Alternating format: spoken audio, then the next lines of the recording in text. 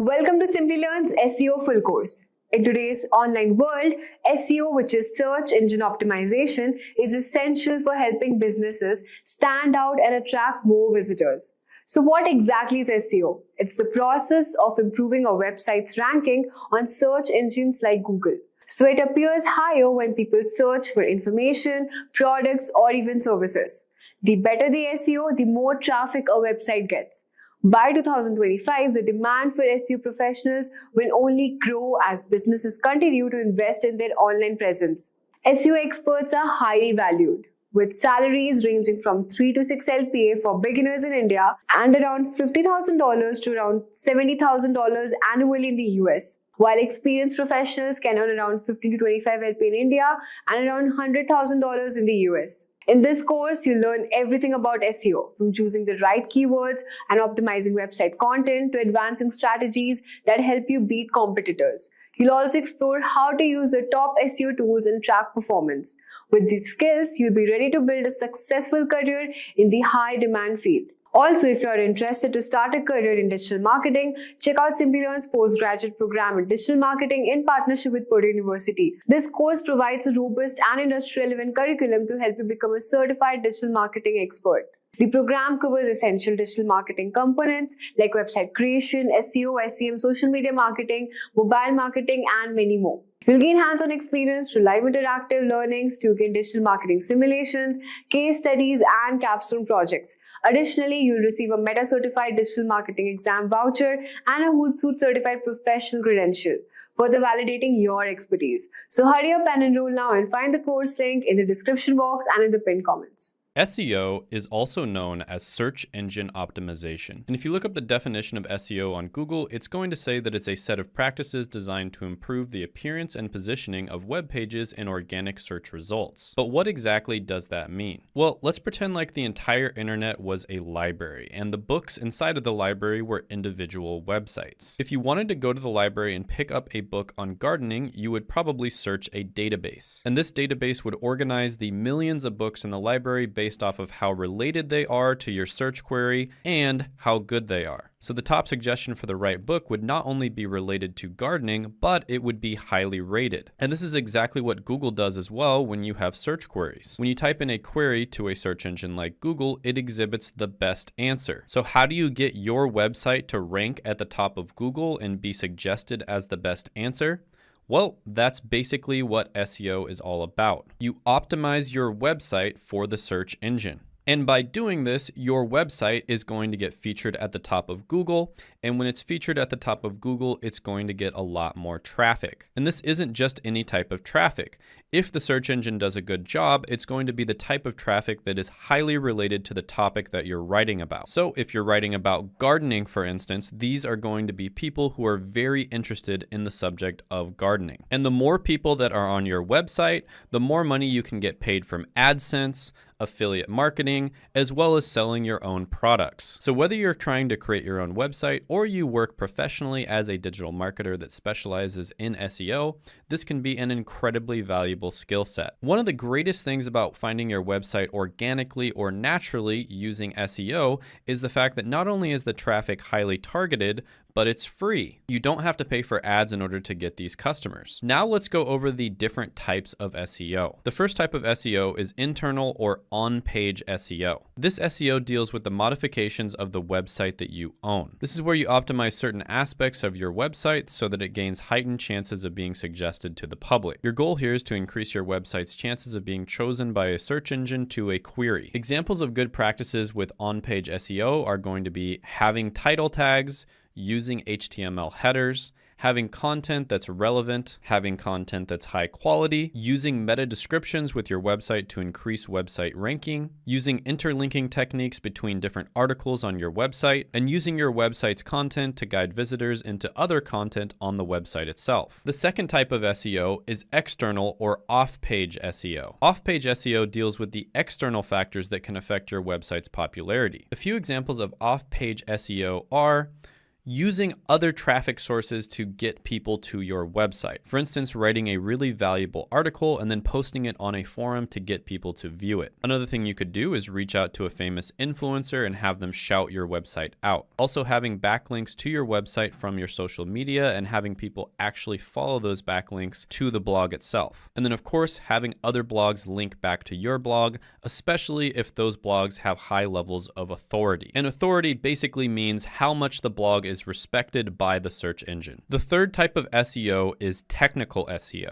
Technical SEO talks about the structure and organization of your website. Some examples of technical SEO are ensuring that your website is logically built, improving your website's user interface, speeding up your website's loading time, making sure that your website is adapted to mobile users, optimizing your own links and URLs, and avoiding repetitive content. Next, let's talk about the specific benefits of SEO. After all, it typically does take years of doing SEO before you can build your blog up to the point where you're making a full-time income from it. So why would business owners invest in search engine optimization when they can just pay for ads and then get money right away? Well, first of all, with SEO, you do actually have an opportunity to build a massive audience. It just takes time. And these are random people who have never met you before that discover you organically. And the fact that they discover you organically rather through an ad oftentimes makes them trust and like you more. So why is organic traffic so important? Well, if people discover you organically and they benefit from your website, you can actually have a pixel on your website that will retarget them with paid ads. The third thing is that SEO is free. This is pretty obvious, but it's nice to be able to advertise and acquire customers for free. The next point is that SEO produces consistent traffic. Typically, when you build your blog up to the point where it's getting, let's say, 10,000 viewers per month, you're going to continue getting 10,000 viewers per month, even if you stop working well into the future. The reason for this is because your articles rank for certain keywords and they'll continue ranking for a long time into the future. A lot of the time, people who create blogs will work really hard on them for about 1 or 2 years, and then after that, they just basically do maintenance on all of the articles and they update them every once in a while and then repost them. Oftentimes, YouTube channels, for instance, can die, but blogs are typically more evergreen and can last for decades. Google processes about 63,000 queries a second and 5.6 billion queries a day. So if you can consistently create valuable, relevant content over a period of time, Google will trust you enough to rank your blog on the first page. And that's why SEO is one of the most valuable skills that you can learn. Ever wondered how websites appear at the top of the search results when you type a query into Google? Well, that's the magic of SEO. SEO stands for Search Engine Optimization, and it's the process of fine-tuning your website to rank higher in organic, that is unpaid, search results. In simple terms, SEO is all about making your websites more visible to people who are searching for the things online.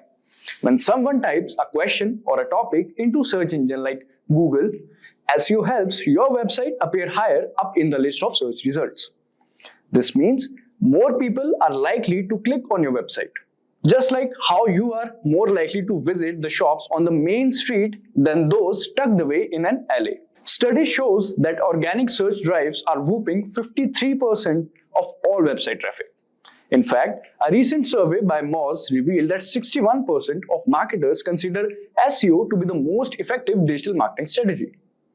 So in this video, we will cover what is SEO, types of SEO, how does SEO work, things to keep in mind while doing SEO. So let's start with the first topic, which is what is SEO. Imagine you have a fantastic store, but it's hidden down a dark alley. SEO is like putting up bright lights and clear signs so people can easily find you online. That's what SEO stands for, that is Search Engine Optimization. It's about making your website more visible in search engines like Google. When people search for something, search engines use complex algorithms to rank websites. SEO helps your website tick the right boxes for these algorithms. Good SEO means your website appears higher in search results, which can lead to more visitors and potential customers. It's like putting up the big sign outside your shop so more people know you are there. When your website ranks higher in search results, it's like having a prime real estate in the digital world. Study shows that most people don't click past the first page of search results, so being at the top can make a big difference in how much traffic your site gets. SEO isn't just about getting more visitors though. It's also about attracting the right kind of visitors, people who are interested in what you offer and are more likely to become customers or engage with your content. By understanding what people are searching for and optimizing your website to match those queries, you can connect with your target audience more effectively. So this was about SEO. Now let's understand about the three types of SEO. Alright, there are three main types of SEO you need to know about. First one is technical optimization. So this is like the backstage work of SEO. It involves doing things on your websites that improve its performance in search engines, but people don't see them. For example, submitting your website sitemap to Google helps search engines understand and index your site better. The next one is on-page optimization. This is about making sure that your content on your website is top-notch and relevant to what people are searching for. You do this by using the right keywords in your content and providing a great user experience. It's like making sure your website is likable and helpful to visitors. The next is off-page optimization. So this type of SEO happens outside of your website. It's all about building your website's reputation and authority on the internet. One big way to do this is by getting other reputable websites to link to yours. These links, called backlinks, tell search engines that your website is trustworthy and valuable. By understanding and working on these three types of SEO, you can boost your website's visibility and attract more visitors, helping your business thrive online. So this was about the types of SEO. Now let's understand how does SEO work. So basically there are some steps to how does SEO works. First, search engine crawling. Search engines like Google use automated programs called crawlers or spiders to browse the web. So these crawlers follow links from one web page to another, collecting information about each page they visit. They gather data on the content structure and other elements of the web pages, which is then stored in the search engine's database. Now, next one is search engine indexing. Once the crawlers collect information about web pages, the data is organized and stored in a massive database called an index. The indexing process involves analyzing the content keywords, meta tags, and other factors to understand what each web page is about. This indexed information allows search engines to quickly retrieve relevant results when someone performs a search query. Alright, now the third one, which is search engine ranking. When a user enters a search query, the search engine's algorithms shift through the index pages to determine which ones are most relevant to the query. The algorithm considers various factors like keyword, relevance, content quality, website authority, user experience, and more to rank the pages. The pages that best matches the search query and meet the algorithm's criteria appear higher in the search engine results pages. Websites with strong SEO practices, including optimized content quality, backlinks, and user-friendly design, are more likely to rank higher in search results. So in summary, SEO, that is search engine optimization, boosts a website's visibility online. We discussed three types. On-page focuses on content, off-page builds site authority, and technical ensures smooth site operation. SEO involves understanding how search engines find, organize, and rank websites. To succeed, maintain quality content, use relevant keywords, and earn trustworthy backlinks. Regularly track performance to refine strategies. Remember, SEO is an ongoing effort requiring adaptation to industry changes for sustained online success. Imagine you have a bakery. Now, instead of relying on people walking by your shop, you can use the internet to showcase your baked goods to anyone searching for delicious treats. With digital marketing, you can show off your yummy treats to people all over, not just those nearby. For example, if someone searches for tasty pastries, your bakery could pop up at the top of the list. And how will you do that? With the help of digital marketing. With the help of it, you can promote your content online by advertising on social media. Social media is a big part of digital marketing. Lots of people use it, about 4.9 billion in 2023, and that number is growing every year by 5.1%. Platforms like Facebook and Instagram lets you connect with customers, share cool stuff, and even advertise your bakery to specific groups. Glossier, a well-known beauty brand, started in 2014 as an Instagram account run by Emily Weiss, a beauty industry influencer. They didn't have a physical store or even many products initially. The results? Glossier achieved a cult-like following and multi-million-dollar valuation within a few years, all thanks to a strategic and well-executed digital marketing approach. They didn't have a traditional marketing budget. But by strategically using social media, influencer marketing, and content creation, they were able to build a loyal customer base and become a major player in the beauty industry. Glossier wonderfully used the power of digital marketing to grow their business. So in this video on what is digital marketing, we will be covering the basics of digital marketing, starting with an introduction to what it is, how it is different from traditional marketing. We will explore how digital marketing works, breaking down the steps in easy to understand terms. You will also learn about effective strategies you can use to make the most out of digital marketing for your business. Alright, so let's understand what is digital marketing. So digital marketing is the art of using the internet to promote products or services to people who might be interested in them. Instead of relying solely on traditional methods like newspaper, ads, or flyers, digital marketing takes advantage of online platforms like websites, social media, emails, and search engines. Did you know that a whopping 89% of Americans go online every day and about 31% are online nearly all the time? This means it's super important to be online too. By having ads and stuff online, you can make your brand known, give customers a great experience, and even get more people interested in what you offer. By using digital channels like social media, pay-per-click ads, search engine optimization, and email marketing to connect with existing customers, and then you can measure your success in numbers. Tracking websites visits and social media engagement, email open rates, and more are also used in this.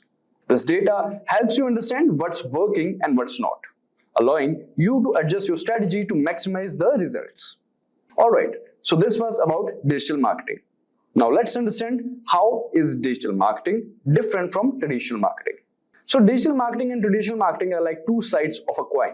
They both aim to promote products or services, but they do it in different ways. Here's how it works. First, traditional marketing. Traditional marketing is like shouting across the crowded playground to get everyone's attention. So in traditional marketing, let's say TV ads and billboards. Think commercial and giant posters trying to reach a lot of people at once. Second example would be newspapers and flyers, spreading messages through printed materials delivered to homes or handed out to streets. And now let's talk about the digital marketing aspect. So digital marketing, however, is like whispering directly in the ear of a person who wants a particular product. So let's say online ads. Placing ads on websites or search engines that people who are already interested in your stuff will see. Next is social media. Connecting with people on platforms like Facebook and Instagram, where you can show them why your product is the best. Then another example would be targeted emails. Sending messages directly to people who might be interested, like offering a discount on their first product purchase, is another benefit of digital marketing. So basically, digital marketing is kind of more specific and targeted marketing. Alright, now let's understand how it actually works. So how digital marketing works? Digital marketing works by leveraging the power of the internet and technology to connect with the potential customers. This involves using online tools to reach and engage with your audience where they spend most of their time. That is the internet. So let's have a look at some. First on the list is SEO. So this helps your website show up in higher search engine results, making it more likely for people to find you when they search for something you offer. For example, when someone in your area searches for a freshly baked pastries, SEO ensures that your bakery's website appears at the top of the search results.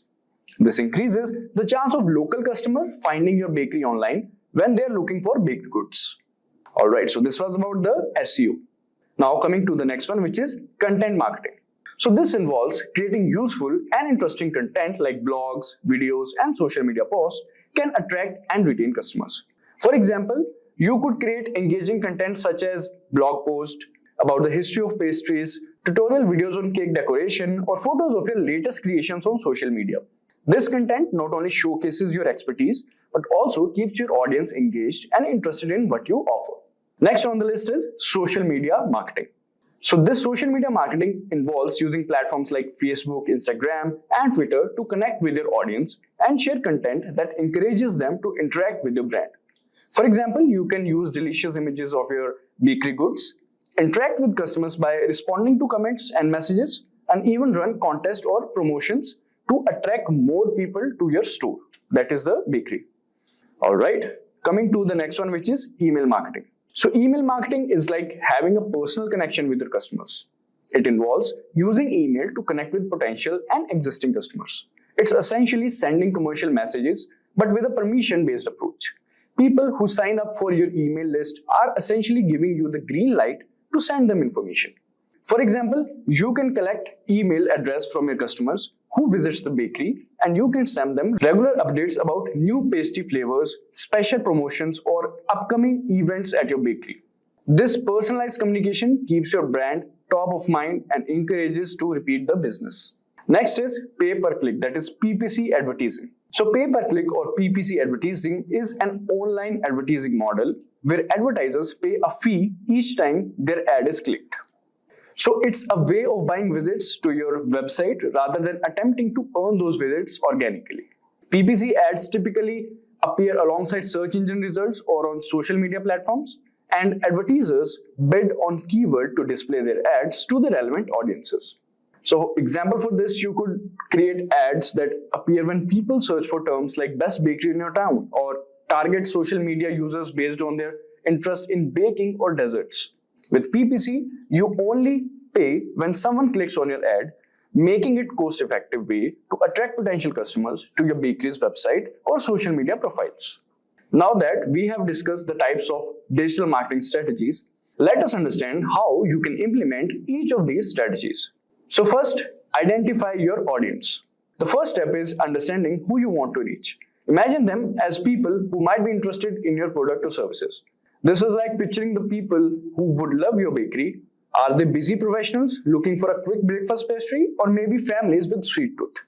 Understanding your ideal customers help you tailor your marketing efforts. The next is choose your channels. Next, you pick the online platforms where your target audience hangs out. Think of these as virtual stomping grounds like social media sites or search engines. Think of online platforms as virtual neighborhoods. If your target audience is young families, Instagram might be the great place to showcase your colorful cupcake. Alright.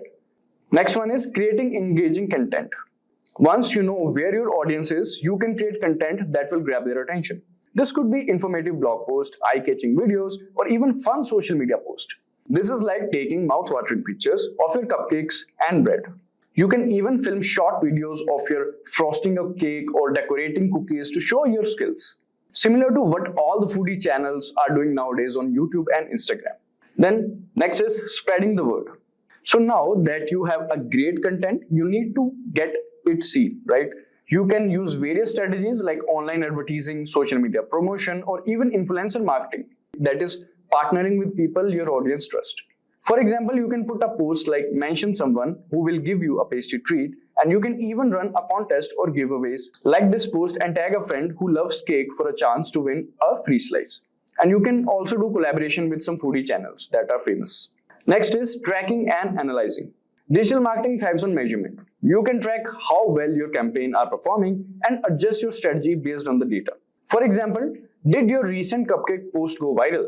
See what works and what doesn't, so you can refine your strategy for even sweeter results. Alright, so this is how digital marketing works.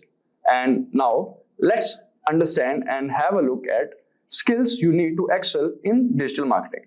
So there are valuable skills for excelling in digital marketing, and they cover different aspects of the field. Here's a breakdown of why each is important. First, mastering social media. Today's consumers are heavily influenced by social media. Understanding how different platforms works, what kind of content resonates, and how to engage with audiences is crucial for brand awareness and promotion. Next is basics of HTML and WordPress. While you don't need to be a coding expert, basics HTML knowledge helps understand how websites function and optimize content for search engines. Familiarity with WordPress, a popular content management system, allows you to manage websites' content and make edits without needing a programmer. Then the person should be good with design. So visuals are a powerful tool in digital marketing. An eye for a design helps create eye-catching graphics, social media posts, and even email campaigns that grab attention and effectively communicate your message. Then data analytics and Google Analytics is another skill. So the ability to analyze data is essential for measuring the success of your digital marketing efforts. Tools like Google Analytics track website traffic, user behavior, and campaign performance. By understanding this data, you can refine your strategies and optimize campaigns for better results. So these skills are sufficient if you want to become a digital marketer. As we come to the end of our exploration into digital marketing, Remember this, it's all about reaching people online to grow your business. Whether it's through social media, emails, or websites, digital marketing helps you connect with customers in a whole new way. Today, I'm talking about something that could seriously boost your career: the top 10 digital marketing certifications. So if you're interested in digital marketing, you probably already know how powerful this field is. It's all about helping brands reach people online, creating content that stands out, and using smart strategies to make an impact. And here's the best part: companies need skilled digital marketers more than ever right now. Why? Because everything is going digital. And that's great news for people like you who want a career in this space. So there are so many roles you can go for, from social media manager to content creator to SEO expert. Plus, digital marketing careers offer excellent salaries and there's plenty of room to grow. But here's something important to keep in mind. If you really want to stand out and land the best jobs, getting certified is key. Certifications show that you're serious about your skills, you know the latest tools, and you're ready to hit the ground running. It's like having a badge that says, I'm ready for this. So in this video, I'm going to share the top 10 certifications that can help you build and level up your digital marketing skills. So if you're excited to kickstart or grow your digital marketing journey, stick around and let's dive into these certifications. So first on our list is a professional certification in digital marketing by SP Jain School of Global Management. So it's recognized as a top-ranked institution, SP Jain, in collaboration with Simplilearn. This course offers a professional certificate that makes you job-ready in just 8 months. So this program covers essential tools like SEO, SEM, social media, mobile marketing, marketing analytics, and even the latest generative AI tools for marketing. So here are the key features. It has got certificate from SP Jain School of Global Management as well as Simplilearn. It's a collaboration. There's masterclasses by top faculty and Meta Blueprint trainers. They provide hands-on learning with 35 plus digital marketing tools, 10 plus case studies, and 20 plus industry projects. Also, you get a free Meta Certified Digital Marketing Associate exam voucher. You can learn to leverage GenAI tools to streamline sales and marketing strategies. Also, you have access to live online classes delivered by experienced digital marketing experts. You can work on 5 capstone projects and solve 15 plus course end projects that replicate real-world scenarios. Also, you can work on case studies on renowned brands like Adidas, KFC, Nike, Intel, and more for practical insights. Also, you have a comprehensive coverage of 20 plus essential skills, including web creation, campaign management, SEO, content strategy, automation, and mobile optimization. Also, Simplilearn's Job Assess program for personalized career guidance and networking opportunities with top employers. So this program isn't just about learning theory, it's about real-world application. Now, next up is a Google Digital Marketing and E-commerce Professional Certificate from Coursera. So this program puts you on the fast track to a successful career with training directly from Google experts. You'll gain skills in digital marketing fundamentals, customer engagement through search and email, and measuring performance through analytics. And the best part is designed for beginners, so no degree or prior experience is needed. Now, the key features of this course is that it has professional level training from Google experts. Also, you can learn at your own pace with flexible scheduling and self-paced modules. You can earn a certificate recognized by top employers worldwide. You can master essential topics such as building e-commerce stores, analyzing performance metrics, and growing customer loyalty. You also get hands-on practice by working on portfolio-ready projects to showcase your skills. You'll be having access to tools and resources that teach you how to attract and engage customers effectively. Also, by doing this certification, you can qualify for roles such as marketing coordinator, e-commerce associate, paid search specialist, and more. So this is a great option for those new to digital marketing and wanting a well-rounded foundation with the credibility of Google behind them. So the projects you complete during this program will be valuable additions to your professional portfolio. Now, third on our list is a Search Engine Optimization SEO course from Simplilearn, ranked among the top SEO certifications by SEMrush. So this course, aligned with OMCP standards, help you master SEO strategies to drive sales and boost website conversions. So you will attend live interactive sessions led by experienced SEO experts and gain hands-on experience with industry tools like SEMrush, Ahrefs, Moz, and more. So the key features of this course include access to comprehensive SEO content as per OMCP standards, you'll get a free 1-year access to the SEO ranking platform to enhance your SEO learning. Also, practical learning through case studies, assessments, and hands-on projects that provide real-world experience. So it covers essential SEO skills including on-page and off-page optimization, technical SEO, competitor analysis, and link building. Also, user experience and voice search optimization strategies to stay ahead of industry trends. It also teaches conversion rate optimization to ensure your SEO efforts translate to tangible business results.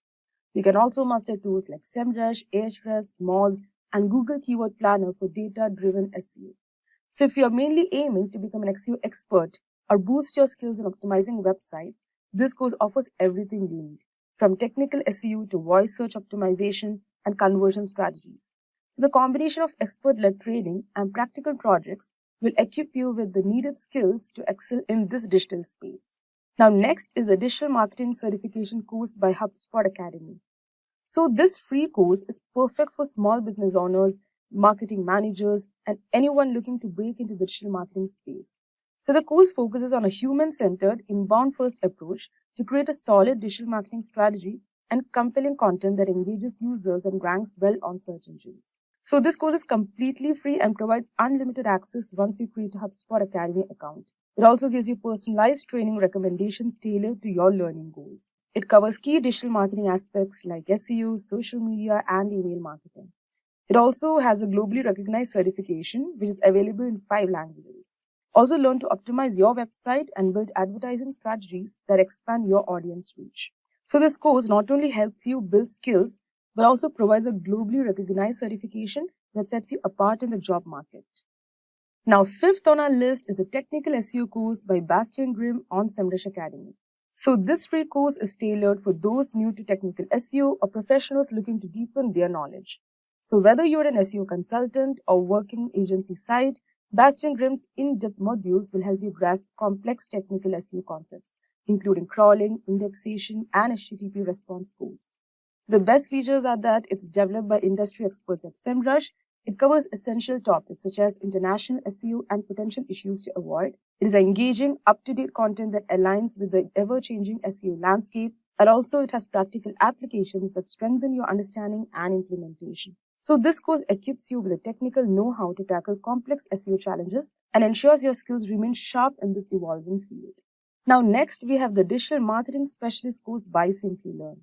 So this comprehensive program covers 35 plus digital marketing tools and includes over 20 projects and 10 case studies, providing you with a practical experience to master domains like SEO, SEM, social media, and email marketing. So some of the key features of this course is, it is industry-recognized Digital Marketing Specialist Certificate. It has classes led by digital marketing experts. You can learn to use generative AI tools for marketing efficiency. We also get free Meta Certified Digital Marketing Associate exam voucher worth $99. Also, you'll be doing 5 capstone problem statements and 15 plus quiz and projects. You'll also be working from brands like Adidas, KFC, Nike, and Intel. Also, we have Simplilearn's Job Assist program for career support. So with a combination of advanced training and practical exposure, this program is perfect for those looking to become experts in the digital marketing field. So 7th on our list is a postgraduate program in digital marketing by Purdue University in partnership with Simplilearn. So rated the #1 digital marketing course by Search Engine Journal, this program is designed to make you a certified digital marketer with applied learning through DM simulation, 35 plus tools, Harvard case studies, and capstone projects. So this program is designed to take you from beginner to advanced digital marketer with a mix of live interactive classes and hands-on projects. So you don't just learn concepts, you actually create and promote your own website through the course, which is a rare opportunity to gain real-world experience. Now, one of the biggest highlights of this course is its focus on applied learning. We'll work with tools like Stuken's Digital Marketing Simulation, Harvard Business Case Studies, and more than 35 industry standard digital marketing tools. And by the end of this course, you'll have completed 10 plus brand case studies, capstone projects, and 20 plus other assignments, covering everything from SEO and content marketing to social media and analytics. And here's another major plus. This program is an official partner of Meta. So you'll have master sessions with Meta Blueprint trainers and receive a $99 Meta exam voucher. You'll even get hands-on practice with Meta's business code chatbot. Plus, if you're interested in AI, the course offers training on tools like ChatGPT, Stable Diffusion, and Blue Willow to bring generative AI power into your digital marketing. So if you're serious about building a strong foundation in digital marketing and want a program that includes both traditional strategies and the latest in Gen AI, then the postgraduate program in digital marketing from Purdue University is definitely worth a closer look. Now, 8th on our list is the lead generation course by Alex Hormozy. So this course is ideal for those looking to master lead generation and scaling strategies from a proven expert in this field. So the program covers everything from the basics of lead magnet creation to advanced content methods and cold outreach techniques. So some of the key features of this program includes comprehensive framework for attracting and converting leads, modules on creating the first 5 client frameworks in effective cold outreach, a detailed strategies for paid advertising. They have got playbooks for leveraging referrals, affiliates, and agencies, and they have got hands-on exercises that guide you through building successful lead gen strategies. So if you're an entrepreneur, marketer, or business owner, this course offers essential tools to boost your lead generation efforts and scale your business effectively. Now, 9th on our list is the Meta Social Media Marketing Professional Certificate. Designed by Meta experts, this program is perfect for those looking to build job-ready skills in social media marketing. So in under 5 months, you'll gain the expertise needed to establish an online presence, create engaging social media posts, and launch ad campaigns on Facebook and Instagram. So some of the key features of this courses are, it provides professional training from Meta and Apple, 6 course series covering major platforms like Facebook, Instagram, LinkedIn, and YouTube. And they've got portfolio ready social media pages and content calendars. You also gain hands-on experience in building ad campaigns with Meta Ads Manager. Also, they have got optional learning on generative AI tools for advanced social media strategies. So by completing this course, you will earn a Meta Professional Certificate and the Digital Marketing Association Certificate, showing your skills to potential employers. Now, rounding out our list is the complete digital marketing course by Udemy. 12 comprehensive courses in one, covering everything from social media marketing and SEO to email marketing and analytics. So they provide 22.5 hours of on-demand video content, 35 articles, and 8 downloadable resources for continued learning, strategies, and more. Also, they have got flexibility to learn on mobile and TV. And also, at the end, you'll get a certificate of completion to showcase your expertise.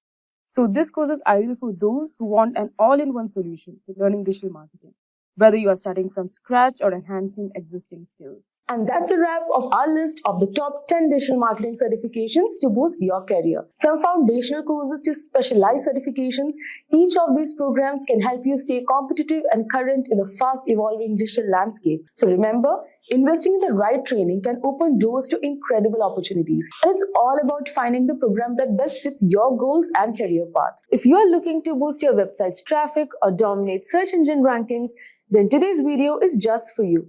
We are diving deep into keyword research, a crucial part of any successful SEO strategy. By the end of this tutorial, you'll know exactly how to find the right keywords to help your content reach its full potential. So let's get started. To kick off things first, let's understand what keyword research is. Now, keyword research is all about discovering the exact phrases and terms your potential audience is typing into search engines. Now, by identifying these keywords, you can create content that directly addresses what people want to know, buy, or learn about.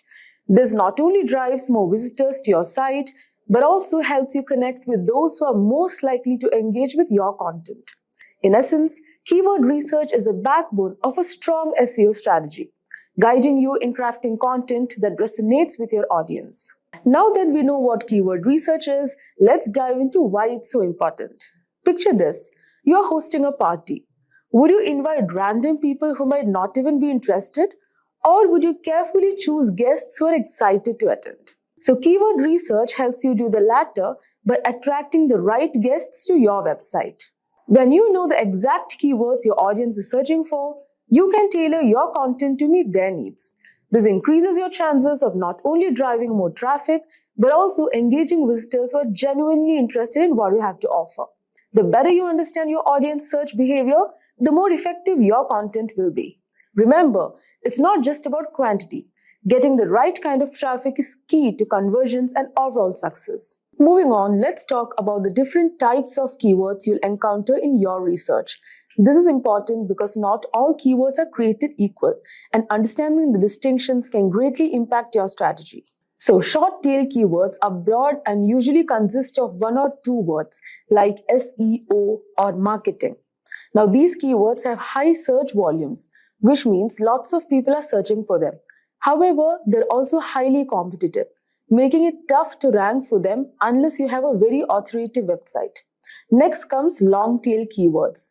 Now long tail keywords on the other hand are more specific phrases like how to do keyword research for SEO. Now while they have lower search volumes, they tend to be less competitive and more targeted, attracting visitors who are further along in their buyer's journey. For instance, someone searches for best budget laptops for students is likely closer to make a purchase than someone just searching for laptops. Now, next type of keyword is LSI, which is latent semantic indexing keywords. Now, these are related terms that search engines consider relevant to your main keyword.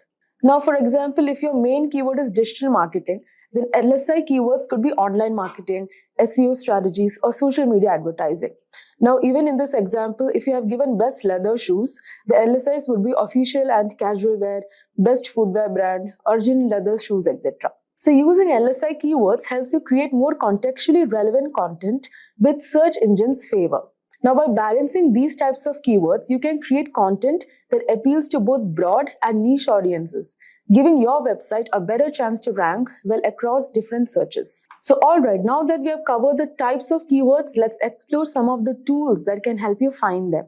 So, keyword research tools are like treasure maps. They guide you to the keywords that can drive the most traffic to your website. Number one is Google Keyword Planner. So Google Keyword Planner is a fantastic starting point, especially for beginners. It's free and provides a wealth of information, including search volumes and competition levels for various keywords. You can also discover new keyword ideas based on what people are already searching for. Next is Ahrefs. Ahrefs is a more advanced paid tool that offers in-depth analysis. It doesn't just give you keyword data, it also provides insights into how difficult it is to rank for a particular keyword, as well as click-through rates, CTR, and related keyword ideas. So Ahrefs is particularly useful for competitor analysis, helping you see which keywords for your competitors are ranking for and identifying gaps in their content that you can exploit. Now next comes SEMrush. Now SEMrush is another powerful tool that goes beyond keyword research. It offers comprehensive data on keywords, including trends over time, and allows you to conduct competitive analysis, track keyword performance, and more. SEMrush is a go-to for many SEO professionals because of its all-in-one capabilities. So these tools simplify the process of keyword research, allowing you to focus on creating content that will resonate with your audience and perform well in search engine results. So with so many tools at your disposal, the next step is figuring out how to actually find the best keywords for your content. So here's a step-by-step approach. Number one, start with a brainstorming session. So you can list down potential keywords related to your topic. Think about what your audience might search for and consider different variations of those phrases. So use the keyword research tools we just discussed to analyze these keywords. Pay close attention to search volume, competition, and user intent. The goal is to find keywords that have a good search volume but aren't too competitive. And next, consider user intent. This is crucial. Ask yourself, what is a searcher hoping to find? If someone is searching for best travel laptops in 2024, they are probably looking for product reviews or recommendations. Tailor your content to meet that specific intent, and you'll have a much better chance of converting those visitors into customers. So by following these steps, you can pinpoint the keywords that will not only drive traffic, but also ensure that the traffic is relevant and likely to convert. Now, one of the most effective ways to find high-quality keywords is by analyzing your competitors. This might sound like a spy mission, but it's completely above board and incredibly valuable. So tools like SEMrush allow you to see which keywords your competitors are ranking for. So this gives you insight into what's working for them, and more importantly, it highlights gaps in their strategy that you can exploit. For instance, if you notice that a competitor is ranking well for a keyword like affordable SEO tools, but their content is outdated or lacking in detail, you can create a more comprehensive and up-to-date piece to outrank them.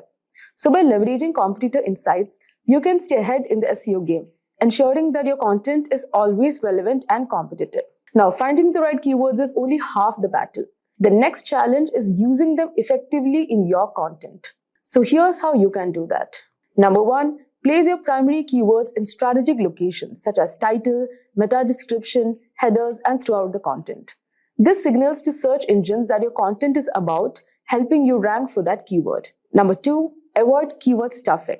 This old school tactic doesn't work anymore and can actually hurt your rankings. Instead, focus on naturally integrating keywords and using variations. For example, if your primary keyword is digital marketing strategy, you could also use online marketing strategy or effective digital marketing tactics to make your content more readable and engaging. Now, the third one is using LSI keywords to add depth and context to your content. This not only improves readability, but also helps search engines understand the broader topic of your content, which can positively impact your rankings. Remember, the goal is to create content that's both optimized for search engines and enjoyable for your readers. Lastly, keyword research is not a set it and forget it process. It requires regular monitoring and adjustment. SEO is a constantly evolving field, and what works today might not work tomorrow. So make it a habit to regularly check how your keywords are performing. Use tools like Google Analytics to track your rankings and see which keywords are driving the most traffic. If you notice that certain keywords are underperforming, consider tweaking your content or trying out new keywords. So by staying on top of your keyword strategy, you can ensure that your content continues to perform well and adapt to changes in search trends. And there you have it, a comprehensive guide to keyword research. I hope you found this tutorial helpful and that you are now ready to start finding the best keywords for your content. Remember, keyword research is all about understanding your audience and creating content that meets their needs. If you enjoyed this video, don't forget to hit the like button and subscribe to the channel and ring the notification bell so you never miss an update. Basically, Google follows 3 basic steps to rank a website. They need to crawl your website. They need to take what they crawl back to their servers. And when they take it back to their servers, your web pages, they need to have them available for indexing. So when somebody actually types in a keyword into google.com, it'll be available to be found on organic search. So that's what indexing is all about. And then Google's job when somebody does type in a search query is to basically rank those pages that they've indexed from number 1 to infinity, depending on how many pages are relevant to that search query. So really it's about crawling, indexing, and ranking. So crawling is simply a process done by which Google has bots. And what these bots do is they go to your web server and they're going to crawl every page that they can find. And how do they find these pages? Well, they basically follow links. You might have heard the term spidering, but that's what they call search engine spidering. So basically what Google's doing is they're building a web, so to speak, all the links that they're following. And so when they can follow all these links on your website, they're going to be able to crawl them. And when they crawl them, basically they're going to take that content and store it on their servers so it's available in their index. So based on this method, Google finds out which websites have relevant content and which ones don't based on certain keywords that are typed into Google. Because if they can't crawl your website, you're not going to be found. And if you can't be found, then you're not going to show up for relevant keywords. So we need to make sure your site's available to be crawled. And we'll talk about that a little bit later. Okay, but let's show you an example. So let's just go to Google search. And if I type in the keyword Simplilearn, okay, I can see I have 1,010,000 results. Okay, and that's how many results are showing up for Simplilearn. Okay, now they may not all be Simplilearn pages, but nonetheless, Simplilearn is ranked number 1 here organically, and there are 1,010,000 pages related to the keyword Simplilearn. Now, when it comes to organic search, we don't want to get it confused with paid search. So anytime you see paid search, you're going to see something that says ad next to it. Okay, so we could see that there are paid ads here, but when it comes to organic search, those are generally below paid ads. And so that's where Google counts the 1,010,000 results. And so that's the whole idea behind crawling and indexing. Google's able to crawl Simplilearn's website, and based on all the pages that they gather, they're going to make those pages available in organic search. So if you type in a keyword and your web page is not available for indexing, then you're never going to show up for that keyword. So that's why it's important to make sure your website is available for crawling and indexing. And so when a user types a query on Google search, the most relevant websites that are in Google's index are going to appear in the search results. So in the example I gave with Simplilearn, well, Simplilearn is the brand name of the company Simplilearn. So there's a lot of relevancy there. So that's why you see Simplilearn show up here organically, number one.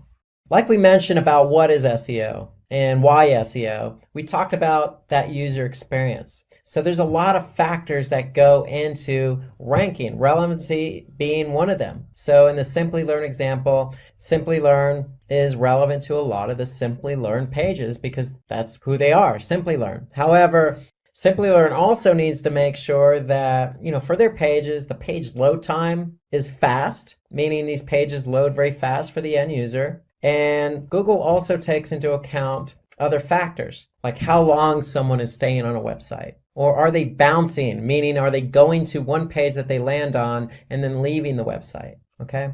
And so the user experience is very, very important. There are other factors also like language and location. And so, for example, location, if you do a search, say in India, the results are going to be a little bit different than, say, the results in the United States. Why? Because Google is indexing as many web pages as they can find. So if somebody's doing a search in India, their results may be a little bit different than the results show up in the US because Google has different bots. And these bots are crawling different pages at different times. And so Google's index is updating continuously, but it's not real-time syncing. So if you do a search in India, you may not see exactly the same thing because both search engines, the Google in India and the Google in the US, may not be exactly synced up. So an example would be, if you're looking for cafe. So if you search a cafe in, say, San Francisco, you're going to see different results.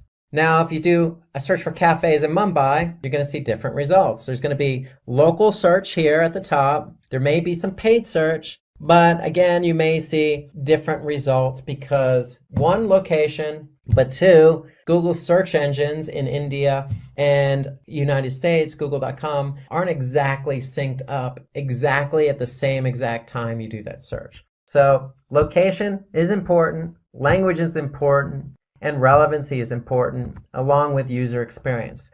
So all those are important factors in how Google ranks websites. Imagine a small online boutique with a great product line and a beautifully designed website. Despite all the effort put into the business, it's barely getting any traffic and sales are stagnant. The owner is frustrated and wondering why potential customers aren't finding their store. That's when they turn to Google Ads. By setting up targeted campaigns, they start reaching customers who are actively searching for products just like theirs. In a matter of weeks, the business sees a noticeable increase in website traffic and sales, all thanks to the power of Google Ads. Google Ads has become an essential tool for businesses looking to connect with the right audience at the right time. A Google Ads campaign helps businesses reach potential customers online by displaying targeted ads across Google's vast network, including search results, YouTube, and partner websites. Advertisers set a budget, choose a campaign objective, and create ads that are shown to specific audiences based on keywords, demographics, and interests. The campaign operates on a pay-per-click model, meaning you only pay when someone clicks on your ad, making it an effective way to attract interested customers and achieve your marketing goals. So in this video, we are going to walk you through everything you need to know to get started with Google Ads. We'll cover how to create a campaign from scratch, set your budget, and choose the right bidding strategy.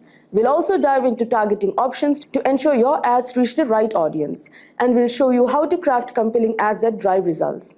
By the end of this video, you'll have the knowledge and confidence to launch your own successful Google Ads campaign. So let's get started. So to kick off our Google Ads campaign, we'll start by creating a new campaign. So once you're logged into your Google Ads account, begin by clicking the blue plus new campaign button. So here you're presented with a list of campaign objectives. Now, choosing the right objective is crucial because it guides Google Ads on how to optimize your campaign. So let's see one by one.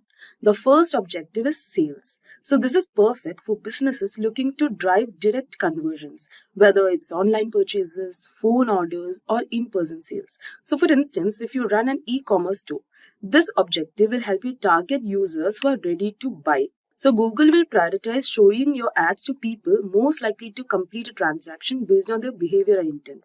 So this makes it ideal for businesses focused on generating immediate revenue. So you can use this when your primary goal is to turn clicks into sales. making it perfect for businesses with clear purchase paths like online stores or service providers. Now, next we have the leads objective. So this is designed for businesses that want to gather contact information from potential customers, such as through form submissions, phone calls, or signups. So for example, imagine you are a real estate agent aiming to build a list of potential home buyers.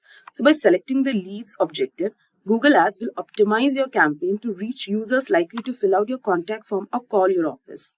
Now next is website traffic. Now this is the objective you'll want to choose if your main goal is to drive more visitors to your website. So this is particularly useful for increasing brand awareness or getting people to explore your products and services online. Like for instance, if you're a blogger or a content creator, so this objective will help you attract visitors to your site to engage with your articles, videos, or any other content that you put up. So now next comes app promotion. So this is when you have created an app, like for example, an online gaming app or anything, and you want more installs or downloads. Now next you have awareness and consideration. So it is designed for businesses that want to engage users and encourage them to think about their products or services. So this is especially effective when introducing something new to the market. And then you have local shop visits and promotions. And then you can also create a campaign without a goals guidance. Okay, so here we are planning to give an example for lead generation, like how to generate lead for a free online course provider. So let's select leads and continue. Now, as we have selected an objective which is generating leads, the next step is to choose your campaign type. So there are several campaign types, like Google Ads offers several types, but the two most common are search and display ads. So anyways, let's start with the search ads. So these are the text-based ads that appear at the top of the Google search results when someone searches for keywords related to your business. Like for example, let's just see car rentals near me.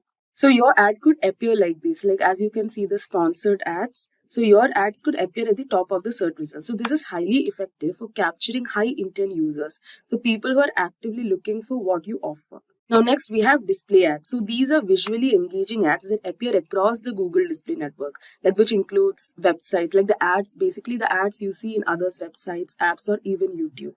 So now display ads are perfect for building awareness and keeping your brand top of mind. So they work well for retargeting, like showing your ads to people who have previously visited your website but didn't take any action. Now the next one is shopping ads. Now shopping ads are a powerful tool for e-commerce websites. So these ads showcase your products directly in the search results, complete with images, prices, and your story. Like for example, if we search leather jackets, just a second. Leather jacket, yeah. So your shopping ad could appear displaying a product image, price, and a link to purchase directly from your website, as you can see here. So this makes it easy for potential customers to see what you're offering and click through to buy. So shopping ads are ideal if you're looking to drive sales of physical products, providing a visual, direct path to purchase. Then we have video ads, which is another impactful way to reach your audience, especially on platform. Video ads, you can create engaging content that appear before, during, or other videos on YouTube. So it is basically the videos, like the ad videos that you see, like while watching your YouTube video. And then we have performance max campaign. So this type uses Google's machine learning to optimize your ads across all Google properties, like including search, display, YouTube, Gmail, etc. So performance max campaigns are perfect when you want to maximize your results without managing multiple campaign types separately. So Google's algorithms will automatically find the best combination of ad formats and placements to meet your objectives. So right now we'll select the search campaign type. And we'll be giving lead form submissions. And let's press continue. And let's just keep like lead search. So now that we have selected our campaign type, the next step is to set your budget and bidding strategy. So this is crucial as it determines how much you're willing to spend and how Google Ads will manage your bids. So now for bidding, since our objective in this demo is to generate leads, we'll choose conversions. So this strategy lets Google automatically set your bids to get the most conversions within your budget. So now you can set a target cost per action. So this budget is the amount you're comfortable spending per action. So like you can just give 0.3 rupees, per action. And let's press next. Now next, let's define our targeting options. So this step is about deciding who will see your ads, where they will see them, and when. So you can target users by location. As you can see, all countries and territories, India, or any other location, you have options. So for example, if your store is in Delhi, you might want to target only people within a 50-mile radius. Now, additionally, you can also refine your audience based on demographics such as age, gender, and household income. So this ensures your ads reach the most relevant customers. And you can also select the languages that your customers speak. Like you can give English, you can give Hindi. So you can select multiple languages that your target audiences speak. And also you can select the audience segments, like what your audience might be doing. So like for example, we are actually giving this example for lead generation for a free online course provider. So what we do is we can actually, like, our audience will be students, right? So we can give students. Yeah, you can give current university students, and this is also for working professionals. So you can give working education jobs, IT and technical. So you can select who your target audience are. So effective targeting is crucial for maximizing your ad spend. So take the time to consider who your ideal customers are. Now let's go to next. So now next is selecting keywords. So for search ads, keywords are the backbone of your campaign. So these are the words or phrases users type into Google when looking for products or services like yours. So choose keywords that are closely related to your business. So for example, we are actually looking for lead generation for this particular website, which is Simplilearn skill website that provides free online courses. So first you have to give the final URL, and then you have to enter your keywords. You can also, type in the products or services like you advertise, like the course name and everything, and you can enter the keywords. Now you can take the help of Google's keyword planner for keyword ideas and see how often they are searched. So let's just go to keyword planner, discover new keywords. So now here you have to enter the products or services closely related to your business. So here I'll just type free online course, digital marketing. So you can give so many keywords, okay? And let's get results. So now these are the keywords that are suggested by the keyword planner. So what you can do is you can just select the keywords. Like you can select so many multiple keywords. You can copy it. You can paste it here. So this is a demo. That's why I've just taken, 3 to 4 keywords. But in fact, you have to use more keywords. So now you have selected your keywords. Now it's time to create your ad. So your ad copy includes the headline, description, and display URL. So this is what users will see in the search results or across the display network. So basically in your ad. So making it engaging and relevant. So first you can give the URL of your website. So in the headline, you can grab the attention by highlighting your key offerings and including one of your main keywords. Like for example, you can give master digital marketing. You can give, like, you have to fill at least 3 headlines. So you can give free digital course, or you can give best digital, and you can even fill more headlines. Now you can use the description. So this is the description part. So you can use the description to expand on your offer. So like you can highlight unique selling points of yours, like expert instructors. For example, you can give expert instructors, or flexible learning, or like enroll today to boost your career, etc.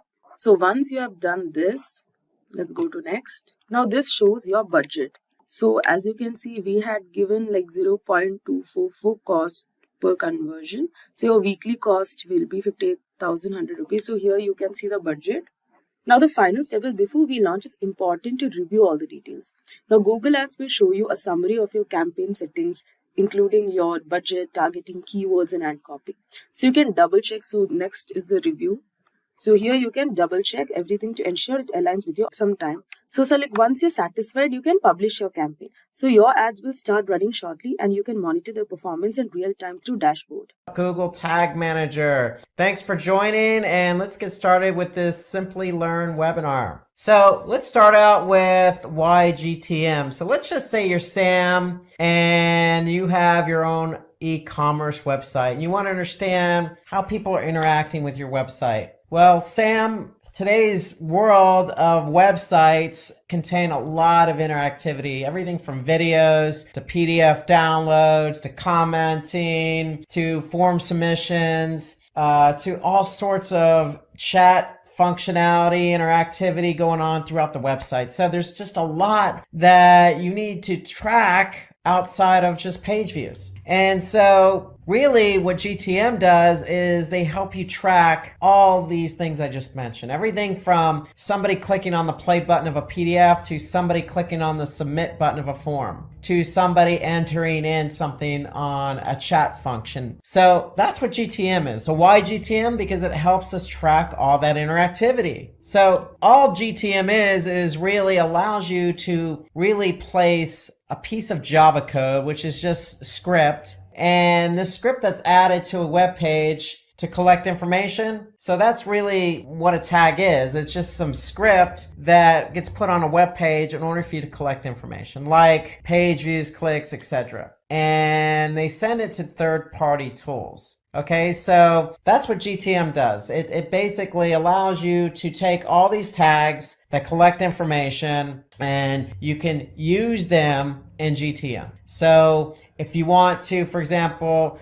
collect how many people, enter a chat functionality and start chatting. Well, you're going to take that script and you're going to put it in GTM, and GTM will then allow you to start tracking that information. So that's really what GTM is. It just allows you to put tags into a container. Or think of it as a toy box. You have all these toys and you want to track, well, you can put all those toys or tags in a toy box or container. And we're going to talk a little bit more about that. But before we get into GTM, let's just say, you're communicating with your developer and there's a new user request on your webpage and you want to update the tag. Well, your developer, considering it's probably a small update to your website, is probably gonna not hesitate and is going to go ahead and turn around and do it normally. And so normally what happens is the developer is going to go to the website and update the tag. Well, what if you have a few things that you want to track? All those things I mentioned before, from downloads to clicks to,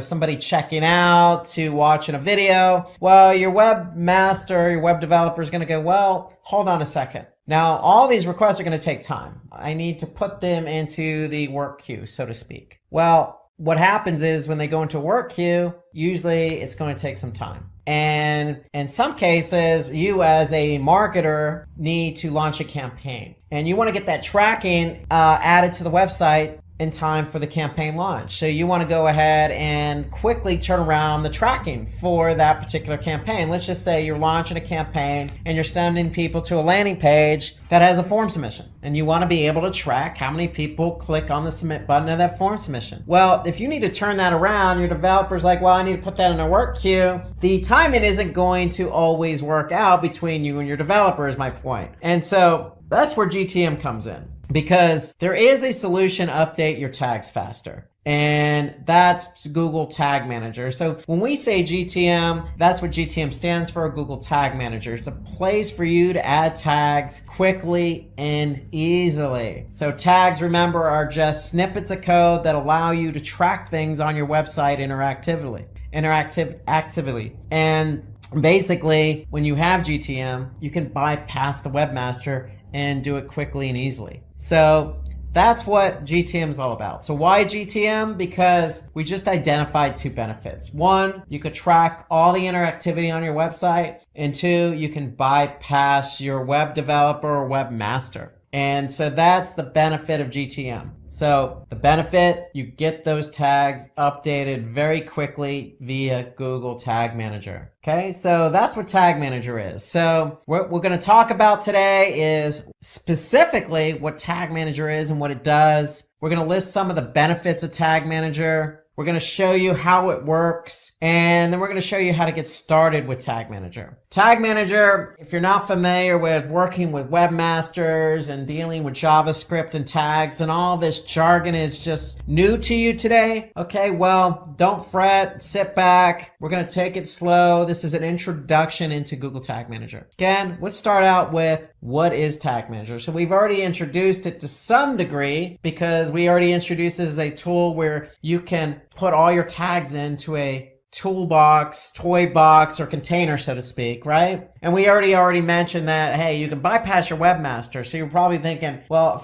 if you're not familiar with Tag Manager, how can I bypass my webmaster? Well, first of all, it's a free tool and it's a Google tool, hence the name Google Tag Manager. And it helps you really, that's the main point, is deploy and track tags on your website, bypassing your webmaster. So that's Tag Manager. And so examples of tags that can be deployed via Google Tag Manager are numerous. These are just some examples like Google Analytics, Facebook's pixel tracking, or Google Ads. There's no limit into the number of tags you can track in Tag Manager. There is no limit. You can add any number of tracking tags in Tag Manager. Okay, so some of the benefits, well, again, we just listed two. You can put any tag into Tag Manager and track that onto your website. And we know you can bypass your web developer or webmaster. And what it also does is it also allows you to test and deploy your JavaScript codes quicker. So remember, these JavaScript codes or snippets of codes are just there to track certain things on your website, whether that be a page view or somebody clicking on a play button or tracking somebody who converts or even just goes to your website. So the biggest benefit is you can take that snippet of code, let's just say Facebook. Let's just say you're doing Facebook marketing and you want to put that Facebook pixel on your website so that you could track people who come from Facebook and convert. Well, you don't need to put that Facebook pixel on your website. You can go right to Tag Manager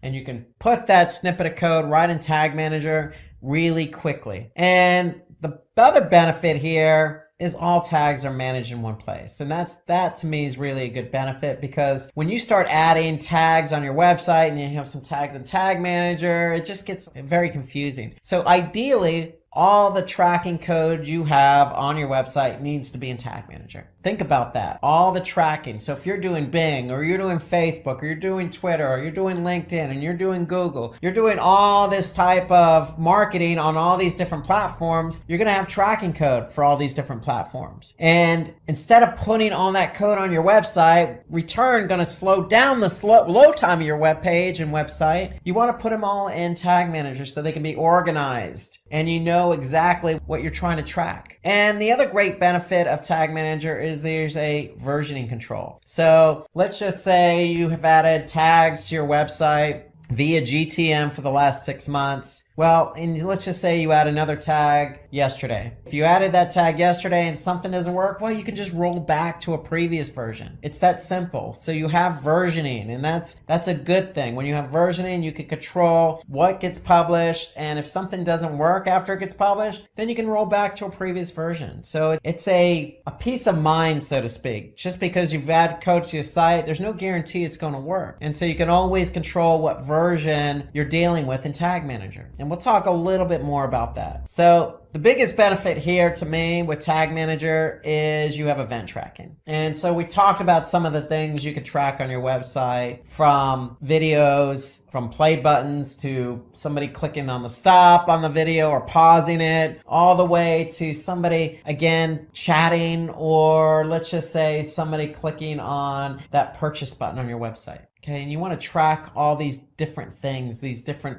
interactivities and buttons. Well, event tracking is what you're going to use to track all those buttons. And to me, this is the biggest benefit of Tag Manager. And I'll show you some examples as we go along. And if we didn't mention it already, I'll mention it again. It is free. Tag Manager is free. There's no limit. So once you have Tag Manager going, you can add as many tracking codes as you want. There's no limit on the number of tracking codes you can add to Tag Manager. Okay, so it's free and you can use it to its fullest advantage. Okay, so it's also high security, meaning that it has different levels of permissions. Okay, so you can have somebody just go in and look at the different tags and tracking codes you have in GTM, or you can ask somebody who is very familiar with Tag Manager and can go in and add the tracking code to Tag Manager and then publish that tracking code when it gets added. So those are all the benefits. Let's talk about how it works now. Specifically, how does Tag Manager work? Because you're like, Rob, okay, again, a lot of jargon. You know, you got tags and JavaScript and versioning and publishing and all this other stuff. Well, I know I'm throwing a lot at you at once, but just bear with me here. Okay, so let's start talking about how it actually works. So you have a website, okay? Whatever that domain is, you have a website, and there's chances are on your website, you have some form of interactivity, whether that be a video, whether that be a blog, whether it be a form submission. You have a website with some interactivity.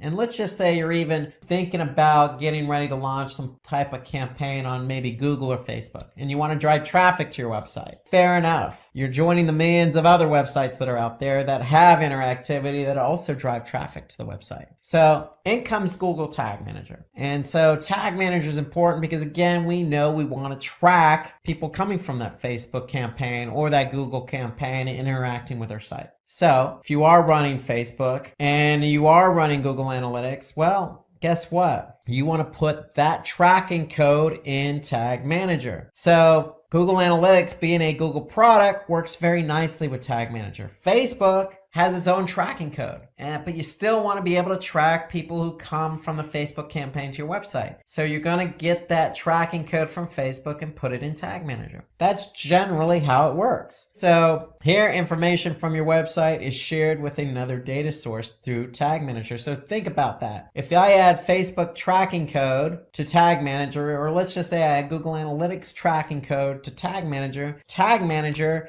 is the one that's pushing out and doing all the heavy lifting. They're the ones that are controlling what code gets fired and what code doesn't. So if you're putting the code in Tag Manager is controlling the code. Think about it that way. And let's show you an example of what that looks like. So here I am, I'm in Tag Manager. I just went to tagmanager.google.com, and here I could see a list of tags. So in our conversation, we're talking about tracking Facebook and we're talking about tracking Google Analytics. Well, Google Analytics is easy because it's a Google product. So here, if I look at all the different tracking code I have on my website through Tag Manager, let's just take a look at Google Analytics. So if you're going to use Tag Manager, you might as well put the Google Analytics code in here. So here I can see I have Google Analytics as a tag in Tag Manager. Now, for Facebook, if I'm running a Facebook campaign, well, I can take that pixel tracking and put it in GTM as well. And here I can see Facebook pixel. That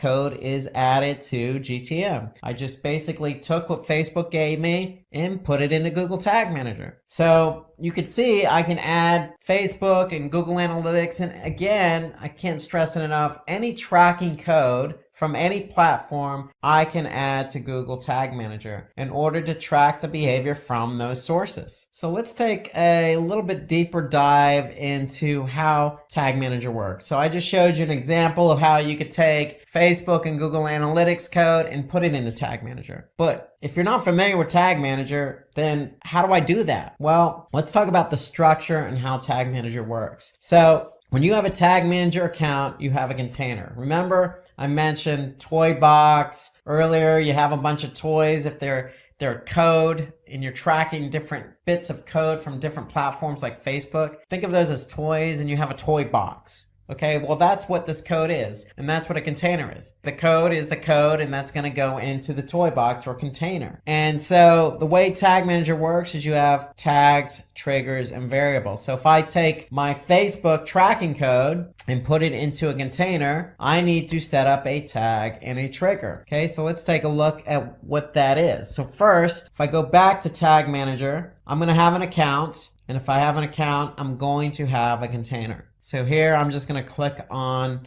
an account with a container. And a container is nothing more than what website you're adding the tracking code to. Okay, that's all the container is. We're just letting Tag Manager know this is the website we're adding all this code to. So you have tags, triggers, and variables. That's the structure of Tag Manager. So tags are just what it says, tags. What are we trying to quote unquote tag? Well, if it's Google Analytics, that's easy. Here I can see I have Google Analytics added. So if I click on Google Analytics, here's my tag. And if I take a little bit of a deeper dive there, since Google Analytics is a Google product, it integrates already with Tag Managers. It's pretty easy. I can just choose Google Analytics, then I'm going to check page view, and that's my tag. Now, every tag needs a trigger. Okay, so I need to tell Tag Manager how or when to fire the Google Analytics tracking code. So in this case, I'm going to tell Tag Manager to fire on all pages. So if I get somebody, a visitor to my website, Analytics is firing on all pages. So whatever page that visitor lands on, Google Analytics is going to fire. So that's really what it comes down to,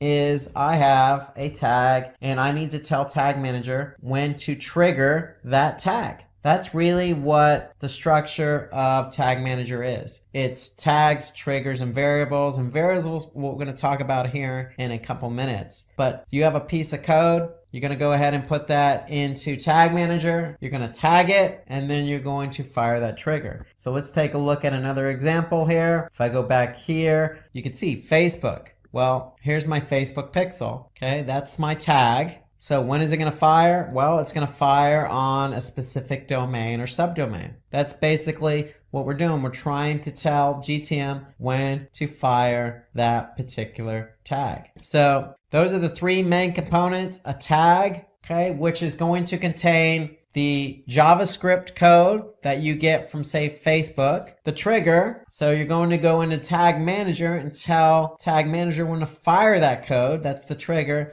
And then you have variables. And so variables are basically just additional information that Tag Manager may need for your tag and trigger to work. So that's what a variable is. It's there to get the tag and trigger to fire. So variables are divided into built-in and user-defined variables. So common use variables include, say, page path or page URL or host name or click class. Again, they're there, and these examples I just gave you are there to get your tag and trigger to work. Think about it that way. That's a component. And if I go into Tag Manager here, and here on the left side, I can see variables. So remember, I have built-in and user-defined. So built-in means that Tag Manager already built these for me. So in case I need to get my trigger to work with my tag, I can use a variable. So those are built in, and then I have user defined. So these are what I define. These are what I created. And again, the variables are there to get the tag and trigger to work. Okay, so that's the job of the variable. The job of the tag is to host that JavaScript code. Okay, in the case of Facebook or analytics, that's where we're putting our code. So here, if I click on AdWords remarketing, again, it's a Google product, so I don't really need to even deal with code. I'm just going to select Google AdWords remarketing. Okay, so you could see GTM integrates nicely with some of the other Google products. But let's just say you have a Facebook pixel tracking code. You're going to choose custom, and you're going to put the code here. So that's part of the tag. And then the trigger, again, is there to get the tag to fire. So you're telling GTM when to fire the tag. And the variable is there to help you make sure that that trigger and that tag work together. So that's how all three kind of work together. You need the tag to put the code. You need the trigger to tell GTM when to fire the tag and code. And the variable's there to help you define when that tag and trigger should work or how it should work. So again, a review, they're just small codes of JavaScript or tracking pixels on your website. And so tags are allowed to manage events like scroll tracking, remarketing, clicks, downloads, files, play buttons, you name it. Even clicks on external links. For example, let's just say you have a click or a Facebook icon on your site, and when somebody clicks on it, they go to Facebook. You want to maybe track that. You're going to create a tag. Okay? The trigger is there because you need to tell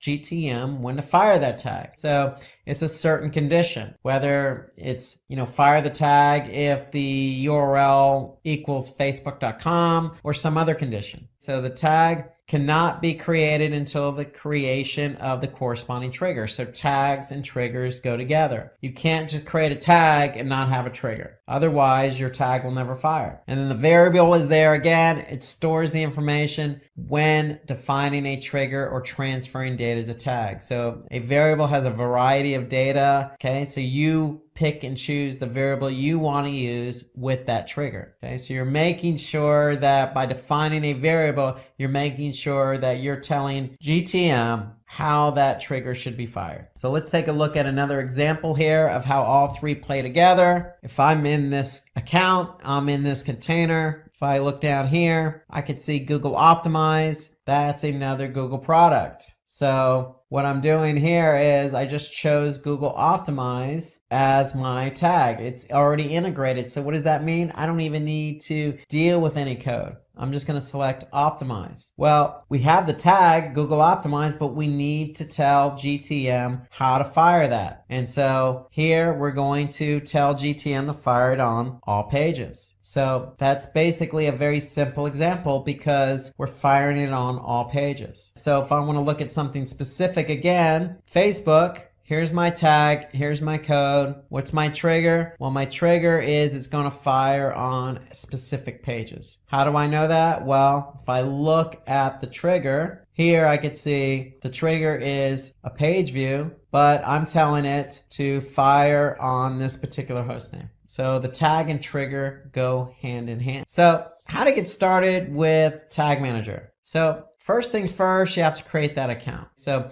you're going to go to tagmanager.google.com, or you can do a search for Google Tag Manager, and you're going to create your account. And then when you create your account, what's going to happen is you're going to set up a container. And when you set up a container, you have choices. So you could set it up for your website, for an app on iOS, or maybe Android, or you can even set it up for AMP, an accelerated mobile page. So most people by default are probably going to set up Tag Manager for their website. And so when you do that, when you actually select website, what's going to happen is you're going to get some Google Tag Manager code in return. And so the whole idea here is you're going to do a swap. What you're doing is basically you're saying, okay, Google, I'm going to take this Google Tag Manager code and I'm going to put it on my website. I'm going to put it on every page of my website. So notice Tag Manager has two scripts. One goes in the head as high as possible. The other goes into the body tag as high as possible. And so what you're doing is you're making a deal. You're putting this Tag Manager code on your website, and in return, every code you deal with, whether that be Facebook or analytics or optimize or remarketing or whatever it is going to go in GTM. Okay, it's going to go into the container you created. So you need the Tag Manager code on your website in order for Tag Manager to work. Okay, so when you add this code to your website, then you're free to start adding all sorts of tags to your container. But if you don't have this tracking code on your website, then none of the tags you add to your container are going to work. So that's the idea behind the container. And then one thing I wanted to mention on the account is it's a Google account. So when you create your account, then make sure it's the same account you use with, say, Google Analytics or some other Google product. That's a good best practice, is always use the same email address when you set up your account so that it integrates nicely across all the different platforms. Meaning you can go from, say, Google Analytics right to Google Tag Manager in one browser without having to log out or log in. Okay, so when you create the account, you're going to create your container. If you choose web, then you're going to be asked to place code on your website. And when you place that code on your website, then you are free to start using Tag Manager. And that means you're free to start adding tags. Okay, so if you want to know more information about installing Google Tag Manager, then what I would recommend is visit the Quick Start Guide website of GTM. So again, if you're curious as to where that code is located in Google Tag Manager, well, when you create an account and you create a container, that container is going to have a specific ID. So if I click on that specific ID, here's where I can get my code. Okay, so again, when I'm logged in to Tag Manager, I'm going to click on Workspace, but in the top navigation, I'm going to see my unique GTM ID. If I click on that, that's where my code is going to be located. And so again, your code needs to go in the header, and there's another script that needs to go in the body. And if you're not sure how to add the code to your website, well, you can always click on the Quick Start Guide here. Okay, and that'll take you to a Quick Start Guide page, a reference page related to Google Tag Manager. So let's talk about creating a tag. So once you get Tag Manager installed, I'm sure you're excited to get going and create that first tag. So let's talk about how to create a tag in Tag Manager. So when you're in Tag Manager, all you need to do is basically you're looking at all your tags. If you click on tag in the left side navigation, you'll see all your tags and there's a new button there. So you just click new. And so basically what you're going to do is you're going to create your first tag. And so what I would recommend, once you get Tag Manager installed on your website, I would recommend setting the first tag up as Google Analytics. So that will get you going with tracking page views on your website when somebody visits your website. Okay. So ideally that's what you want to do. You want to get Google Analytics as your first tag in Tag Manager. So what I'm going to do is, because Analytics is a Google product, it's already integrated nicely with Tag Manager. So I'm just going to click on Google Analytics. It's going to be a page view. That's what I'm tracking. And now I have to set up a variable. And so what it's going to do, it's going to ask me to select a variable. And so what you're going to do is you're going to select new variable. And what you're going to do is you're actually going to go and add your tracking ID here. That's going to be your variable. So where do I get my tracking ID in Analytics? Well, if I'm in Analytics, I'm going to go to admin. And then under property settings, I'm going to see my tracking ID. And all you need to do then is go to Tag Manager and paste copy. First, you got to copy over that tracking ID.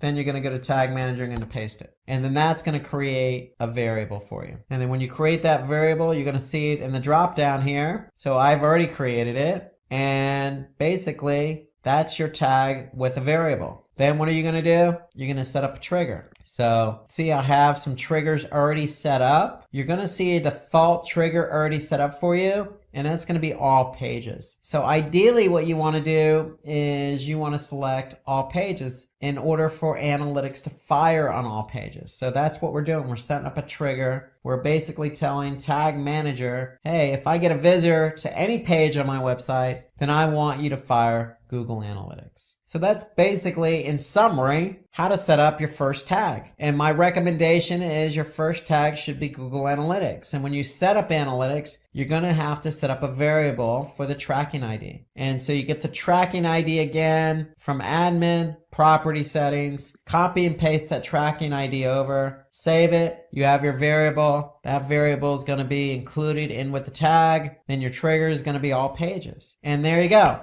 You have your first tag, you have your first variable, you have your first trigger. So that's basically what you want to do. And once you've added that tag, once you've added that trigger, then the only thing you need to do now is basically publish the tag. And so anytime you save a tag, you're going to go ahead and submit it so that way it gets published. So again, what you're going to do is let's take a step back here. You're going to choose new tag. You're going to choose Analytics from the drop-down menu. You're going to choose Page View. Then basically you're going to add your tracking ID so you can set up the variable. And then basically that's what you need to do. Okay, you're going to add that tracking ID and then voila, that's your tag with a variable. And then once you've done that, then you're going to click submit. So when you click submit, you're basically saying, hey, I want this tag to go live now, this tag and trigger. And once you've done that, then Analytics is ready to go. And anytime somebody goes to your website on any page, Tag Manager is going to fire Google Analytics. So the great thing here is you have something called Google Tag Assistant, and that's an extension that works with Chrome. And so when you've actually added Tag Manager to your site, or you have Analytics running in Tag Manager, you can confirm if those tags are firing properly. So let's take a look at how Google Tag Assistant works. Okay, so if you just do a search for Google Tag Assistant, you're going to see here that it's basically just an extension that works in Chrome, and unfortunately it only works in Chrome browser. It doesn't work in any other browser. So go ahead and install that extension into Chrome. And when you do that, you're going to see this nice icon here in your browser. And now if you go to any website and I click on Google Tag Assistant and I click on enable, okay, so basically I'm loading Google Tag Assistant. And now once I refresh the page, I can see that this particular site has Google Tag Manager installed. And not only does it have Tag Manager installed, I can see that it's also has Google Analytics running. I have also Google Optimize running, and I have Google Ads Remarketing Tag running in Tag Manager. So that's what Tag Assistant does. It allows you to see if one, Tag Manager is on the site, and if it is, great, what other tags are firing on this particular site. So Tag Assistant's telling me I have these particular tags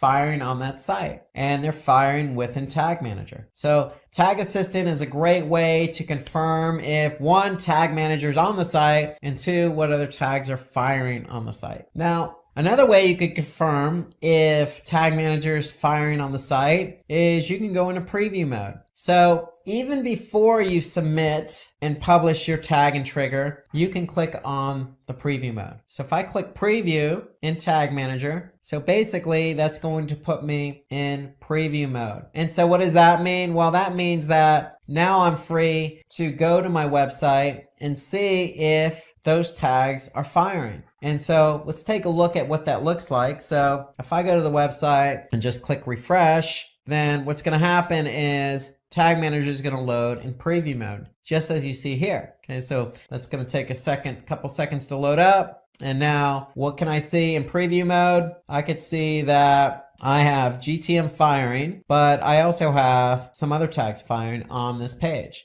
Remarketing, I have Google Analytics, I have Google Optimize. I have some other tags firing as well. And so the preview mode shows me what tags are firing on any given page. And I can also see what tags did not fire. Okay, so here I have a number of tags already in GTM, but they didn't fire on this particular page. So let's just say I clicked on the Donate Now button. I'm still in preview mode, so I'm going to be able to see what tags fired. Now I could see I have a couple of tags that have fired on this particular page. And then I could see what tags did not fire on this page. Okay, so that's the preview mode. You can use the preview mode before you even submit a tag and trigger to see if it fires. And that's the great benefit of Tag Manager. So if you're not sure if something's going to fire or not, then you can always go into preview mode. And if you are sure it's going to fire, then you can go ahead and submit it. So you can leave preview mode and just go ahead and submit that particular tag and trigger. So here I'm going to leave preview mode. And now once I'm done and I'm sure the tag is going to fire, and go ahead and submit all my changes that I've worked on in terms of setting up tags and triggers. So that's really GTM in a nutshell. So I have my tags, okay? My tags are just snippets of code that I'm going to put in, whether that be Facebook or vet tracking or any other Google product like Optimize or PageView. Then I have my triggers. My triggers are there to tell GTM when to fire that tag. And the variables are there to help those tags and triggers work together. So remember that particular variable we set up for Google Analytics. Okay, so here it is right here, because we want to tell GTM what property to specifically fire in Google Analytics. So that's why we set up that variable. But there are all sorts of variables. Google Tag Manager has built in, or variables already created for you, or you can specifically define a variable. So variables are there to help the tags and triggers work together. So when you set up a tag, you set up a trigger, you use a variable, you can always go into preview mode, preview it by going to the website, seeing if it fires. If it fires, then voila, you can go ahead and click submit, and that will publish the tag and trigger, and you're good to go. That's pretty much how Tag Manager works. And again, I can't stress that there's an unlimited number of tags you can add to Tag Manager. There's no limit. So you got anything from Google to non-Google, to event tracking, okay? To Facebook, to anything that you want to track, you want to be able to put into Tag Manager. And again, there's versioning. That's one of the great benefits of Tag Manager. So if I want to go back to an older version, I can simply do that. So here you can see I'm on version 32. That's how Tag Manager works. And I can't stress that, Tag Manager is there to help you track interactivity on the site. Because if you have a site that's interactive, that has a video, that has a download button, let's just say, you have all sorts of newsletter signups, Facebook, YouTube buttons on your website, just like this website does, and you want to be able to track how many people click on that particular button, well, you're going to need Tag Manager. And when you have Tag Manager, you're going to be able to track all of these button clicks and interactivity on your website. Choose from over 300 in-demand skills and get access to 1,000 plus hours of video content for free. Visit Skill Up by Simplilearn.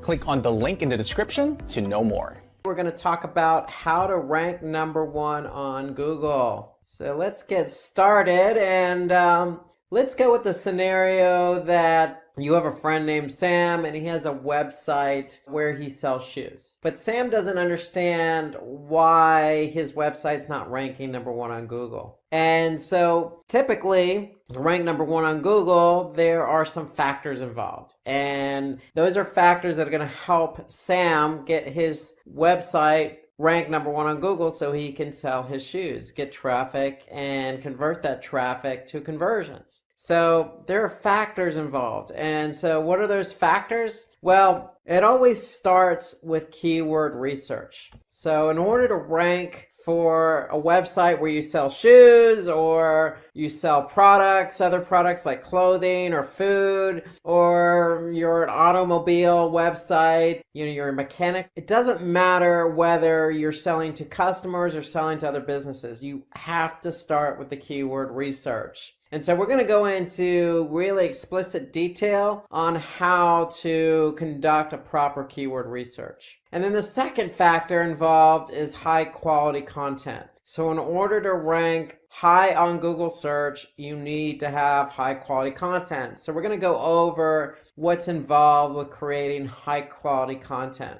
Then we're going to take that content, we're going to optimize it using on-page elements and website level factors. So we're going to take into account what's involved with your website and what's involved with specific pages on your website in order to rank #1 on Google. Then we're going to get into the off-site engagement. So when it comes to ranking on Google, you need to optimize your website and you need to do some elements off your website. You need to be engaging off your website, meaning on other websites. And so we're going to talk about what's involved with off-site engagement. So SEO being a major channel for most companies and websites where the opportunity to drive a lot of traffic is there. But you have to earn that reward. The reward is a lot of traffic, but you have to earn the reward, and there's a lot of work involved. And so ideally what we want to do is follow what we call the 80-20 rule when it comes to search engine optimization and ranking on Google. And what do we mean by the 80-20 rule? Well,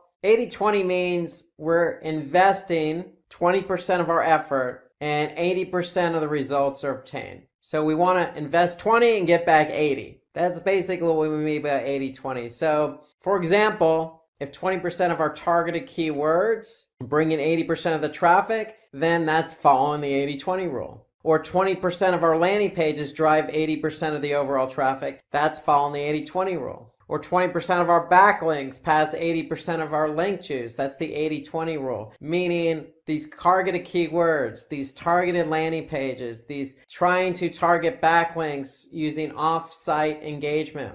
We want to put in 20% of our effort on those keywords, landing pages, and backlinks in return for 80% of the results. So without further ado, let's get started with the keyword research. Let's talk about that keyword research for a website with shoes. And it doesn't really matter what particular product you have. If you need to rank #1 on Google, it all starts with the keywords as I mentioned before. And so in this example, if you have a website where you sell shoes for kids, you're going to want to be found for certain keywords. So the obvious keyword here would be shoes for kids. Well, every keyword that you target has search volume associated with it. So that means when we talk about search volume, we're talking about how many people on average type in that keyword or related keyword on Google.com or Google search. And there's always an average number of searches associated with every keyword, and we call that search volume. How much search volume? So obviously if we're going to target a keyword, we want to have as much volume as possible. However, there's always going to be competition for those keywords, meaning there's always going to be other websites who want to rank number one on Google for the same keywords. And we call that competition or difficulty. So for every keyword, you're going to have volume and you're going to have competition or difficulty. And the difficulty ranges as well, depending on the tool you use. And we'll get into that in a minute, but search volume is how much on average people are typing in that keyword or close variants of that keyword. And the difficulty is measured in terms of kids is highly relevant, has high volume and low competition, then that's a keyword we want to target. So we always want to focus in on those three areas. So there's always a trade-off with keywords. So shoes for kids might have high volume, but also might have high competition or difficulty. If we look for another keyword that's just as relevant, for example, shoes for children, it may still have high search volume, but the competition or the difficulty may be lower. And if that's the case, then that may be a better keyword for us to target. Instead of something highly competitive like shoes for kids, we can focus on another relevant keyword like shoes for children with just as much volume and lower competition. And the reason why we want lower competition is because we want to be able to rank for that keyword. So the higher the competition, the harder it is for us to rank number one on Google for that keyword. And so the whole idea behind keyword research is analyzing and choosing the best keywords. So we want to identify a list of keywords that are always relevant. We want to choose the keyword that your competitors are ranking for. And we want to use third-party tools to choose keywords to identify which keywords have low competition and what keywords have high search volume. So one thing to take into consideration when you're doing keyword research is that the longer the keyword phrase, or in other words, long tail keywords or keywords with 3 keywords in the phrase or more, you're going to always have less competition. But there's always a trade-off. With long tail keywords, meaning the longer the keyword phrase, there's going to be less volume, but the trade-off is less competition. And so what we want to do is we want to brainstorm some ideas and find those relevant keywords. So let's look at an example here. So if we go to Google Ads, so Google Ads has a tool called Keyword Planner. And let's just say I have a website where I'm selling dried figs. And if I'm selling dried figs, I want people to buy these dried figs. However, in order to attract them, I want to be able to show them that, hey, we have a bunch of recipes. And if I show you a bunch of recipes where you can use dried figs, maybe you'll buy these dried figs to use in these recipes. And so we're going to look for keywords related to bread recipes, because if we can optimize for our recipes page for bread, then that will attract an audience who wants to make bread and use dried figs with those bread recipes. So that's the example I'm going to give here. And so if I look at the keyword planner in Google Ads, if I just type in bread recipes, what Google is going to do is they're going to give me an average monthly search volume. So I can see the average monthly search volume here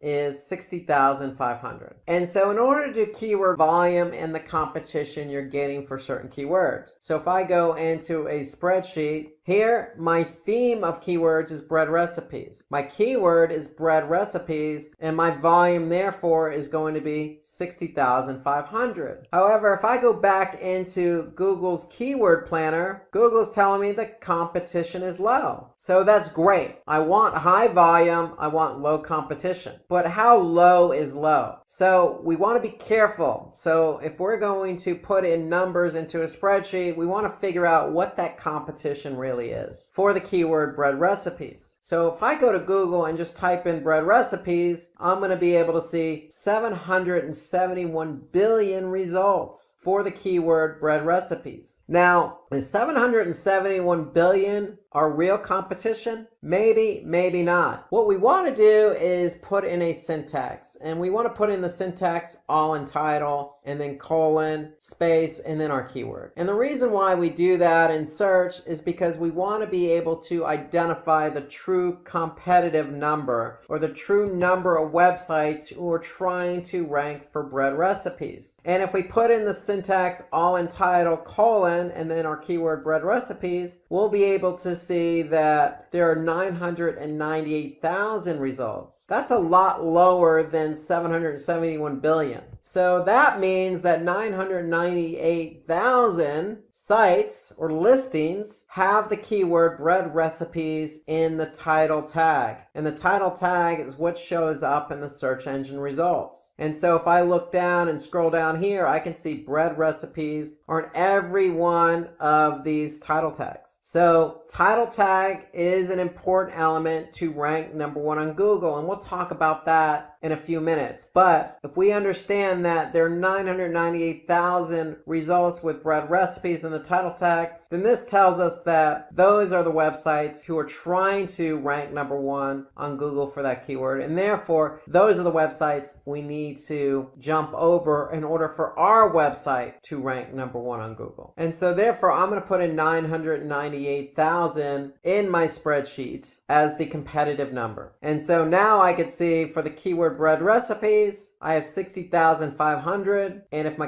competition is 998,000, then my KEI, or Keyword Effectiveness Index, or in other words, the ratio of volume to competition, is 6%. So that's nothing more than volume divided by competition. So that tells me that my KEI, or my ratio between volume and competition, is 6%. So remember, we want more volume than we want competition. So anytime you do a keyword research, you're going to find a number of different relevant keywords. So if I go back into Google's keyword planner, if I typed in bread recipes, you could see that Google is going to give me a number of different keywords related to bread recipes. Let's just say I have another keyword that I want to think about optimizing for, or being ranked on Google for, and that's banana bread recipe. Very similar keyword as bread recipes, except it's a little longer tail. Now, if I type in banana bread recipe in Google's keyword planner, now I can see the average monthly search volume has actually gone up. It's 368,000. I can also see the competition is low. So those are good signs. So now I can see 368,000. I'm going to go ahead and put that in my spreadsheet. Now I'm going to go into Google. I'm going to put in my syntax all in title.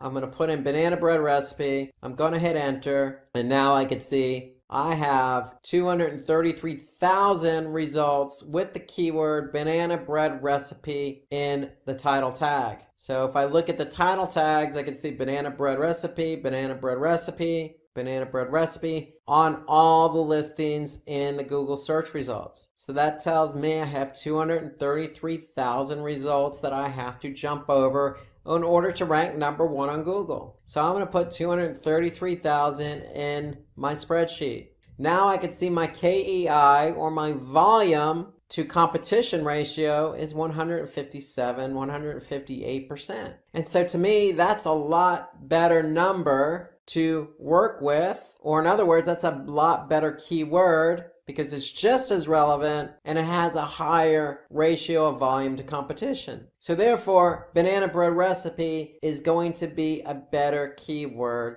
to optimize for in order to rank #1 on Google. So that's the whole idea behind keyword research. You want to brainstorm ideas. There are plenty of tools out there. So the tool I recommend is Google Ads Keyword Planner. Google's going to give you how much search volume. They're going to tell you the competition, but then you're going to go into Google search. You're going to use the syntax all in title to get a more accurate read on the actual competitive number. And so to find out how keywords that your competitors are ranking for, you can use those keyword tools that I mentioned. Another tool that I use is Moz. So Moz, if you go to moz.com, they have a tool called Keyword Explorer. So if we just type in the keyword, for example, bread recipes, it's going to be able to tell us how much volume and the difficulty. So you can use other tools at your disposal, figure out the volume and the difficulty. There are plenty of tools out there. But the one thing I would just make sure is you use everything at your disposal. So you can use social media to find the most shared article for a particular topic or keyword, like bread recipes. You could check other platforms that have a lot of shared content like Reddit and Quora, where you can ask people about certain topics using keywords to figure out how much competition or volume there might be. You could stay up to date on industry news to get an idea of what types of keywords are trending. But when it comes to keywords and keyword research, remember, for every web page, we want to be able to pick two keywords. We want a primary and secondary keyword.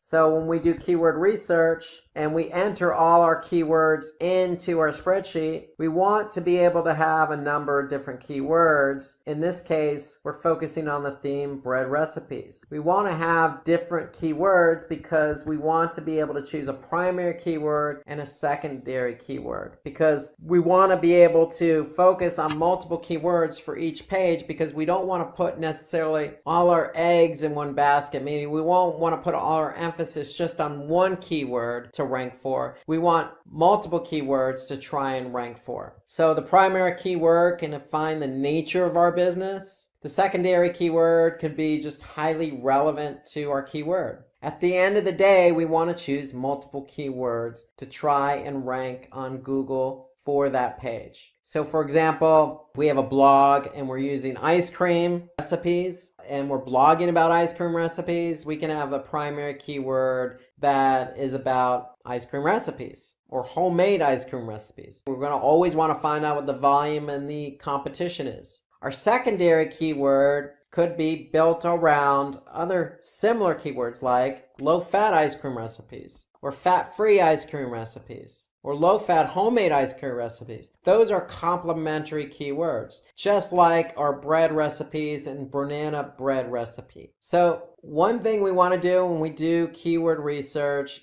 is we want to be able to target one keyword per content when you can target many. We want to be able to target multiple keywords, not necessarily target one keyword. And so we want to be able to cluster keywords. So we don't want to target just one, we want to target multiple keywords per page. And when we talk about clustering, if we go back to our keyword research, what we're doing is we're clustering a bunch of keywords under the theme bread recipes. And so by looking at the volume, looking at the competition, looking at the KEI, we can choose different keywords for our page. And that's what we mean by clustering. We want to cluster keywords into a content theme. So why target only one keyword per content when we can target many? Because we don't want to put all our eggs in one basket. We don't want to target just one keyword. We want to target many. And so that means clustering your keywords into a theme and choosing multiple keywords for that particular page. And when we do that, we have a better opportunity to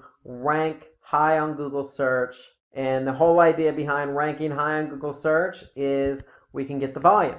So if we know we're ranked number one on Google search for bread recipes or banana bread recipe, we know we stand a chance of getting a majority of the volume associated with that keyword. And if we can get the volume and get the traffic, then we can get the conversions. So let's move on to high quality content and talk about the impact content has on your ability to get your website ranked number one on Google. So let's just say you have content on your website and the content is ranking on page 4 of Google. And it's that blog with ice cream recipes. And if it's just content for the sake of content, it's not really informative, then it's not necessarily going to get good engagement. In the eyes of Google, they want to rank content that's very informative, it's very fresh, it's exciting to read, it's interesting, it's going to have good engagement. So if it's a recipe or an article about any topic, if the content is just not informative, then you're not going to get good engagement. And when you don't get good engagement, if people don't stay on the site to engage in the content and they just leave the website after landing on the page, causing a bounce, then the content's just going to continue to fall down the rankings. And we want to prevent that. We want to move up the rankings. We want to be number one on Google. We don't necessarily want to fall in the rankings for our content. So content is a key driver in being able to rank number one on Google. So if the content is on page 9, what can we do? Well, we want to be able to, take that content and do something with it. We feel like we did write engaging content, so let's go ahead and share it on social media. And to me, social media is a good platform to share your content, because on social media platforms like Facebook, for example, you're building a community on that platform. That community is already interested in your content. So if you're sharing an ice cream recipe, especially in the summertime, and you're engaging with your community on that platform, then the likelihood of that community on that platform is going to increase engagement. Increased engagement will send social signals to the search engine that says, hey, this content is good quality. Likewise for any other platform. Most social media platforms have engagement metrics, and those engagement metrics pass signals. Is it good? Is it not good? Do we like this content? Are we giving it a thumbs up? Are we going to want to follow it? Are we going to want to share it? And so if you share content that you feel is engaging on social platforms, then it's going to be engaging, and it's likely going to cause an increase in engagement, for example, a decrease in bounces. And once you share that quality content, then the likelihood of it moving up the rankings, even as far as number one on Google, is going to be greater. So you always want to start out writing good quality content. So let's talk about good quality content, because Google does take content seriously. They do take into account what other people think of that content. So high quality content is an important factor. So how to create good content? That's always the question. So let's talk about some best practices here. Remember, in the last segment, we talked about keyword research. So we want to perform good keyword research. Why? Because we want to choose keywords. Remember, we're choosing multiple keywords per page. One keyword could be related to our brand. One keyword could be related to the content, but another keyword could be related to a user's intent, like recipes. If you recall the example we used with bread recipes, maybe somebody's looking to type in a keyword that says, how do I make, a bread? Or how do I make a specific type of bread? Or how do I make banana bread? Or what's the best recipe for banana bread?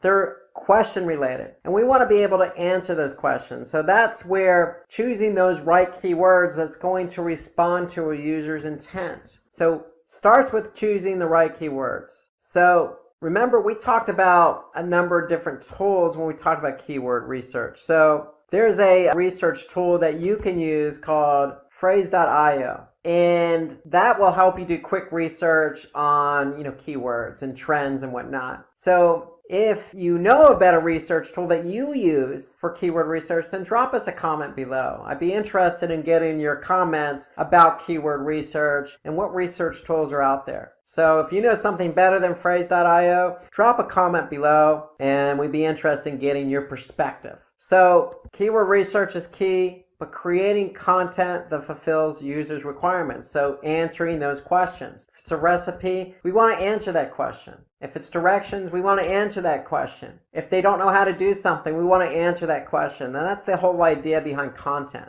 Content is not just to fill a page, it's to really fulfill users' requirements. That's when you get good engagement. So if somebody's typing in something on Google and they're looking for an answer, your content should answer that question. But we also want to make the content readable. So in other words, write for your audience. Don't impress anybody with very high vocabulary type words that somebody doesn't necessarily know the meaning of. Don't use jargon. Don't use a street language, for example. Use everyday common language that's just easily digestible when your audience is reading. And then we want to keep that content organized. And so when we mean organized, we want to use headers and subheaders.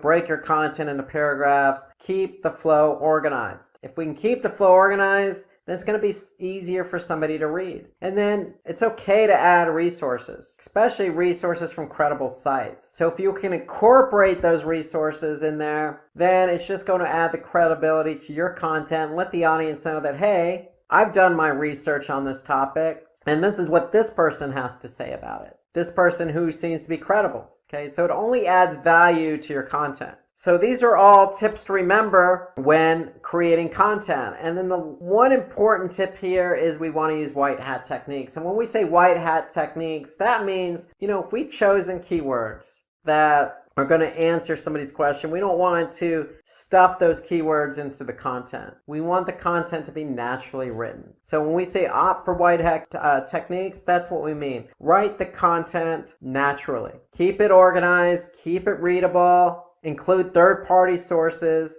and make sure it answers a question. So there are different types of content. So there's content where you just write words. It's all text-based. You could also use an infographic. An infographic is simply just a graphic that visualizes exactly what you're trying to explain. For example, if we want to write an article about how to write good, engaging content, we don't necessarily have to write all that out as a text. We can create an infographic. So for example, here's an infographic on 20 effective ways to basically not bore your readers, but write engaging content. So you could see this is an infographic. It's all graphically laid out. So infographics tend to be easier to understand because they're visual. They're easy for the end user to comprehend because there's generally no jargon. It's usually images that are portraying the point of what you're trying to get across. And so it tends to break it up, the monotony of just text. It's more visually appealing, and it's laid out and organized. So you can see this infographic has 20 different steps or rules, and they lay those out all here in this infographic. And the great thing I like about infographics is you could share them on social media. You can re-engage them as a post. You could save them on really any social platform. So infographics tend to tell a better story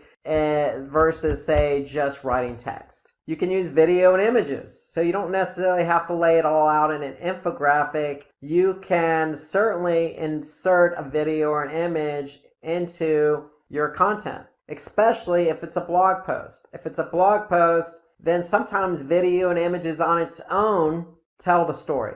You don't necessarily need text to go ahead and tell your story.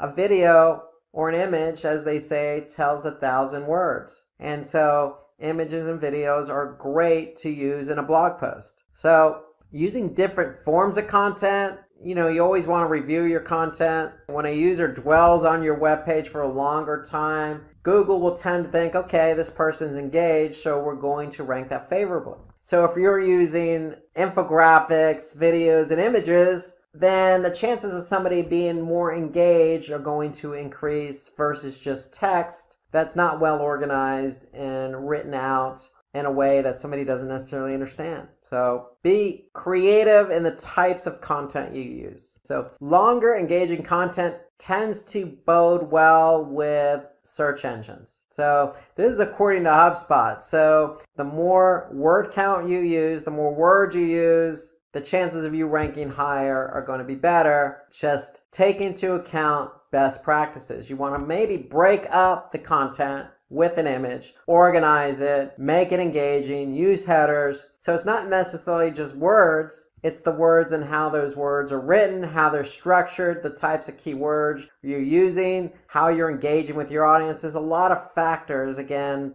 those best practices we just went over. But the key is, if you have longer, more engaging content, then it's going to bode better for you on search engines. So couple of steps to create high quality content. So you want to begin with a comprehensive introduction. So always introduce your content. Remember, the content should be relevant to the keywords. So if you're choosing keywords in your keyword research, think about answering that question. If somebody's typing in bread recipes, maybe they're looking for banana bread recipes. How to make the best banana bread, or how to make banana bread using dried figs. We want to be able to align our content with that keyword naturally. You want to create a title that's worthy, that's click-worthy. So remember, if you're in Google search and you're doing search for something simple like bread recipes, we want to make something that's going to be, engaging for somebody to click on, like easy perfect yeast bread or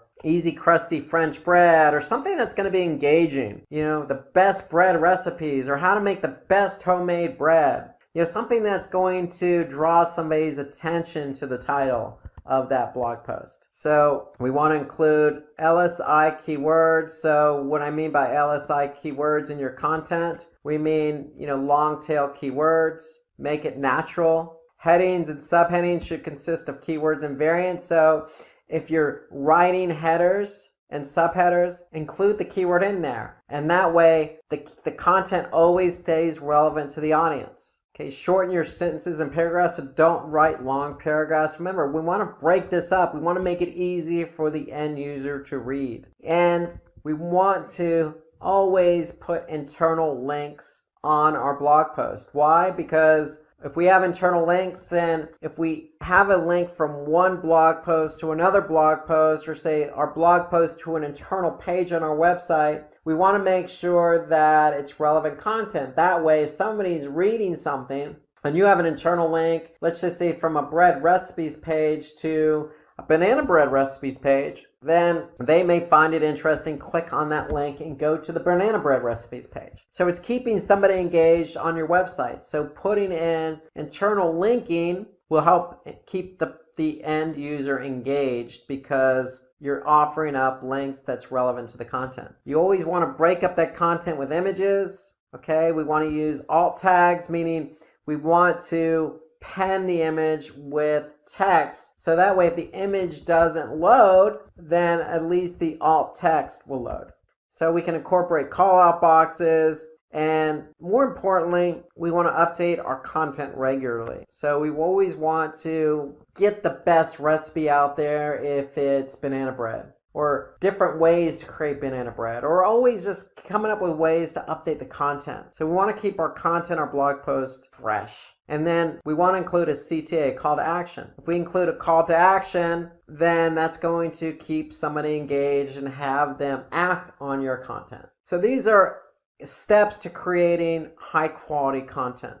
And so let's look at an example here. And this is a 3-month-old post on BuzzFeed. And it's 21 pictures that restore your faith in humanity. So it has a lot of likes, a lot of tweets, and that means it's engaged. People are engaged when reading that. And so if we go and look at it as an example, we could see it on BuzzFeed here, 21 pictures that will restore your faith in humanity. So this was written back in 2012. Again, a lot of engagement. But if we look at it, we can see immediately that it's taking into account third-party sources. It's got some content, it's got images, it's being broken up by images. We could see there's call to actions on there in the form of social, so people can go ahead and share it if they like it. Okay. It includes videos, it includes images, third-party sources. So it's a good post because, listen, it's engaging content. It's probably answering somebody's question about humanity.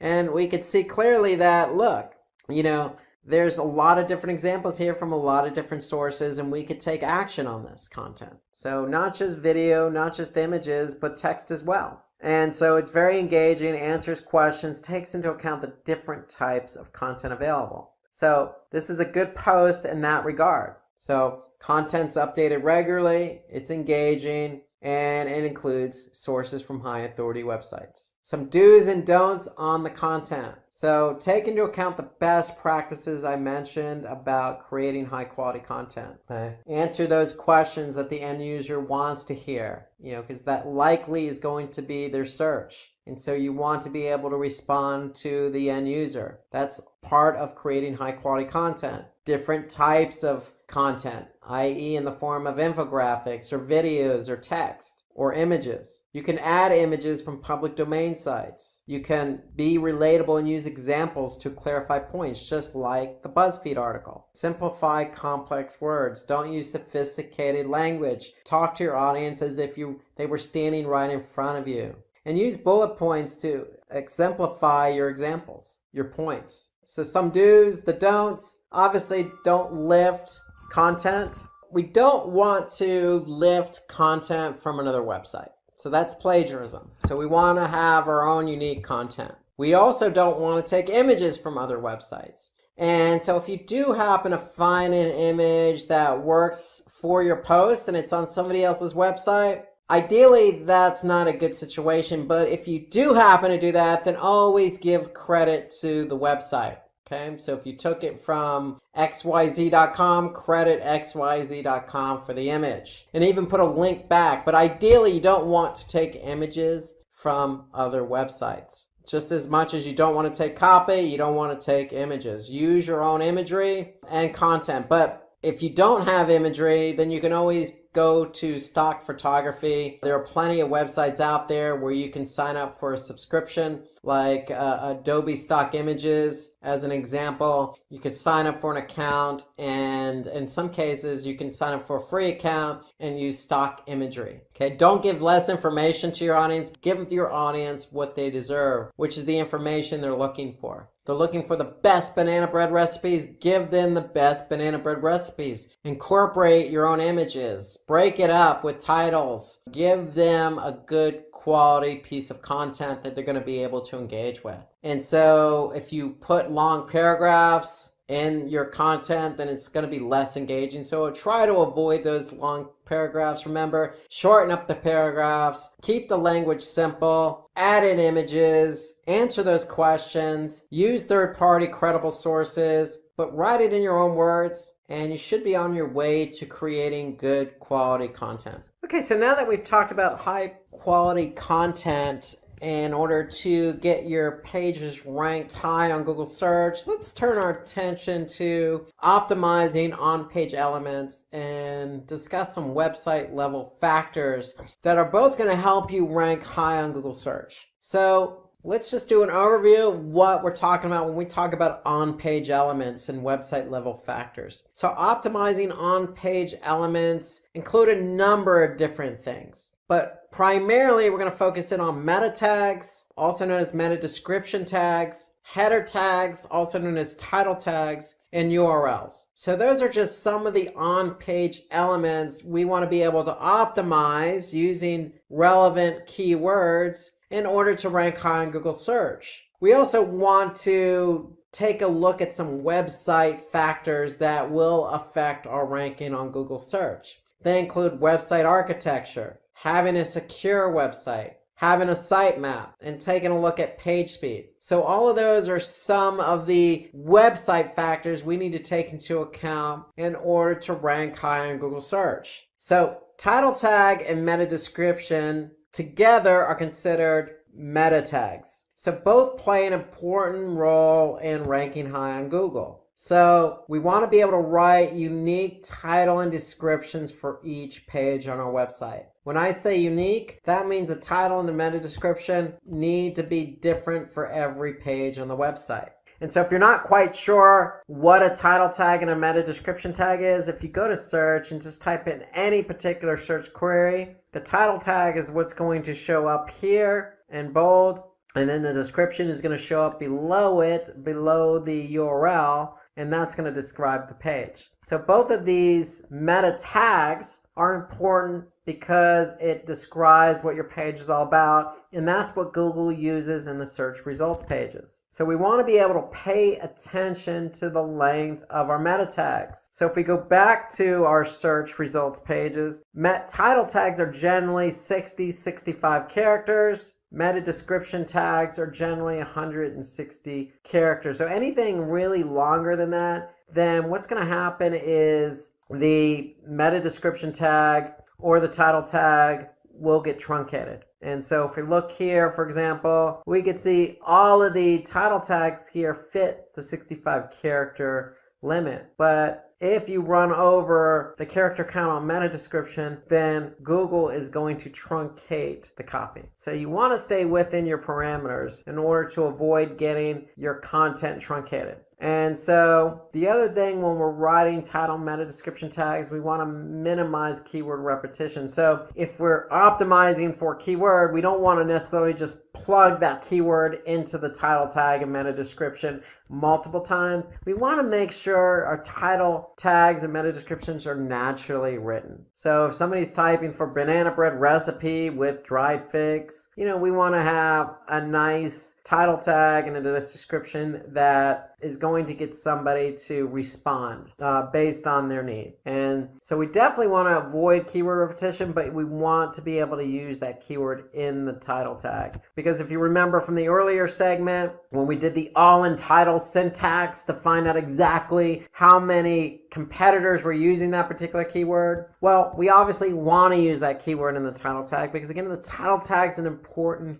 factor when it comes to search engine results. So we want to use the keyword, but we want to avoid stuffing or using it repetitively in our title tag and our meta description. We want the title tag and the meta description to describe the page, sound natural, but also be engaging, because the point is we want people to click on our link and go to our website from search engines. So title tags with numbers tend to result in higher click-through rates. This is according to Moz. So for example, if you just put in a title tag that says learn digital marketing, well, that may work, but if you put a number in there like 5 easy ways to learn digital marketing, that might get somebody to click on your link and go to your website. So having questions in your meta tags can also increase your click-through rate. For example, if you just put learn the importance of first page rankings, not too bad, but again, generic. But if you put it into the form of a question, how to rank number 1 on Google, it's more action oriented. It's going to get somebody to resonate with the question that they have. And that may be their query, how to rank number 1 on Google. And so these techniques will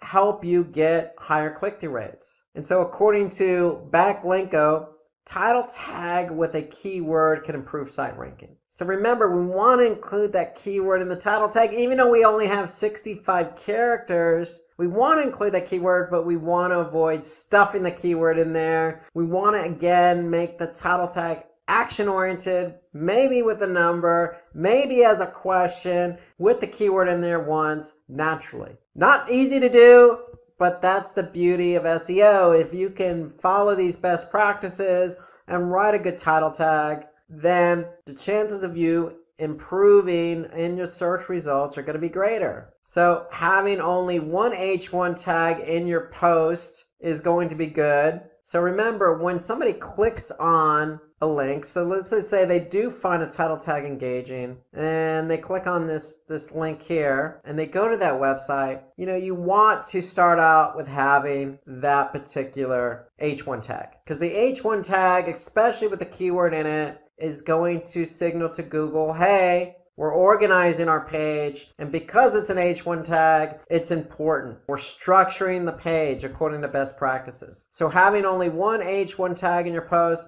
is definitely helpful. Having multiple tags, H tags in your post, help organize the page a lot better. So we want to add that targeted keyword in that tag, and your header tags should be relevant to the content. So if we go back to our example of the using dried figs with banana breads, well, the title says California fig banana bread. And remember the last segment when we were talking about high quality content? Well, look no further than including a video into our content. So not only will this video help keep the engagement high, but it breaks up the monotony of the page. And it's from a third-party source, so it adds credibility to the page. So adding a video based on the last segment of high-quality content definitely helps with ranking high on Google search. So following hierarchical structure, That means putting those H tags in there. H2 tags help break up the content. And we want to avoid repetition of H1 tags on your different web pages of your site, meaning don't just put the same H1 tag with the same keyword in it and keeping it blasé. We want to make those H1 tags exciting to read, but also used appropriately to break up the content. So remember, all white hat techniques. We want to avoid hidden tags. We want to avoid stuffing keywords.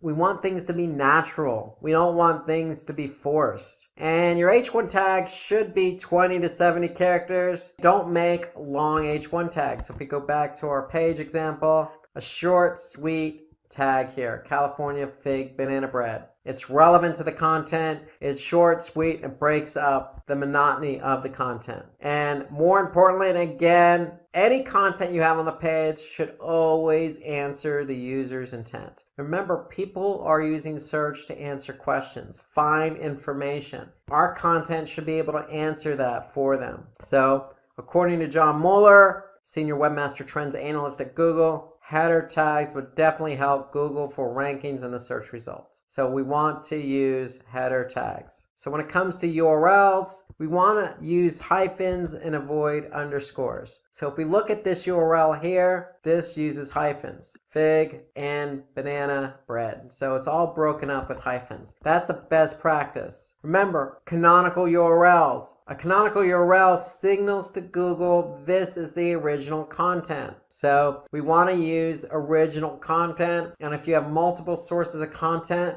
out there on, say, different websites, we want to use a canonical tag to signal to Google, this is the original content. Please index this content. And that doesn't hurt to use a favicon in URL, meaning a small icon. It helps to break up the monotony and help your URL stand out. We can add targeted keywords in the URL. So again, looking at the URL here, I could see we're using targeted keyword as part of the URL structure. Fig and banana bread. And notice the H1 tag is fig banana bread. So it's all consistent and it flows naturally.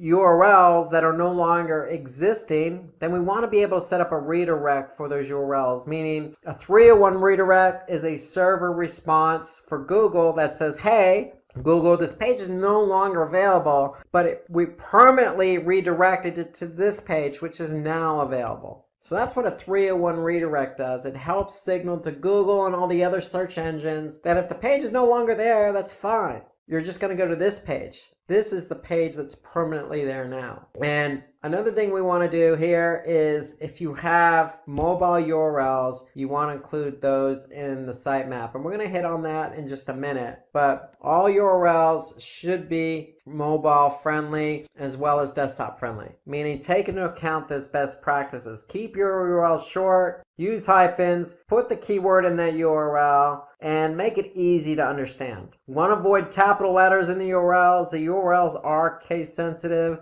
so go lowercase. You should always go lowercase on the URL. Readable URLs, again, the rule of thumb here is if you understand what the URL is, then Google's going to understand what the URL is. So the shorter the URL, the easier it is to read. The easier it is to read, the better chance you have to rank high on Google search. So according to Backlink 2, URLs that are shorter definitely help you rank. So we want to be able to shorten those URLs. Keep them short and sweet. Don't make them long and unreadable. So those are some optimized ways or on-page elements that help you optimize. Now we want to look at some website level factors that will help you optimize and rank high on Google search. So good site structure provides better crawling for search engine bots. And what do we mean by that? Well, we mean having your site organized in a fashion that Google's going to be able to find all the pages. So what do we mean by that? Create a logical hierarchy structure. So if you're selling shoes, you're going to have a home page, break the structure up into men's shoes, women's shoes, children's shoes. Then under men's shoes, you could have it by brand. It could be Nike, Puma, Adidas. On the women's side, it could be Nike, Puma, Adidas.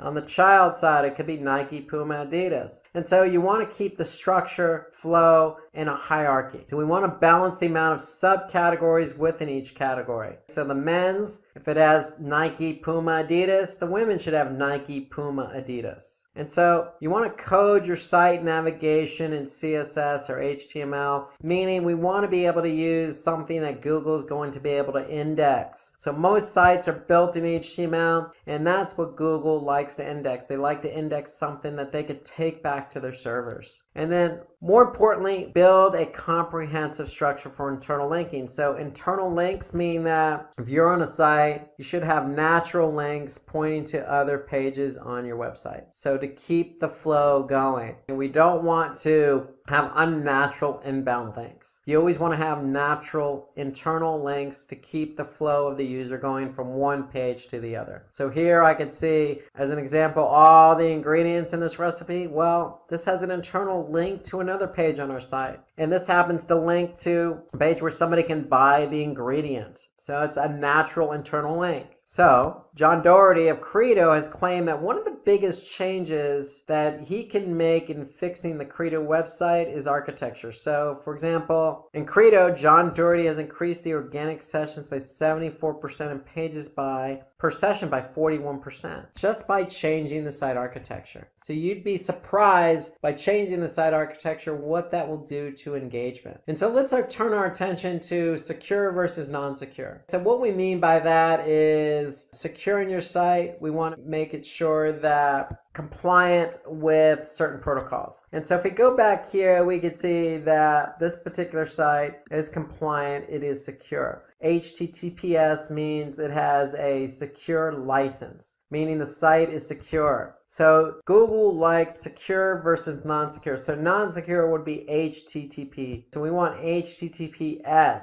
as our protocol. And what that means is just enabling SSL certificates. And that means when you enable an SSL certificate, that means your domain or your protocol is going to be turned to HTTPS. So Google prefers sites that are secure versus non-secure. So if you use HSTS as a protocol, that adds an extra layer of security over the HTTPS. And HSTS prevents cookie hijacking. So adding multiple layers of security always helps. In my opinion, if you have an HTTP website, a non-secure website, you should look into buying an SSL certificate, getting your sites flipped over to HTTPS, because what's going to happen is your URL structure is going to change. When your URL structure changes, Google's going to recognize that because they're going to index your site. And when they index your site, they're going to see those secure URLs. And that's going to work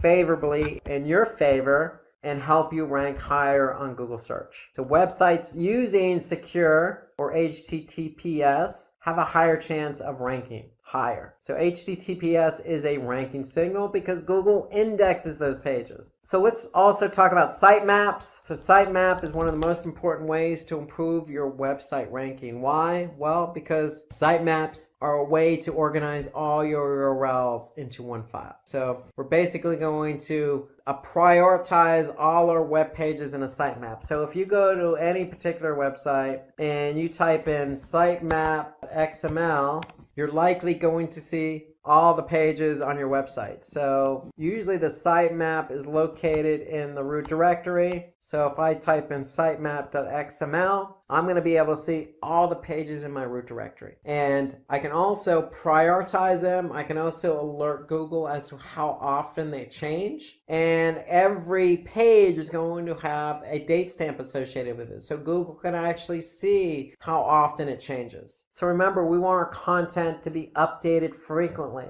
So if content's not updated frequently or it's not fresh, then Google's going to see that that date stamp, that last modification date. So we want to be able to make sure our content's updated frequently. We want to let Google know that we changed it frequently. And we want to be able to prioritize our pages, let Google know, hey, these pages are important to us. So all that can be set up in a sitemap. We want to be able to add canonical versions of URLs in the sitemap. So we want to be able to add all our original URLs in our sitemap. And so we always want to build dynamic URL sitemaps for larger websites. And what I mean by dynamic URLs, that means that if I look at this sitemap and we're always adding content, let's just say in the form of a blog, well, guess what? we want those pages to be added to the sitemap as they're published. So as we add pages to the blog or to the site, then they should automatically be added to the sitemap. And so in effect, what's going to happen is we're going to be able to see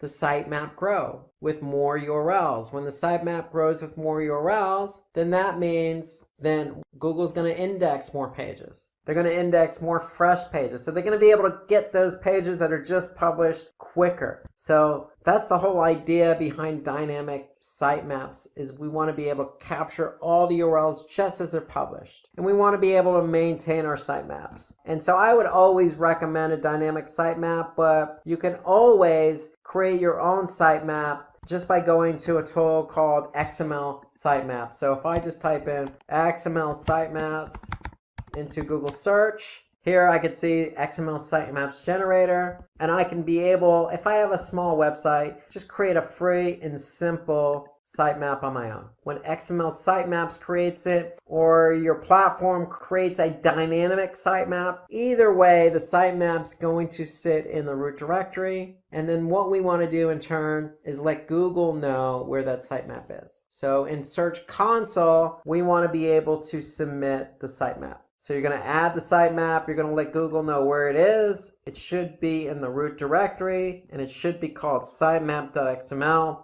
And when you do that, Google's going to be able to take those URLs and index them. So we could see we submitted 528 URLs, Google indexed 521. So one thing about URLs here is when we create a sitemap, we're putting all our URLs in there. We do not add no index URLs in your sitemap. And what that means is that any URL we don't want Google to index, we're just going to exclude from the sitemap. Okay, so we want Google to take all the URLs we want indexed and put them in the sitemap. So according to Edgy, using sitemaps for SEO can increase your website's visibility and help you get indexed. Why? Because what you're in effect doing is taking all your URLs that you want indexed, you're telling Google how often they're modified, you're telling Google which ones are important, and you're submitting that to Google. And so Google's going to be able to take all these URLs quicker, index them quicker, and when they're indexed quicker, you can get ranked quicker. And when you get ranked quicker, you can get traffic quicker. So that's the whole idea behind sitemaps. So let's turn our attention to page speed now. So one of the last factors for our website, besides architecture, making it secure, and adding sitemaps, is we want to take a look at how quick our pages load.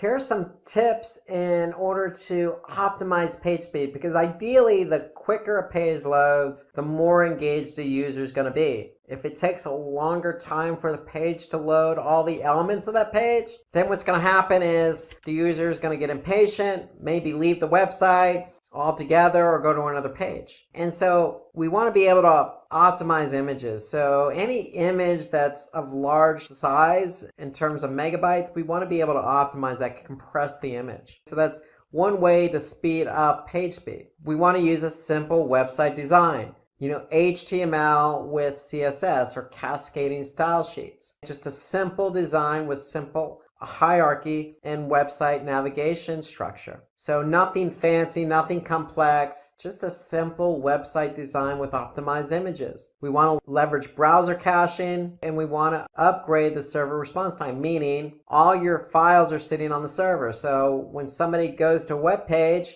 the server is serving up all of those files, the images, the text, etc. And so we want the server to respond as quick as possible. So when it comes to page speed, we can look at the factors affecting page speed in Google Analytics. So if I go to Google Analytics and I go under behavior and I go under site speed and I go to overview, I'm going to be able to see what my average load time is for my site. And ideally, we want our pages to load as quick as possible. So that means anything under 4 seconds. Anything 4 seconds or higher, and it's likely the end user is going to leave the page. There's a correlation between page load time and bounce rate. And so what Google actually does is give you speed suggestions. So if we do have a page that loads slow, we can just go to speed suggestions in Google Analytics. And we go to speed suggestions, then Google's going to be able to tell us, hey, this particular page load fast, this particular page load slow, and if it loaded slow, why is it loading slow? So here we could see the home page, as an example, is loading on average of 7 seconds. Well, if we look here, they're going to give us some suggestions. So if I click on this page speed suggestions, it's going to load a report and a tool called Page Speed Insights. And basically what it's then going to do after it's done running is it's going to tell me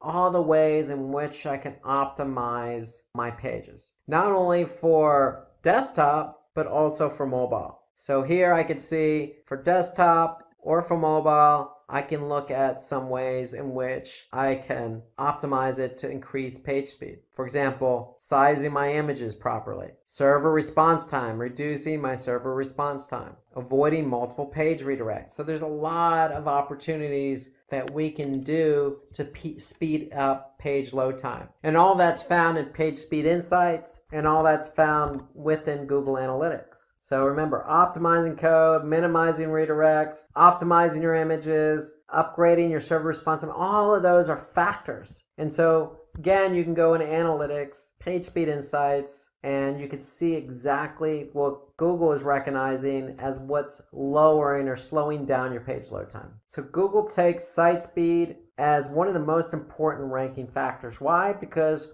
they're going to rank pages not only with high quality content that are relevant to the keyword queries, but they want those pages to have a good user experience. So if somebody clicks on the page, then the user should be able to see that content fairly quickly. And so that's why it's such an important factor.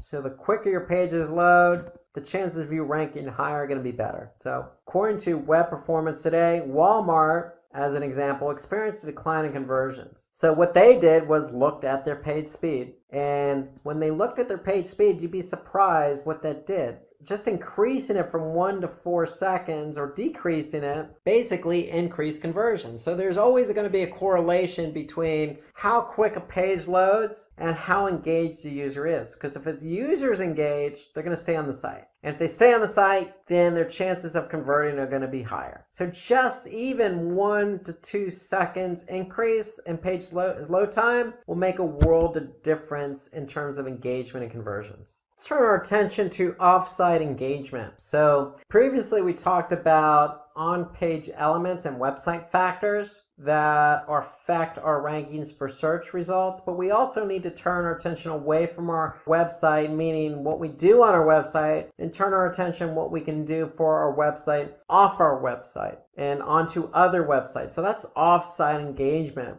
And so let's look at an example. So that ice cream recipes blog, I'm going to talk about how to rank YouTube videos today. So at Simplilearn, we take our videos on YouTube very seriously, meaning that when we create videos, we want people to see them because we know we make good videos and we know we have good content and we know that our audience is going to enjoy it. And so we want our audience to see the videos that we're creating. And so we're going to give you some tips and tricks and methodology and ideas on how to get your videos to rank on YouTube. So at Simplilearn, if I go to YouTube and I just type in machine learning, you can see we're right here is the first organic video on YouTube for machine learning. If I jump over to Google and I type in machine learning basics, you can see we're number 1 for machine learning basics under videos. If I click on all, we're also ranked here as well under the videos section on organic search results. Another example, data science for beginners.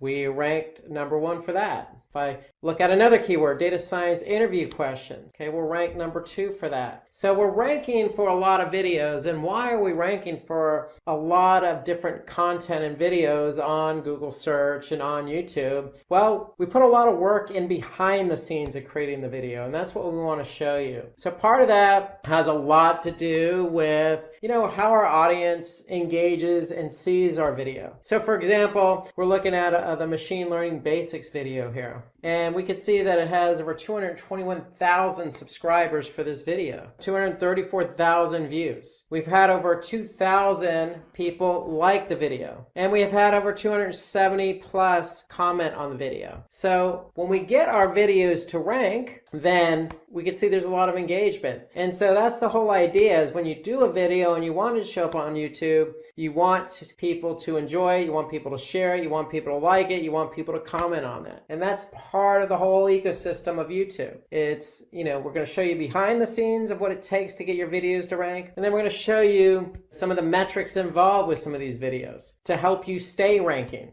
We're going to talk about how to get traffic to your website. So thank you for joining, and let's get started. So let's imagine you're setting up your own website.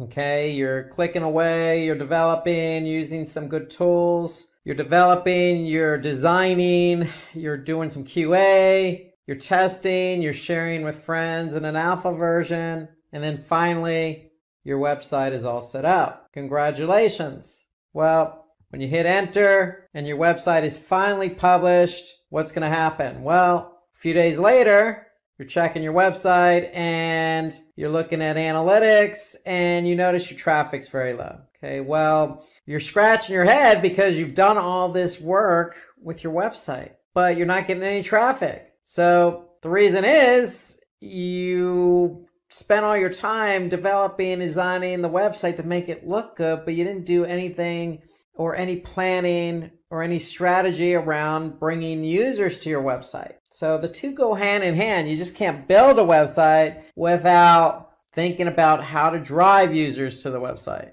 And so before I tell you how to bring traffic to your website, let me tell you why this is so important. Okay, why do we want to bring users to our website? I mean, it has to be on equal ground as web development and design. Is somebody who goes to your site and then does something when they get to your site. So you have users, and when those users get to your site, they're generating page views and traffic. And you want to turn that traffic into engagement. Okay, so each page's traffic is configured independently of all their pages. So when somebody goes to your website, they look at a page, that's a page view. In certain pages on your website, you want to turn that page view into a conversion. Okay, whether that be, looking at a video or purchasing something. So think of these pages on your website as salespeople. They're trying to convert visitors who come to your website. But first, we need to get the visitors to your website. So when you get visitors to your website, again, you can generate sales, which means revenue, or you can increase brand awareness, or you can earn revenue through sponsored posts and advertisements. So if you have, for example, a lot of content on your website, you can turn that into revenue by hosting ads on your website. So when somebody clicks on that ad, you're going to earn a percentage of that click, okay, or what that click is worth. So having a website means a lot of good things for you, but first you got to get the traffic there. And so what we're going to do is we're going to tell you how to drive traffic to your website. So there's lots of different ways in which you can bring traffic to your website. Well, the first is paid advertising. So paying to advertise your products, services with ads is one of the easiest ways to drive traffic to your website. So some of the options available are search ads, social media ads, or display ads. So search ads are ads that are displayed in the search engine results. So when a user types in a keyword query, you want your ad to show up based on that keyword query. Okay, so an example is digital marketing course. Somebody types in digital marketing course and Simplilearn is the first ad that shows up. How do we know it's an ad? Because you can see the word ad next to the domain. So when somebody clicks on that link, Simplilearn is going to pay Google. So that's how search advertising works. Okay, the next is social. So social media marketing involves increasing traffic or engagement or brand awareness, so lots of different strategies. But instead of doing this on search, you're doing it on a social media platform.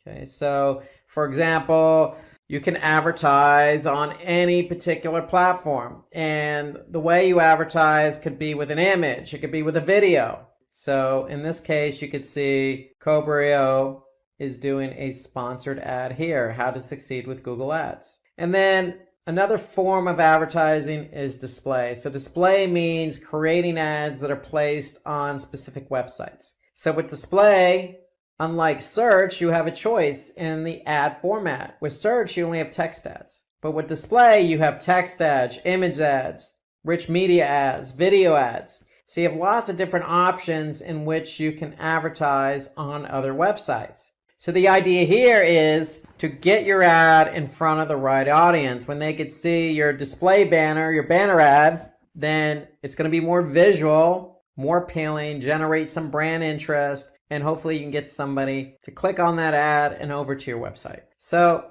that's paid advertising, again, through search, through social, through display, but you can also promote your site on social media. So once your content has gone live, you could take advantage of different social media platforms. I mean, it really depends on what you're trying to promote, because what you're trying to promote needs to align with the appropriate social media platform. So Facebook is best suited for industries like food and beverages and news and media, and if you're selling a product. So you fall under one of those categories, and Facebook could be the right platform for you. If you're involved in, again, beauty or food and beverage or e-commerce, then you can also leverage Instagram, which is part of Facebook's ecosystem. So if you advertise on Facebook, you can also advertise on Instagram or Instagram. So it doesn't have to be and Facebook and Instagram. It could be Facebook or Instagram. You also have LinkedIn as a platform. LinkedIn is great for B2B. So if you're trying to promote industry news or tips and best practices or job postings,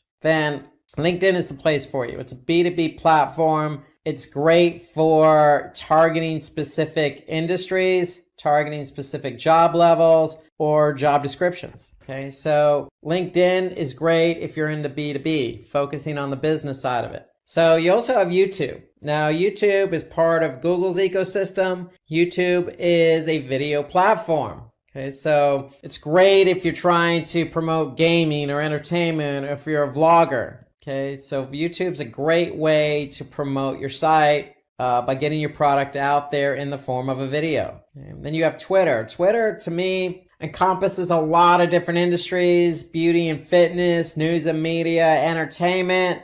Okay, you have limited number of characters, but a lot of people are active on Twitter. And it's a great way to generate some awareness and get some clicks over to your website. So these are just some of the most popular social media platforms. Of course, there are plenty more out there. The third way in which you can drive traffic to your site is guest blogging. So most of you already know what blogging is all about. Well, if you're blogging for your own site, you can jump on somebody else's site and blog on their behalf. So having the opportunity to guest post on another website can be very helpful, because one, that other blog could have lots of traffic and have a well-known brand. So if you're blogging on another blog, it's going to build your brand awareness and potentially increase traffic to your blog or website. So it exposes to you to targeted traffic. So if you're going to guest blog on a site that's very relevant to your business or industry. That way you're targeting the right audience. Okay, you can expand your personal network. So getting yourself out there, getting your brand out there in front of a different audience. And then obviously for SERPs, because it generates a backlink. So SERPs, search engine ranking pages, means that, hey, if you want to rank organically, you're going to have to generate some backlinks. So guest blogging is a way to generate some backlinks to your site. And in effect, that's going to help you get your pages ranked higher, because Google is going to recognize the relationship from one blog to your blog and build up your relevancy. So some other benefits here to guest blogging is you can grow your social media following, because you can then promote that on social media that you're guest blogging. Okay. Again, you can improve your online authority. Okay. Because when you're guest blogging and you have recognition on that guest blog, if it's a popular blog, then that's going to help your domain and page authority for SEO. And then the end result is going to improve your backlink score. So there are a lot of benefits to guest blogging. To me, at the end of the day, it's just about reaching out to your audience, using another platform to do that in the form of a blog. And the results of that is going to mean more brand awareness for you in turning that traffic from that other blog into qualified leads. So you can also interview industry thought leaders. So that's another way, an interesting way to generate traffic to your site. So reaching out to thought leaders for interviews, okay, reciprocal. So it means that you're active in the industry that you're in, and it allows you to engage with other leaders in the industry. And the indirect net result of that could be increased traffic, because if you do the interview and you record it, or if it's via video, then you can obviously post it on other platforms. And that could in turn drive traffic to your website.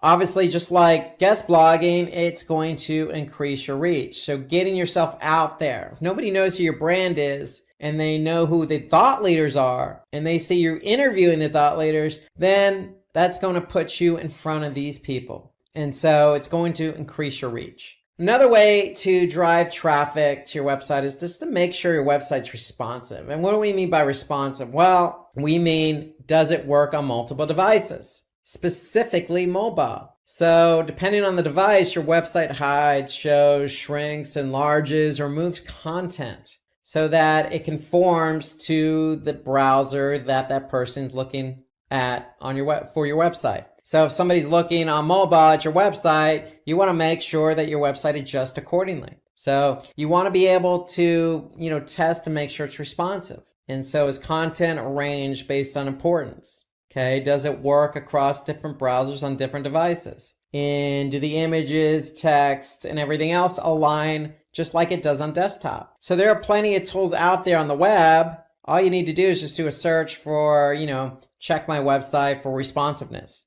So you can use plenty of tools to check to see if your website is responsive towards multiple devices. Why is that important? Because if somebody goes to your website via mobile and your site doesn't align properly, or the content's all stretched out and somebody has to maneuver their browser just to see your website, then chances are they're not going to come back. Chances are they're not going to convert. Okay, so you want to be able to revise your device browser combinations. You want to make sure that everything works accordingly. You want to be able to test those fonts, make sure they look good. And then you also want to make sure that people can navigate. So if they're on mobile, are they going to navigate just as easy as they can on desktop? And if you have any pop-ups, you want to probably make sure they're removed. So that way when somebody's looking at your website, they're not getting interfered with on mobile. And then of course you want to make sure that these pages load. Okay, so they load just as quick on desktop as they should on mobile, and vice versa. So they should not take a long time to load. So moving on from responsiveness on mobile to building a brand community. So brand community refers to a group of people who identify your brand and use your brand as a platform to exchange ideas and contribute content. Some advantages of having a brand community are promoting brand evangelism and loyalty. It can be a source of feedback, loyalty, and ideas. So build a community, build a brand community who, identify with you. Okay, so continue to, treat these people as loyal customers. Okay, maybe give them a promotion to use specifically just for them that they can use on your website, or talk directly to them because you know that they're followers, they're repeat customers, they purchase from you multiple times. So talk to them differently as well. You know who these people are. And that's what building a brand's all about. It's about identifying your brand with other people. Okay, and identify people who identify with your brand,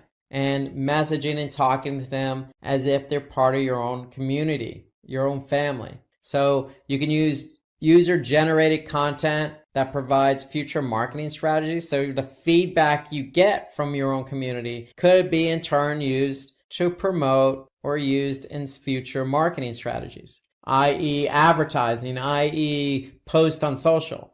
Okay, it can also provide PR opportunities. So it's a chance for you to, put out press releases based on the community that you build. So any brand, regardless of who it is, should be able to identify with their audience, their target audience, and that target audience eventually going to become part of a community. These are a group of people who identify with you, what you're trying to sell, what your cause is, what your mission statement is, what your service is. They identify with you. So leverage them and reciprocate. Identify them, talk to them separately, give them what they deserve, the respect and loyalty that they deserve as well, because they're communicating and they're following you as a brand.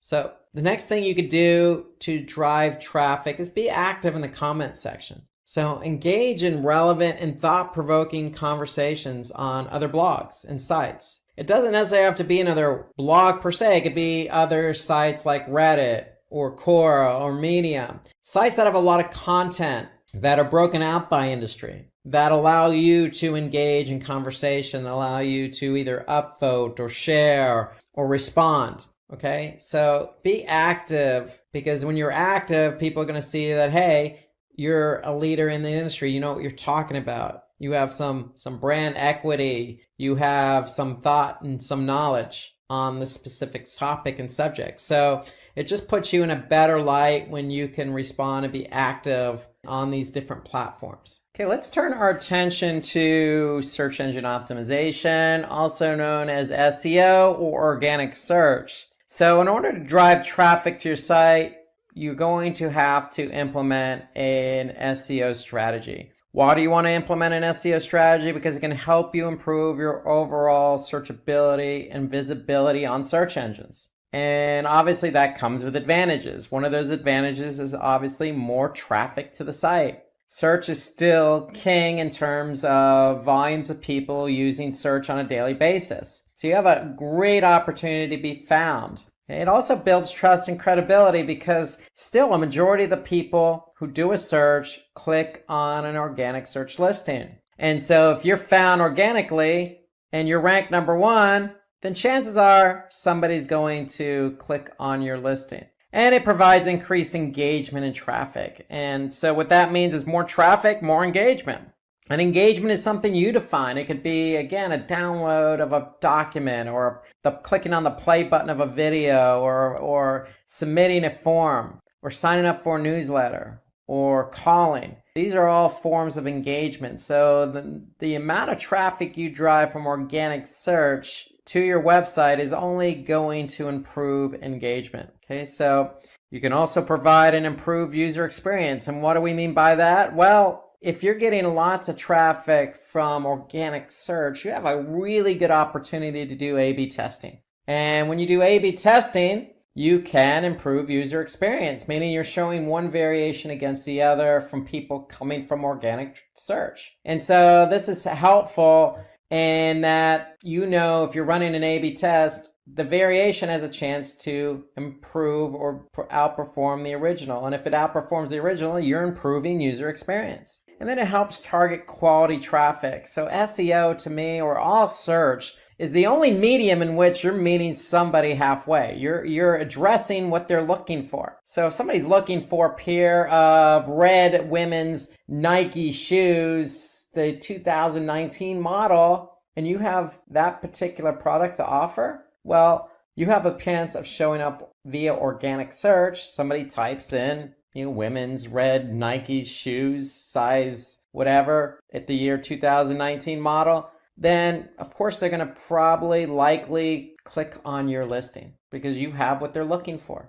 And that goes with any keyword, any industry, any business, any segment, any type of product you're selling. So again, you have a chance to really be visible for what people are looking for. And so that's the beauty of search engine optimization. You have a really good opportunity here to meet people halfway, to drive quality traffic, to get them to enjoy a good user experience, all the while generating engagement. And along with SEO, we want to be able to build backlinks. So SEO is a two-pronged approach, meaning you have two strategies in one, on page and off page. And so off page involves backlinking. So backlinks are just links that direct users from other websites to your own website. So with that, inherently, it's going to drive traffic, qualified traffic to your website. Because if somebody's on a relevant website that's linking to yours, and they click on that link and go to your website, it's likely going to be qualified, meaning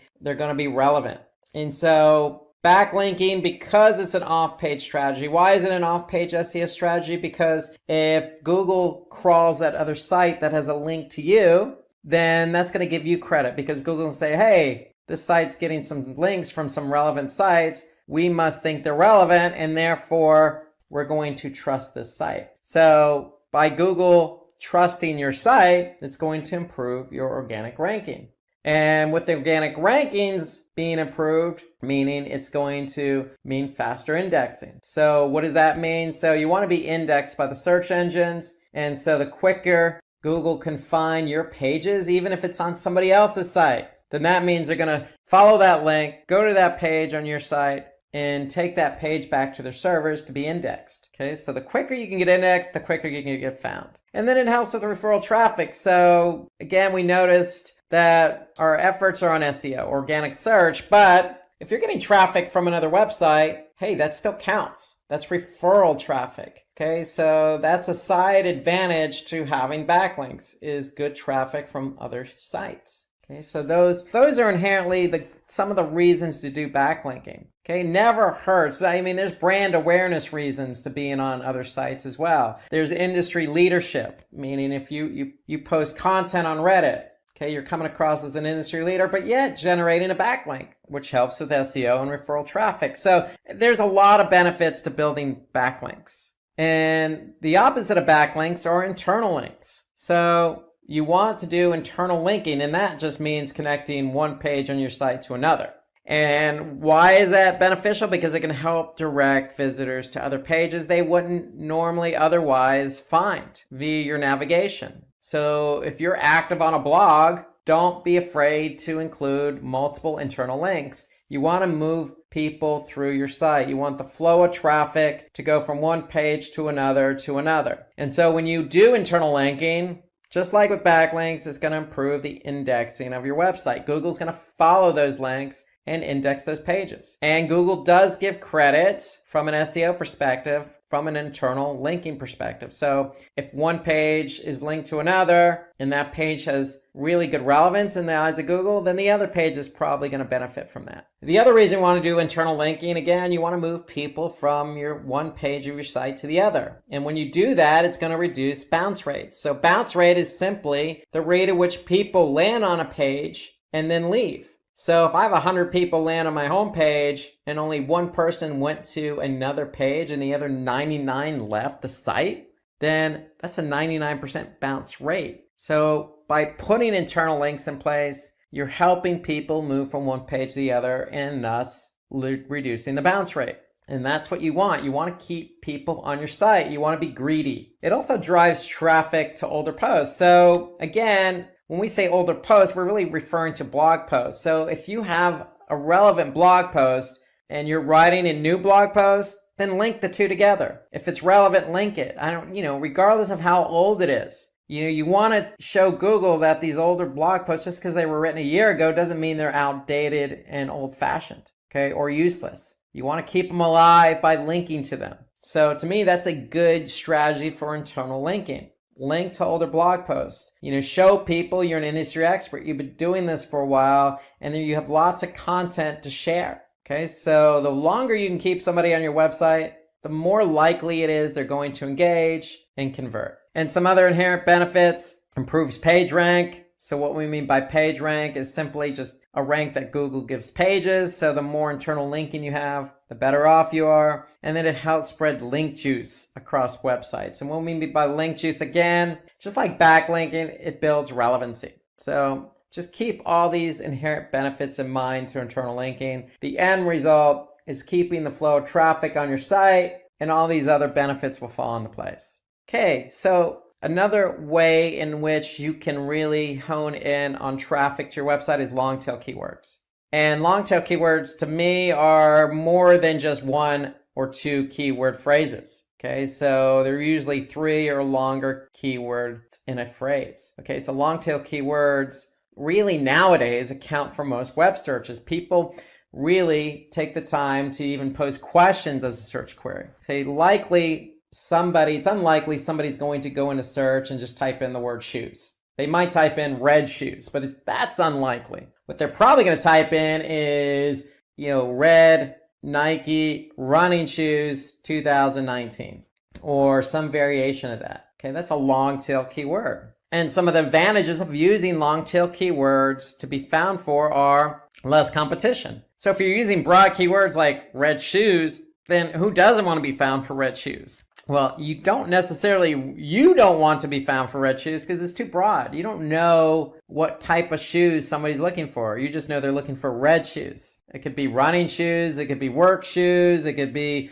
boots. It could be slippers. Okay. It's too broad. So long tail keywords help narrow it in. And the more narrow and focused a keyword is, the less competition it's going to have. And when something's not competitive in the form of a keyword, then that means your chances of ranking for that keyword are going to be greater, and the chances of you ranking faster are going to be greater. And then, of course, if somebody's looking for exactly what you have to offer, then you have a higher chance to convert that person. So if you have exactly those 2019 red Nike women's running shoes, and somebody does a search for that, and that's a long tail keyword, and they click on your organic listing, if you have the right price, then they're probably going to convert. So you have a really good chance of converting somebody using long tail keywords. So my point here is if you're looking for keywords to use, focus on longer tail. Don't focus on one or two keyword phrases. What it also does is it brings targeted traffic. So even if somebody doesn't convert, hey, they could be back because it's exactly what they're looking for.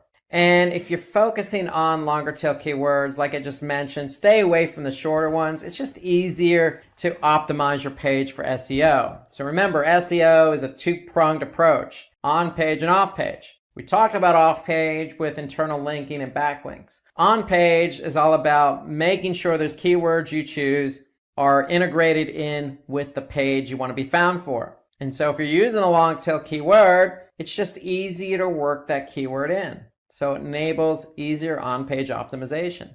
Okay, let's switch away from SEO to email marketing. So let's focus on email marketing as a form or method of driving traffic to your website. So email marketing has been around a long time in terms of digital marketing. Why? Because it provides an effective way to convert leads into sales. Why? Because you can send personalized emails to a target audience. So when you send an email to somebody on a regular basis, you know who that person is. So what are you doing in the email? You're writing a specific message to that person. Well, email marketing is the same thing, except you're just sending an email to a larger group of people. And when you send an email to a larger group of people, you're still going to personalize the message, right? You're not going to send a generic email to 1,000 people. Okay, nobody's going to do that. So make sure your email's targeted. And if it's targeted, it can be cost effective.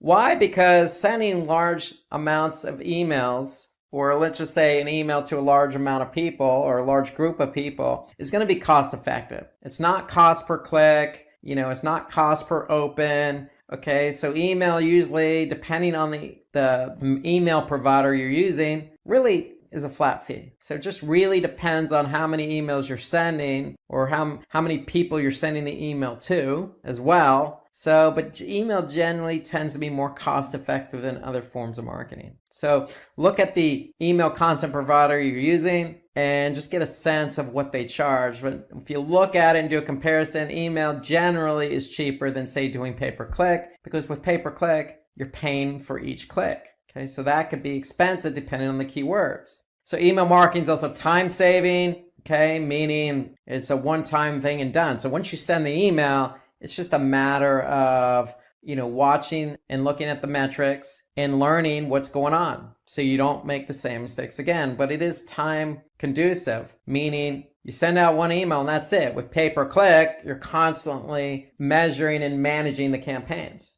And it provides real-time marketing. So when you do send the email, more than likely a majority of the people on day one or the day you send the email are going to be able to view it, open it, click on some of the links, and convert. So that's normally what happens in email. Majority of the people open it on day one, and it kind of tails off from there. So think about it as real time. So when you send that email, and if you have 1,000 people on your email recipient list, break it up. Send the first 500 first with a different subject line. And then you can see the data come in. And if you don't see the good results from the subject line or the body of the email or, the page you're going to, then make adjustments before you send the other email to the next 500. So that's a great thing about emails. You can break up the email into two groups, the first group and then the second group with different subject lines. And you can probably send them a little bit of time apart. That way you can learn from the first email, because with email, you are generally going to get results right away, okay, within the first 24 hours. So that's a great thing about email. Okay, so the other thing about email, it's less intrusive. So normally people who are going to get the email are the ones who sign up for the email. So they're almost expecting your email. So when they get your email, again, as long as you're not sending an email on a daily basis, normally most companies send it monthly or bi-weekly, it's not going to be as intrusive. Okay, and then it also helps build credibility, increase visibility and brand awareness, meaning you're going to build your brand in that email. You're going to put content in that email that's going to show off your credibility. Meaning you could put some testimonials in the email, you could put some good affiliations, you can put a good article to an industry article you just wrote. So email is going to inherently continue to build brand awareness for you. Okay, and it's an easy way to track ROI. So if you're e-commerce, it's pretty clear. You send the email, somebody opens it, clicks on it, checks out and purchases something, it's easily trackable because you could track it right from that email. So one thing I want to say there is just if you do send an email, make sure you're tracking that campaign. And you want to be able to use an analytics program like Google Analytics. Okay, if you use Google Analytics, you're going to be able to track when you send the email, who clicks on it, and who converts. So you want to be able to measure an ROI for these emails, and you can. And that's the beauty of email marketing. Okay, let's move away from email marketing to webinars. So webinars, great method for effective social media promotion. It's a great way to bring traffic to your website. So why do we recommend webinars? Well, because it provides direct contact within your target group. What do we mean by contact with your target group? Well, you're going to host a webinar and you're going to invite this targeted group of people who are interested in your product or service. So if you have a Facebook community, you could do a Facebook Live event, or you could do a YouTube, or you can even set up a webinar on another platform but promote it on social media. And if you're promoting something on social media, you're probably promoting it to people who are already following you or like you. And so that's what we mean by direct contact with your target group. So you're going to be able to create a webinar and talk directly to that group. And that's going to help build brand awareness and credibility. And the great thing about webinars is you don't need some fancy software. I mean, I'm talking to you on a webinar right now. And so webinars are free. All you need is a video camera and a recorder. That's all. And that's all built in with software. So there's plenty of software out there that allows you just to do a webinar really quick and easy. There's lots of opportunities in software. So, and a lot of them are very cost effective. So if you want to create a webinar, you can do that by spending very little money. And webinars, again, allow you to talk to your targeted group, your community, maybe prospective clients. It helps build credibility and, in effect, drive traffic to your website. And when somebody does attend a webinar, they're likely going to be highly engaged because you're inviting them, they're going to opt into the webinar. And the great thing about webinars is even if they don't attend the webinar the day you have it, it's going to be recorded. So they can always go back and watch it. So whoever watches the webinar is going to be engaged because it's going to be a topic they're interested in. And then users are likely to become prospective customers. So having a webinar, talking about something inherently interesting to maybe a larger group of people, you can promote that on social media and potentially get prospective customers to sign up and watch the webinar. And if you do, they're going to be engaged and then take the next step. Oh, I like what this person has to say. They seem to be credible. I like their personality. I like their brand. I like their product.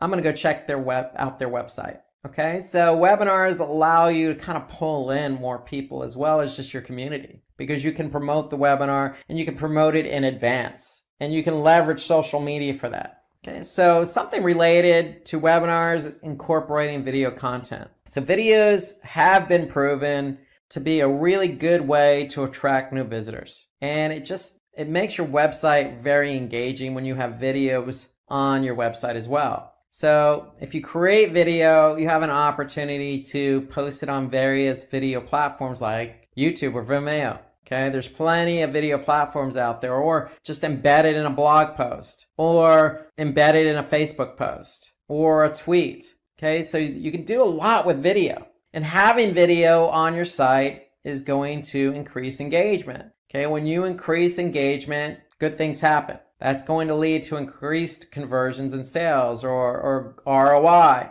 Or just like we mentioned in the webinar, can help build trust with your audience. So even that webinar you could post on your website. So you want people to engage by watching this video. If they watch the video, they're going to gain trust in you because you're talking directly to that person, that user, that audience, that visitor to your website. And when you can build trust, it's going to increase engagement. And that's the beauty of video. Unlike text or imagery, videos really do engage with the audience. And so the more video you can do, the better off you are, because again, you can leverage social to draw attention to your brand and product and service. And then you can have that video on your website to increase engagement, which in turn increases conversions and sales and improves the ROI. So always think video. There's plenty of video software out there that you can leverage. And the great thing about video too is, hey, most people are using mobile phones these days, smartphones. And so video works just as well on mobile as it does on desktop. So keep that in mind. Video is going to be engaging regardless of what device somebody uses. And then of course, if they're watching the video on Facebook or YouTube, then chances are they're going to share that particular video, which is going to bode well for your brand and traffic. Okay, so video, if somebody likes a video, it's very easy to share video, especially from a mobile phone. So YouTube just makes it so easy to share or like or subscribe to a channel. It becomes that much easier. Things can go viral, and chances of them going viral with video are going to be greater. Okay, so other ways to drive traffic to your website is submit your content to content aggregators. So what's a content aggregator? Well, a content aggregator is like Reddit that provides a great platform for you to post your content. So that's what a content aggregator is, really a site like Reddit or Medium or Quora, where you can post content to a large number of people. Okay, so with Reddit, people are either going to upvote it or downvote it. So the more upvotes you get, or thumbs up or likes, or people who encourage that content, the more of a chance it has to be found. And so first thing out of the gate, if you do provide content to a content aggregator like Reddit, make sure it's good quality content that's interesting. And that should be the case across the board, whether it's a social post or blog post. Make sure the content's unique, professional, and interesting. And then if you do, say, put something on Medium or you do put something on Quora, and it is professional and interesting and thought-provoking, then people are going to react to it. And then that, again, could lead to traffic. But even if it doesn't lead to traffic, it helps build brand awareness. So if you have content, just like videos, leverage it. Put the content out there. Okay? And when you put content out there, it's only going to, especially if it's good content, it's going to put you in a good light. So don't be afraid to share your content on the likes of Reddit or Medium or Quora or some of these other content aggregator websites, because good things are only going to happen. And again, referral traffic, SEO, brand awareness, conversions. So all these are inherent benefits of just sharing your content. Okay, and then finally, we want to learn from analytics. Okay, so what do I mean learning from analytics? So there are plenty of analytics platforms out there. One of the most popular is Google Analytics. So you want to make sure you're tracking traffic on your site with Google Analytics. So all you have to do is just go to Google Analytics via search, sign up, add the analytics code to your website, and voila, they're doing all the heavy lifting. They're going to track traffic coming to your website. And not only are they going to track traffic, but they're going to tell you how that traffic engaged. And so the benefits of it, Google Analytics, is, hey, you could figure out where users are coming from. Are they coming from that email campaign that I sent out to 1,000 people? Are they coming from YouTube based on that video I posted? Or are they coming from Reddit based on the content I just posted there? Or are they coming from organic search? So Google Analytics can help us understand how much traffic we're getting from organic search. So it'll help us measure our SEO efforts. And then with Google Analytics, you could segment. So we could segment by mobile, we can segment by desktop, returning user, new user, by campaign, by page, by language, by city, by region. I mean, there's so many ways in which to segment your audience. And segmenting simply is breaking up the entire group of people who come to your website into different segments based on what you want to see. So if you want to look at, females between the ages of 18 to 24 who come from mobile via organic search, that's a segment, and you can look at that information in analytics. If that's your target audience, then you could see how they're performing. Okay, so there are a lot of benefits to Google Analytics. Definitely want to take advantage of segmenting in Google Analytics. You could look at your competition, so there's a benchmarking report. The great thing about Google Analytics, you can also look at content and how your content's performing once somebody lands on your website. What page are they spending time on? What page are they engaging on the most? Okay, what pages have the highest bounce rate or the lowest time on page? So you can really determine what pages work best. And then, of course, the end result in analyzing all this data is you want to be able to fine-tune your website. So take advantage of the data that Google Analytics or any other analytics platform is giving you by learning. Once you learn what's going on with your website, you can make adjustments to your website to improve user experience. Okay? So we went over a lot of different ways to drive traffic. Did you know that having a content marketing strategy can help you grow your business faster? It's true. But what exactly is a content marketing strategy? In simple words, a content marketing strategy is a plan for creating and sharing things like blog posts, videos, or social media updates to get people interested in your business. The main goal isn't just to sell something right away, but to offer your audience helpful or interesting information that they find valuable. Think of it like this. Instead of constantly pushing your products, you create content that teaches or entertains people. Over time, they get to know your brand and build trust. When they're ready to buy, they'll come to you because they already feel connected. For example, if you sell healthy snacks, instead of just saying buy my snacks, you can create YouTube videos showing quick and healthy snack ideas or write blog posts about the benefits of eating healthy. People will find this information useful, and when they want to buy snacks, they'll think of your brand first. So in today's video, we are going to talk about what content marketing strategy is and how to create valuable content like blog or videos that attract customers. We'll also discuss some examples of businesses which use content marketing strategy to grow, where content marketing strategy is used from websites to blogs to social media and YouTube, and how it will help to build trust and loyalty with your audience. So in short, content marketing strategy is all about using valuable content to build trust with your audience, which eventually leads them to become your customers. So let's dive in and learn how to make it work for you. So let's get started. So let us first talk about what is content marketing. At its core, content marketing is all about creating and sharing valuable content, whether it's blog posts, videos, or social media updates to attract and retain your audience. It's not about selling directly, but also informing and educating. The idea is that over time, your content will nurture your audience and lead them to take action, like subscribing, following, and making a purchase. Think of it like planting seeds over time. As you keep creating valuable content, your audience grows. So does your business. For example, HubSpot. HubSpot focused on educating their audience about marketing through blog posts, offering valuable insights. Their content wasn't sales focused, but provided immense value, which eventually drove people to trust and buy their products. For YouTube, if you're a small business owner, start by creating YouTube videos that educate your audience about your niche. For example, if you run a fitness brand, create videos that offer workout tips or nutrition advice. This helps establish you as an authority without directly selling.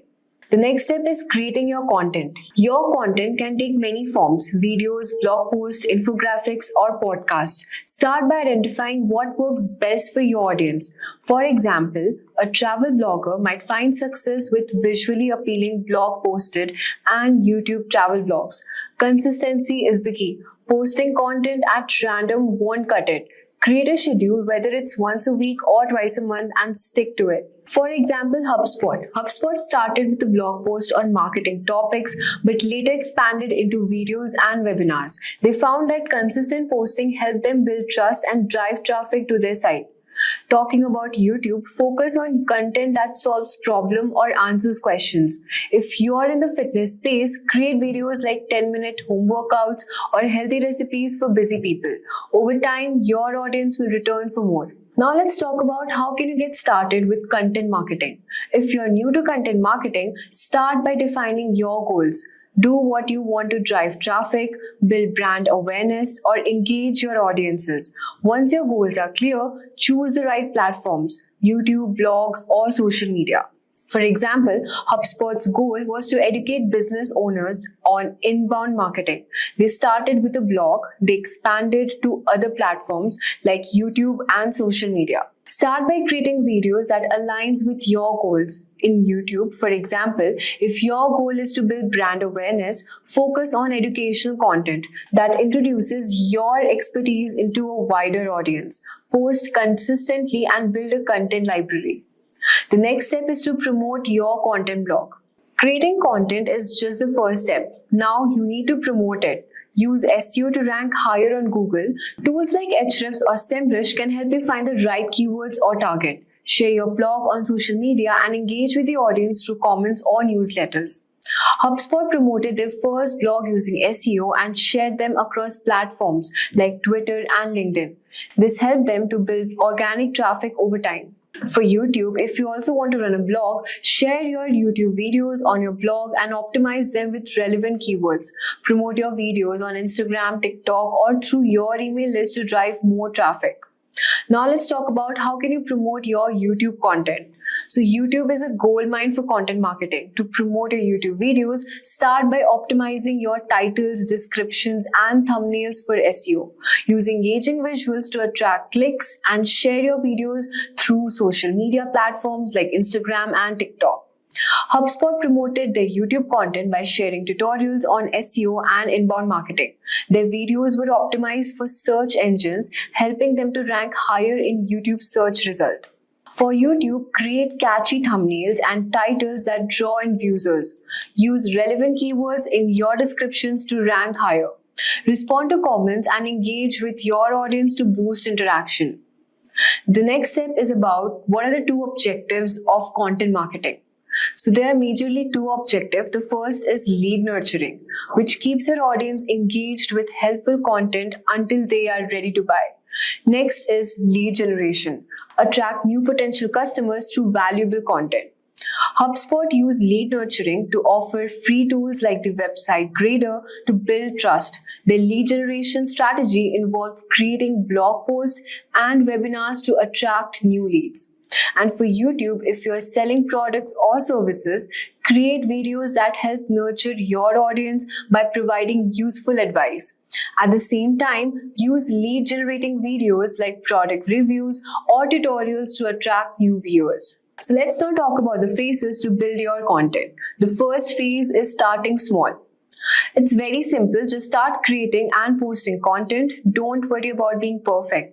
Your goal should be to test the waters and see how your audience responds. Like HubSpot, which started with a small blog, creating content around inbound marketing, and over time, they learned what their audience wanted and adopted. And for YouTube, you can start making new, simple videos. Don't overthink, just get your content out there, listen to your audience feedback, and adjust as you go. The next phase is about scale and consistency. So once you've started, consistency is crucial. Begin posting regularly on multiple platforms to stay top mind with your audience. A content calendar can help you keep organized. HubSpot expanded their efforts to include videos, webinars, ebooks while maintaining a consistent posting schedule. They created a content calendar to ensure regular posting. And for YouTube, you can set a posting schedule. So whether it's once a week or twice a month, and stick to it. Over time, you can expand into different formats like question answer sessions or behind the scenes video. The next step, let's talk about time cost and long-term commitment. Content marketing is a long-term game. You won't see results overnight, but the long-term rewards are worth the wait. Many brands only see results after months or even years of steady work, so stick with it. For example, HubSpot didn't see immediate success. After months of consistent blogging and content creation, Their traffic and leads started to grow exponentially. Be prepared for a slow start. You might not see immediate growth, but with patience and consistency, your efforts will pay off. It takes time for content marketing efforts to gain. Keep creating valuable content, and over time, your audience will grow. Don't get discouraged if you don't go viral right away. Stay focused on delivering value and trust that your audiences will come with time. It's tempting to chase every viral trend, but it's important to stay true to your brand and audience. Trends come and go, but valuable, authentic content will stand the rest of the time. So focus on delivering high quality content that aligns with your brand's mission. This will help you build long-term relationships with your audience. So that's how HubSpot used content marketing to grow from small startup to a global leader, and how you can use these steps to grow your business through YouTube. Start small, be consistent, and always focus on delivering value to your audience. If you found this video helpful, don't forget to like, share, and subscribe to more actionable marketing tips by Simplilearn. Have you ever wondered why some YouTube videos go viral while others get lost in the crowd? The secret lies in the YouTube SEO. SEO, or search engine optimization, helps your content appear in search results. Think of it as a treasure map guiding viewers to your videos. Without good SEO, even great videos might not reach their audience. In the early days of YouTube, simply uploading a video was enough. Now, with millions of videos out there, finding yours can feel like searching for treasure in a jungle. That's where SEO tools like TubeBuddy, vidIQ, and Google Keyword Planner comes in. They help you boost your visibility and attract more views. We'll cover the basics of YouTube's algorithm, crafting keyword-rich descriptions, and using tools for keyword research. You'll learn to create eye-catching titles and thumbnails to increase your click-through rates and understand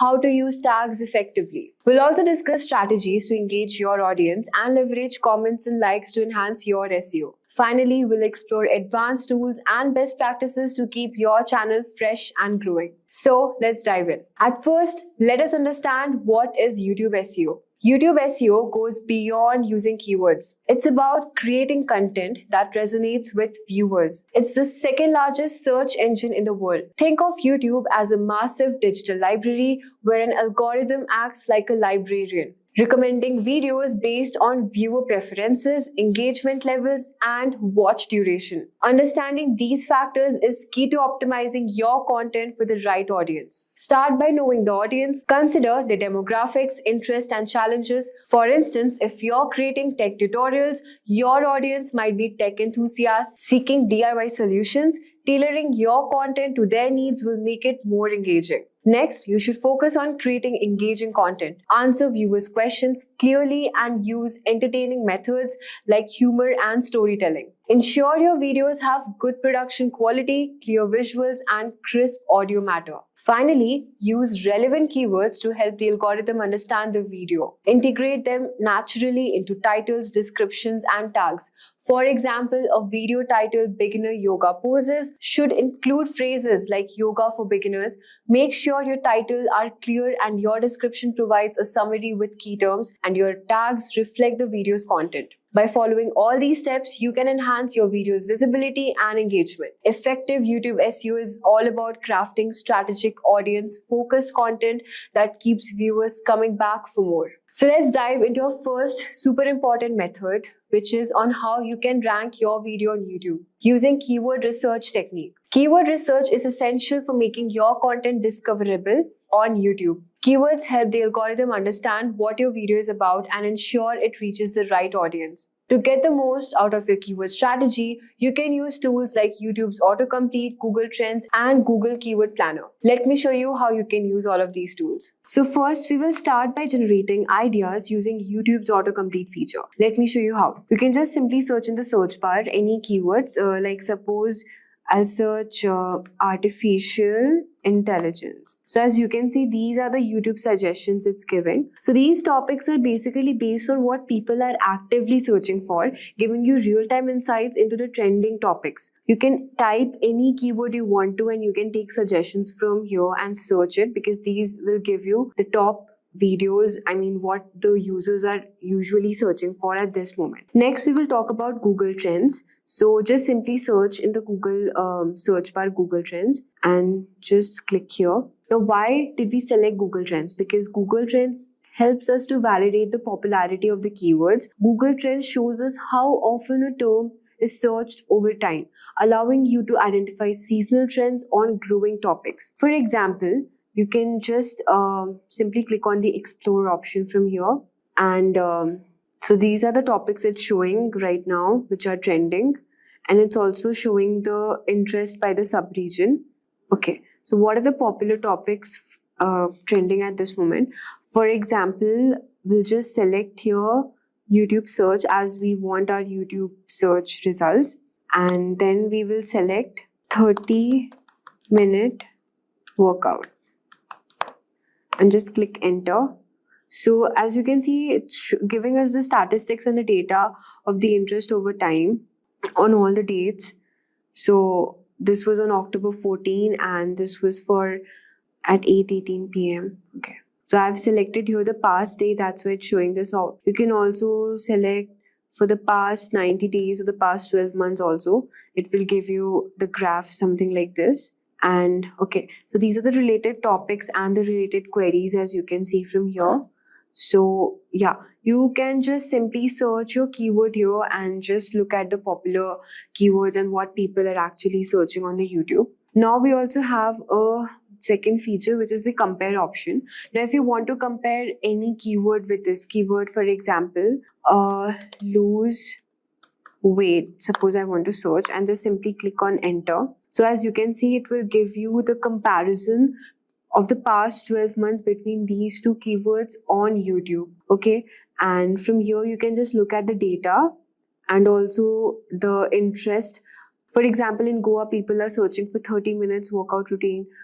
I mean, not 30 minutes workout routine, they're searching more for losing weight. So as you can see, we have the keyword for lose weight more. Okay.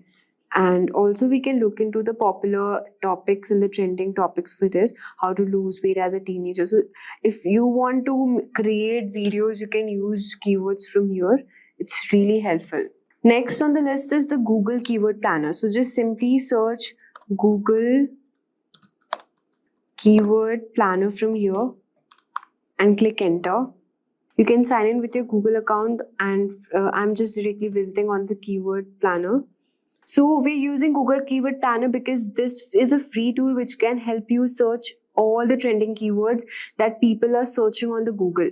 It basically provides data to access competition, and it also gives us monthly search volume. It shows how often people search for your keywords and how competitive they are. So from here, you can just simply click on either discover new keywords or get search volumes and forecast. So I'll be going on discovering new keywords and just select, suppose I'm selecting generative AI, select enter. You can list up to 3 to 4 or 10 keywords to get results based on your keyword. Okay, the next keyword can be something Gen AI, artificial intelligence, machine learning. Okay, so I've searched for the keywords over here and I'll just simply click on get results. You'll see a list of keywords related to what you have entered. Now it will give you the monthly average searches as well. So as we can see that generative AI has got monthly average searches for 10K to 100K, AI, artificial intelligence, machine learning. You have the keyword ideas also, AI chatbot, Midjourney AI. So you can just see from here. You can also edit your list with filters and categories to help you find those that make the most sense for your SEO strategy. Now, Google Keyword Planner is a helpful tool for SEO research, but no single option is going to be all the end for content planning. You want to supplement your efforts with other research tools that capture additional data. So now that we have discussed how to use Google Keyword Planner, also we have discussed how to use Google Trends, and then talking about the auto-complete feature from YouTube. By combining all these tools together, you can build a solid keyword strategy to enhance your video. So next, let's talk about how to optimize video titles and tags for YouTube SEO. Your video title and tags are the first thing YouTube's algorithm and viewers see, making them crucial for success. A well-optimized title attracts clicks and signals to YouTube and what your video is about, while tags help categorize your content better. So as you can see, this is the title of the video we have put. And if you want to check out the tags are mentioned at the last of the description. Here, these are the tags we have used. I'm just showing you an example on how we edit the description and how to insert the YouTube title and the tags. So if you want to craft your title, you should aim for clarity, engagement, and keyword richness. You should place primary keywords early to boost searchability. For example, if you're searching for a generic title, for example, you're searching for baking tips for perfect cake. Now let's see what other YouTube titles people are using here.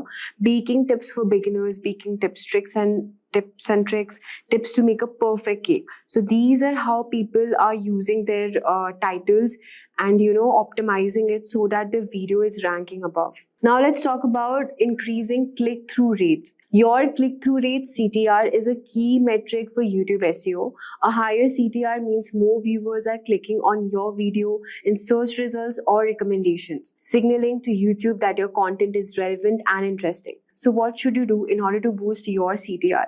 Well, you have to create an engaging thumbnail that are eye-catching with bright colors, clear images, and minimal bold text. So as you can see, if you want to search any topic, for example, if I'm searching for artificial, or so for example, I'm searching for AI generated art. So let's see the top ranking videos. Okay. So as you can see, these are the top ranking videos and how they have, optimize their YouTube title and what thumbnails they are using so that the video is ranking here. So you can just compare the thumbnails from here and what type of titles they are using it. So with this, you will understand how your video title also plays a crucial role, how to craft compelling titles that speak curiosity and offer clear value, that spark curiosity and offer clear value. Next, let's talk about leveraging tags and metadata for YouTube SEO. Tags are no longer the primary ranking factor that once were. They still help YouTube understand your video's content and context. Tags function like keywords, providing additional information about the topic covered and aiding the algorithm in categorizing your content, which can increase its chances of appearing in relevant searches and recommendations. You should use tags effectively. You can start with the main keywords such as, for example, if you're searching for baking cake if you're searching. So let's click on this YouTube video first and check out the tags here, what they have used. Okay. For this, I have used an tool to check out the tag, which is vidIQ. I'll just show you in the next coming topic. So it will automatically show you the vidIQ SEO score and the channel tags, what they're using for any particular video. So with the help of this, you can leverage tags and metadata for your YouTube SEO. Audience retention is key for YouTube's algorithm. The longer viewers watch your video, the more YouTube sees it as valuable content, increasing your chances of appearing in search results and recommendation. To boost retention, start strong, capture viewers' attention in the first few seconds with a quick preview or an engaging question. For example, if your video is about baking, you should say, "Ever wondered how to bake perfect cake without collapsing? Let me show you how." Keep your content dynamic by avoiding long, boring sections. Use visuals, edits, and different camera angles to keep things interesting. Also provide consistent value throughout each part of your content, offering something useful like tips or solutions. This keeps viewers engaged until the end, boosting your retention rates and improving your SEO. Now that we have covered audience retention, let's discuss how social proof and engagement can amplify your video's reach on YouTube. Now next we will talk about utilizing social proof and engagement. So social proofs like share, comments, and subscription is a strong signal that your video is valuable and engaging. The more interaction your video gets, the more likely YouTube will promote it to wider audience, boosting its credibility and visibility. To maximize social proof, encourage viewers to like and comment. So here you can see the comment section, try to engage with the audience and reply to their comments. Engagement doesn't stop. You should actively interact with your audience in the comment section and build a sense of community and encourage more discussions. This ongoing interaction tells YouTube that your video contributes to viewer conversations. Now, to truly master YouTube SEO, it's important to use advanced tools that provide deeper insights into your video's performance and SEO strategy. So tools like TubeBuddy, vidIQ, and Ahrefs can help you track the effectiveness of your keyword, understand your audience better, and optimize your content for maximum reach. So let's start with the first tool, which is TubeBuddy. So just simply search TubeBuddy from here and you can add the extension Chrome in your mobile. As soon as you add this extension in your mobile from here, okay, just simply click on this website and sign in with Google and just add this to your extension in your YouTube. So after adding this, you can see here, this is the TubeBuddy. So after adding the extension, you can see it will be displayed like this in your YouTube channel, in your YouTube interface. And from here, you can just simply click on the keyword explorer and whatever keyword you want to, suppose cake recipes. Okay, so it will give you the suggestions as well. We have added this TubeBuddy extension here and yeah, you can see now when we just click on to this video, YouTube channel, just simply click on refresh here and you can see the TubeBuddy extension has popped up here. So we will just click with sign, just select this. So as you can see, we have added this TubeBuddy extension and from here you can just simply click on the keyword explorer and search your keywords, for example, workout routine, okay, and just click on enter. So it will load the overall score and also the YouTube Google topics interest over time. It will also show you the data for this, the topics, the trending topics of this particular keyword. What else can you use? And see, you can also look at the score analysis, the search volume, the competition, optimization, strength, and all of that. So it's a really helpful tool if you want to leverage your keyword research and optimize your YouTube video SEO. So the next tool we are talking about is vidIQ. So I've already added this extension in my system here. So I can just simply go back to my YouTube video. So as you can see, this is the vidIQ extension which I've already added. And for example, you want to search any topic, generative AI. And from here, you can just look at the vidIQ results. It will give you the process, the overall score as well, and the top channels also. So this is my personal favorite tool which I use it because suppose if I want to just check the when this video was published and the overall data for this particular channel also, it will provide you here. You can just look the Royal Institution, how many years old it is, and also the vidIQ SEO score and the engagement, the channel tags, the video tags.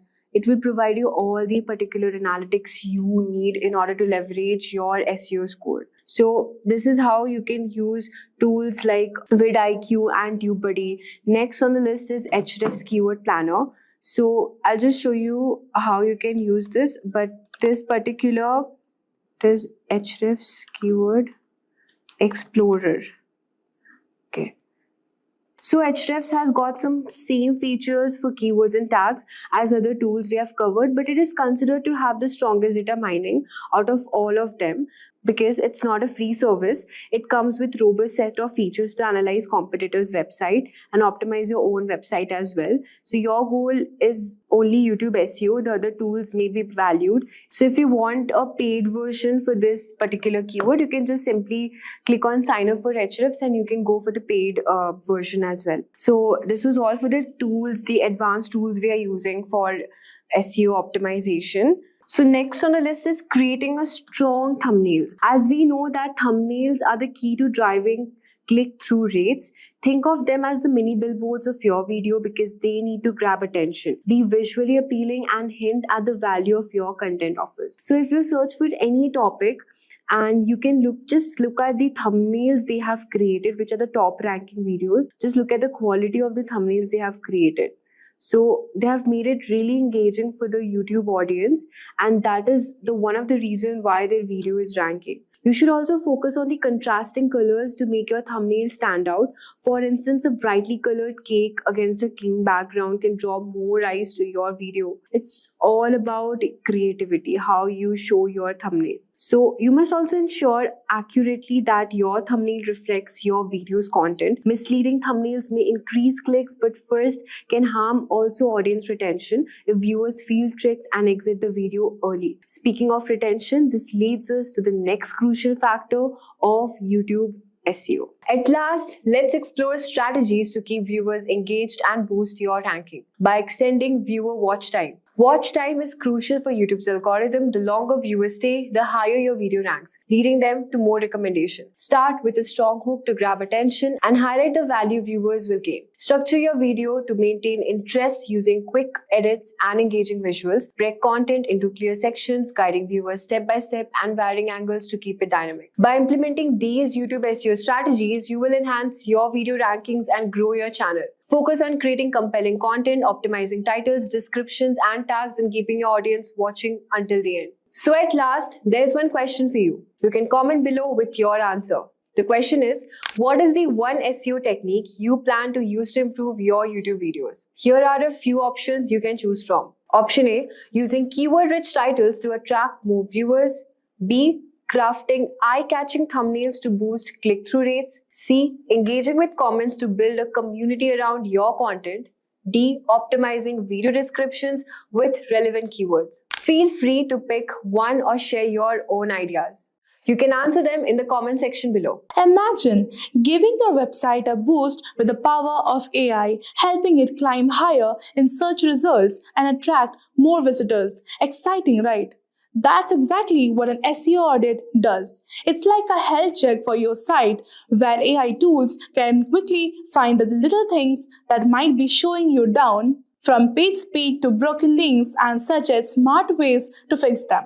By using AI to optimize your site, you not only improve how it looks to search engines like Google, but also give users a smooth, faster experience. It's a simple but powerful way to get more eyes on your content, stay ahead of the competition, and make sure your site is always in the tip-top shape. Regular SEO audits powered by AI are your secret weapon to keep growing and succeeding online. Now you must be wondering what an SEO audit is. Is it necessary? How to even perform it? No worries. In this video, I will let you know everything you need to know about SEO audit and how to perform it as a complete beginner. Without making any delay, let's understand what is an SEO. SEO, or search engine optimization, is the process of making a website easier to find on search engines. It involves using the right keywords, creating helpful content, and ensuring the site loads quickly and works well on mobile devices. SEO also includes improving individual pages and building links from other sites. The goal is to help the website rank higher in search results so more people can discover it. After we have a basic understanding of what SEO actually is, let us know what is an SEO audit. An SEO audit is a detailed check of a website to see how well it can be found on search engines. It looks at factors like how fast the site loads, if it works well on mobile devices, and if the content uses the right keywords or not. AI tool plays a crucial role in the process by analyzing data more efficiently, identifying keyword trends, and accessing user behavior to provide insights. The audit also checks how other website links to it and whether the content is useful for visitors. It examines how easy it is for users to navigate the site and compares it to the competitors. After the audit, you receive a report with suggestions, often enhanced by AI recommendations on how to improve the site's SEO, helping it rank higher in the search results and attract more visitors. So, by now, you must be wondering why it is important to conduct an SEO audit. So here's why. Conducting an SEO audit is crucial for improving a website's search engine rankings and overall performance.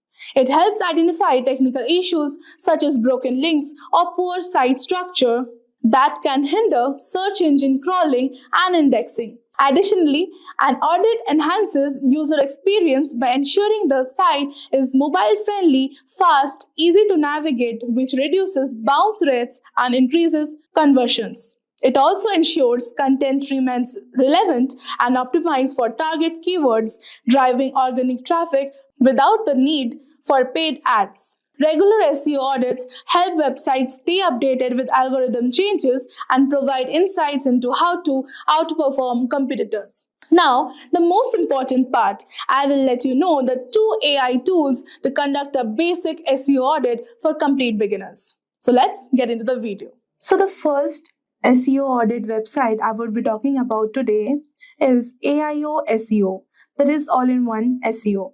It is very easy and beginner friendly. What you need to do is you have to paste your website URL over here in the search box, and then you have to click on analyze. So let's get started. I'm using today the Shopify's website to get you an SEO audit. So I will just show you. Analyze. It may take a few minutes as it is scanning, and see it has provided with a SEO free SEO report over here. So it will first start with the overall site score, that is how your website is doing overall. It is 82 by 100 is like good. Obviously it's excellent. It has commented also, and a very good score is between 60 to 80. For best results, you should strive for 70 and above. So 82, it is already good. It has now further broken down in the audit into 5 critical issues, 0 recommendations, and good results. The best part is it also shows you the good results and even the critical issues. So basically, it has divided the report into 1, 2, 3, 4 types, like the basic SEO properties, advanced SEO, performance, and security. So first, get into the first basic SEO. So it is good. It is good. Like the correct symbols are for those that are working well on your website, and the cross red mark is basically you need to fix this issue. So some images on the page have no alt attribute.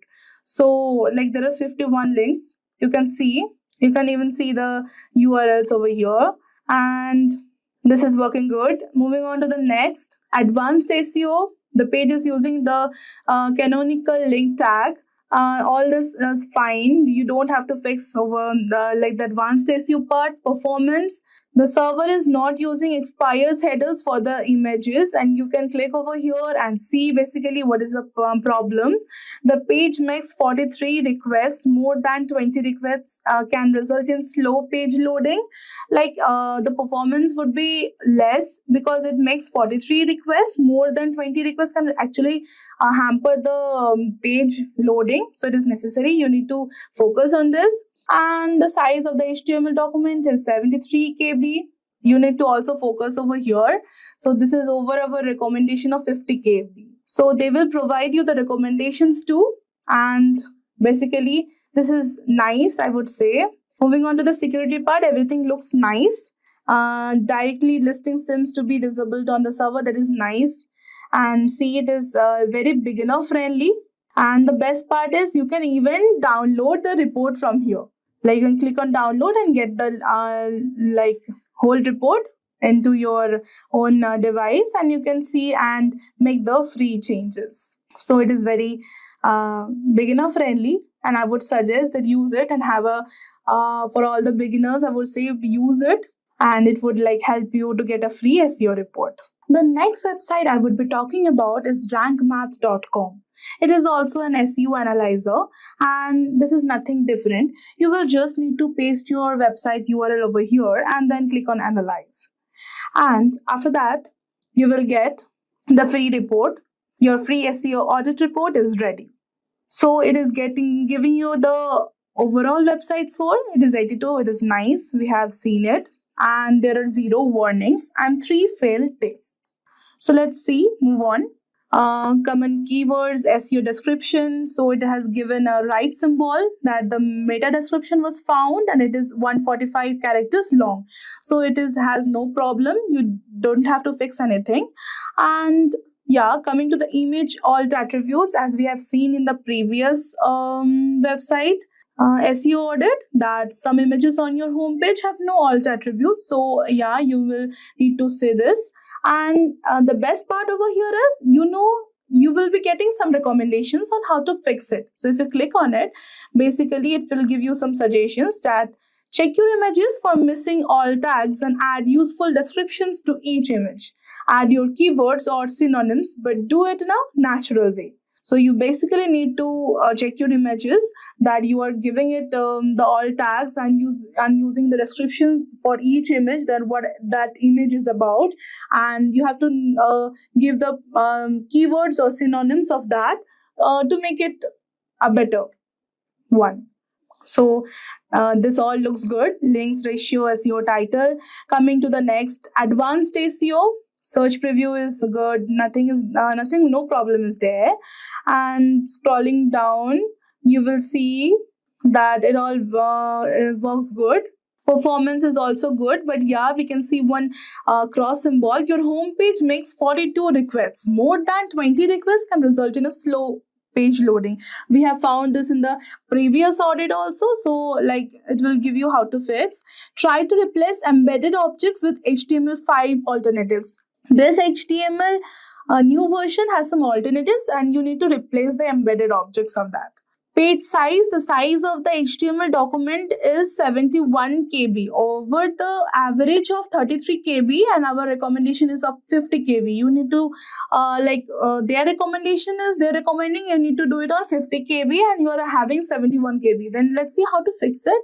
First, remove any unnecessary tags from your markup. Okay, from that HTML you need to remove the unnecessary tags. This includes developer comments which are invisible to your users, search engines, and ignore the text in comments too. Sometimes inline CSS is a culprit. Okay, a little inline CSS can help your page render faster. Too much will bloat the HTML. Obviously, they prefer outline CSS, and inline CSS is not preferred. You can reduce the CSS repetition with HTML class and ID attributes.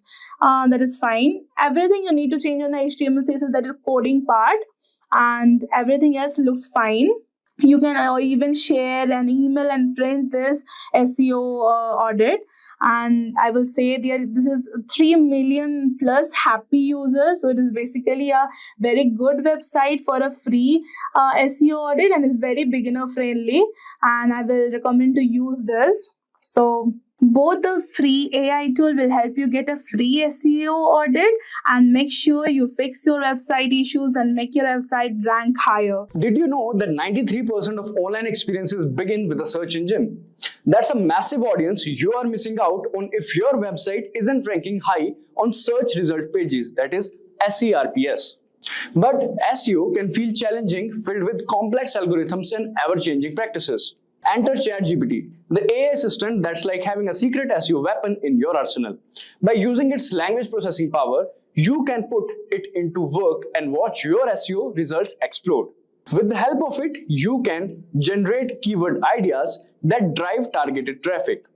You can craft compelling content that keep visitors attracted.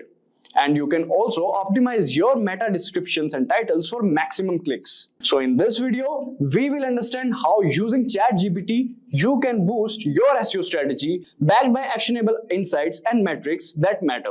So in this tutorial, we will cover finding a title, generating the content, how to modify the content according to you. Then we will understand SEO prompts for statistics and FAQs. After that, we will understand plagiarism check, meta title and descriptions, and in the end, ChatGPT for summary. Alright, so now before using the ChatGPT's abilities to enhance SEO in your system, we need to install an extension. That extension is known as AIPRM. So the AIPRM extension is a powerful tool designed to enhance ChatGPT capabilities, especially for SEO and digital marketing. This extension integrates with ChatGPT, enables it to perform advanced tasks that improve your online presence. With AIPRM, you can optimize your content for search engines, ensuring higher rankings and better visibility. So let's first understand how to add this extension to your Chrome browser. So this is our Chrome browser. Here we'll go and we'll type AIPRM. extension. Click on enter. So this is the first link basically. We'll click on it. And this is AIPRM for ChatGPT. Don't get confused with any other extension. This looks like this. And now we'll click on add to Chrome and then add extension, and that's it. Now let's just click on allow, and it is integrated, I believe. Yes. So as you can see, it is also showing a quick start tutorial. Select a prompt template, enter the word phrase or more, send message. So we'll click on get. If you want to view tutorials, you can click on this. Otherwise, you can get started with AIPRM. So as you can see, the whole layout, the whole interface is changed. There are a lot of things over here. Let me explain to you guys what all these things are.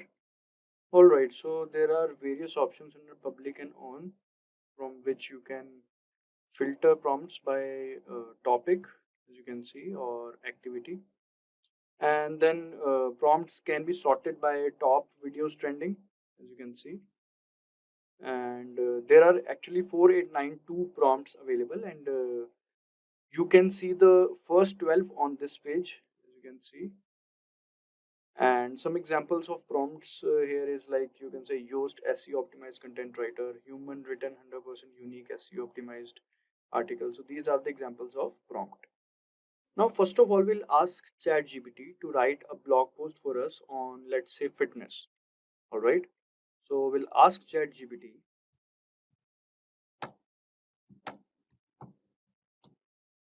fitness in everyday lifestyle. All right, let's click on this. So we haven't used any prompt till yet, so let's just first put this input and let's see what ChatGPT gives us. All right, so as you can see, this is the topic name: importance of everyday fitness, simple strategies to incorporate fitness. Then we can see subtopics are also there. All right, and here's the conclusion. All right, so this is basically our blog post. So now let's say we want to optimize this blog post and we want to do SEO on this one itself. So let's first just copy this. We'll copy this and paste in our document. All right, so this is our document and we have pasted this. All right, now let's go back over here and let's say we want to write it in a more familiar, or you can say friendly tone, and in a more explanatory tone you can also use. So let's just write this.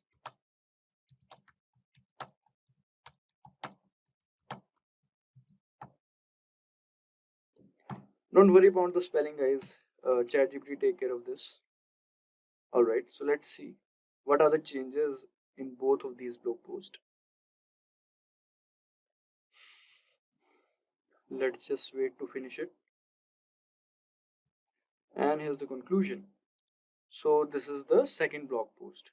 So let's understand the difference in between these two first. We'll first check out for this one. Start small, begin with manageable changes. All right. As you can see, here it is: begin with manageable changes, take the stairs instead of elevator, walk or bike to nearby destinations, or stand and stretch during work breaks. These small efforts can add up over time. All right, let's just see what is written over here in the second blog post. In the second blog post, it is written: begin with manageable changes that fit seamlessly into your daily routine. For example, or for instance, choose to take the stairs instead of elevator, walk or bike to nearby destination instead of driving, or stand and stretch during work breaks. These small efforts can accumulate over time and contribute to your overall fitness. So if we want to take the second one, which is a few changes, it is more bit explanatory compared to the first one. We can just copy paste this one as well. So you can write a second prompt as well, in which if you want to write in a friendly tone or in a formal tone, you can write like that. all you have to do is to just write the prompt in ChatGPT. Let's just copy paste it. We'll replace it with the second one. All right, so now we are back in ChatGPT. So now basically we have the blog post content. Basically we have the content of it. Now we want to polish it. We want to select the best title out of it and many more things. So for that, let's just make use of prompts. Instead of writing all these prompts by yourself, you can make use of the prompts that comes with AI PRM ChatGPT prompts. All right. So let's just say we want to write about the title. We want to select a perfect title for this blog post. So what we can do is we'll go over here and first of all we'll select in topics we'll go and we'll select copywriting because we want to write about the SEO optimized title. We want the best title. We'll select copywriting, confirm. All right. Now after this you can just go for prompts, whichever you like. I'm gonna go for this one, blog post title generator, as you can see. Also, if you didn't get what you wanted, then you can go for the search engine over here. You can just type. Let's just say if you if you're writing a script basically and you want a perfect title for it, then you can write a script generator or something like that over here. Automatically, whichever prompt that are relevant to it will come. All right. So we have selected this one, blog post title generator, because we have to create a title for our blog post. We'll click on this. And now all we have to do is to write the name of our blog post. The name of our blog post is, we'll select everyday lifestyle, fitness in everyday lifestyle. Let's just select this one. All right. Now, as you can see, you can select the titles to write. It is 5. Let's just select 10. All right. Now the language you can select English and many more languages are there. We'll keep it in English itself. Tone, emotional or default. Let's just be default itself. Poetic, default itself. We'll keep it like this. All right. Now click on this. Let's just see. So according to ChatGPT APRM prompt, these are the 10 best titles that we can implement in our blog post. Now what we want to do is select one best title out of it. All right, so these are 10. We have to select one out of it. So for that, we'll go to Google Keyword Planner. So this is Google Keyword Planner. We'll click on this, find your campaign and keywords. We'll click on this, visit Keyword Planner. Now you guys might be thinking, what is Google Keyword Planner? So let me explain to you guys. So this Google Keyword Planner is a free tool that helps you find keywords for your online content. It shows you how often people search for certain words and phrases and how much competition there is to rank for those keywords.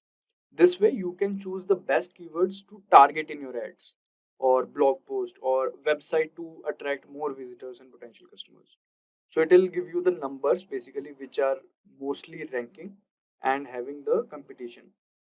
Alright, so we'll click on discover new keywords and let's select where it is. We'll select the first 10. Go to Google Keyword Planner and now here we will paste it. So all 10 of them are pasted. Now what we'll do is we'll click on get results. So after clicking on get results, as you can see, so this is average monthly searches. This is competition. We want the maximum monthly searches, fitness, healthy lifestyle, and low in competition. So according to your preference, you can select from here, and whichsoever this is 100k to 1 million, and many more topics you can select from here, which has low competition. So as you can see, this treadmill has more average view 100k to 1 million, but the competition is also high, so we should keep the competition low as well. So we should keep in mind, so we can select our best title from it, so whichever suits. All right, after selecting the best title, we can go to our what we call this blog post to change the title. So this is the new title. Let's keep it like this. Alright, so now our title is done. Now let's go back to ChatGPT. And here is a ChatGPT. And now let's go to its layout. Now here we want to write the content regarding that title. So what we'll do is basically we'll go over here and we'll select SEO. And once we have selected it, we'll select this prompt, human written 100% used SEO optimized article. Now based on that title that we have generated, we'll write a complete content on it. We'll use the help of this prompt. So as you can see, GPT 3.5 Turbo, GPT-4, GPT-4o. We'll select this and paste our title. So this is our title, transform your life, how everyday fitness can boost your health. So now this prompt will generate the content based on this title. Alright, now let's see. So as you can see, transform your life, how everyday fitness can boost your health.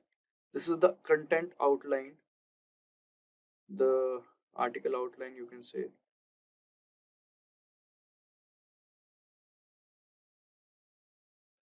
So this is the introduction, what is everyday fitness, then physical fitness benefits, and it keeps on writing.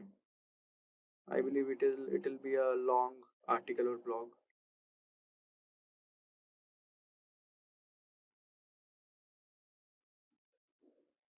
So you don't have to write too many prompts for this. You can just do this and the whole thing will take care of it on. As you can see, FAQs are also being generated by this prompt. Otherwise, we would have wrote another prompt for the FAQ. And many things are there that should be in there in the article or blog. So yeah, now we can select our article or blog, we can say. So we have the title. We don't want the outline, let's say. We'll take it from here, from the introduction.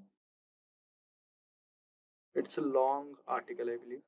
As you can see, this last question is not completed, but you can click on continue generating and it will complete that. We don't want the last question. I think 3 questions or 4 questions are sufficient for us. So now as we have copied it, first of all, we need to make sure that our content is unique. It is not plagiarized, because we can't publish or use the plagiarized content. So we have to be sure that we are using the unique content. For that, we'll have to go to this site known as Dupli Checker. We'll click on this first link, and now as you can see here, we can copy and paste it. We can just exclude this last question as I told you. Alright, now our content, our article is pasted. Now we will check the plagiarism.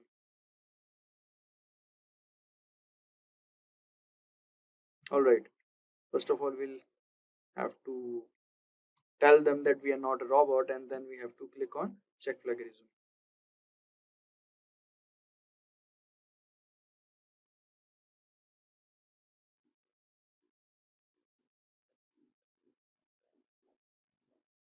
Alright, so it is showing maximum 1000 words allowed per search. Alright, so let's just do one thing. We'll do it, because if you want to do 1000 words, you'll have to go for their pro version or the premium version. So we now have to use some part of it, not the complete part.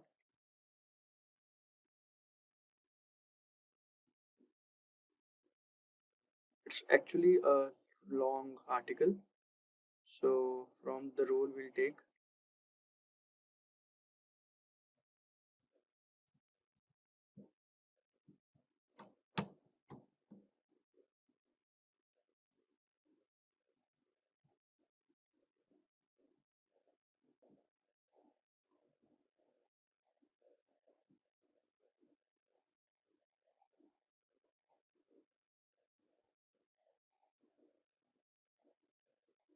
As you can see, number of words is 505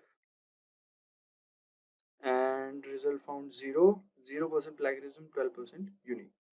All right, so plagiarism is 3%. I think we can neglect it. And now let's check for the rest of this one. All right.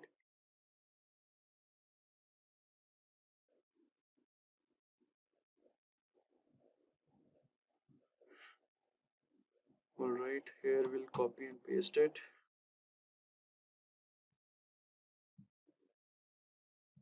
Check plagiarism.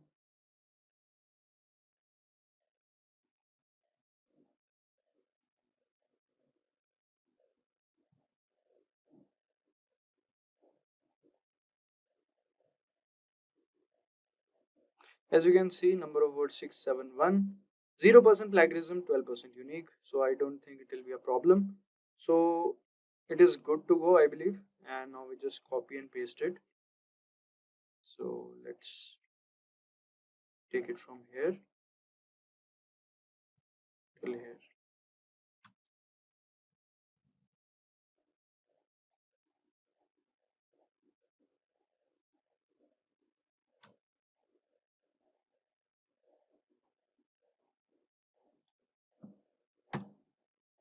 All right, so this is our content now. So our content was not plagiarized, but let's just say if it is plagiarized and is not unique. So what should we do? Then we can simply put a prompt in ChatGPT that make it non-plagiarized or make it unique or rephrase it. But let's say that plagiarized checker, the duplicate checker, mentions the particular lines of where there is plagiarism. So you can select that line, put into ChatGPT, and ask them to rephrase or make it plagiarism free. By doing this, you can make the complete content plagiarism free. It is very easy. Or else you can use a prompt from AIPRM. As I told you, all you have to do is to just type plagiarism free content writer and a particular prompt will come. You can just put your content in that prompt and the rest ChatGPT will take care of. All right. Now to boost your SEO strategy, you must focus on EEAT, that is expertise, authoritativeness, and trustworthiness, and keep that human element strong. Use ChatGPT to improve your content with interesting verified facts and relevant examples. Create a FAQ section to answer common questions and look for any missing information to fill in. These steps will help you make high quality content that connects with your audience and ranks better in search engines. So for that, we'll write a prompt to ChatGPT to include the what we call FAQs and the statistics. If you want to make use of statistics and FAQs and include it in our content, so how should we do that? Let's just understand it. Let's come to our ChatGPT again. Now here what we'll do is we'll write a simple prompt saying no. First we'll go to the new topic. Now here, because otherwise it will keep on writing in that prompt itself. Alright, we'll write please add to what we call stats, or you can write statistics, and one analogy and a FAQ section with answers to this content draft to increase engagement. All right, now you want to if you want to paste a particular section of your content, you can also do that, or else you can paste the entire content. It's as per your choice. So let me just paste a particular section. Let's just paste this one, and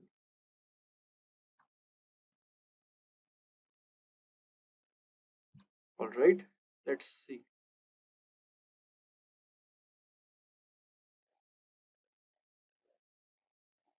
All right, so as you can see, statistics. Studies show that engaging in just 30 minutes of moderate physical activity each day can reduce the risk of chronic disease like heart disease. So these are the statistics and these are the analogies and this is the FAQ section that you can include in your content or a particular section of the content. Usually these statistics are included in the introduction part to make it more interesting, so you can make use of it and do that. Alright, moving forward, let's understand the ChatGPT prompts for meta titles and descriptions. So crafting meta titles and descriptions is essential for drawing readers' attention. So it is necessary that we should use that. Alright, so now we'll be writing a particular prompt for it. For that, for the content part, I'll be leaving the space content here and create a meta description and title for this content. Here this means this one. Alright, including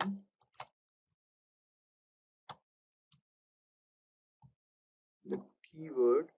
Now here we'll mention the keyword. Alright, so whatever is the focus keyword or the primary keyword you want to include it in. Alright, and make it easy to read and add a CTA. So let's just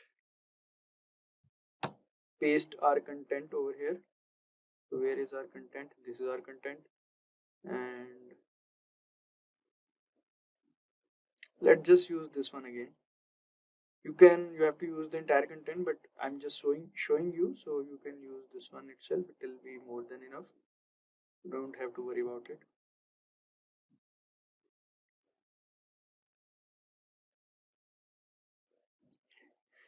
And the focus keyword is healthy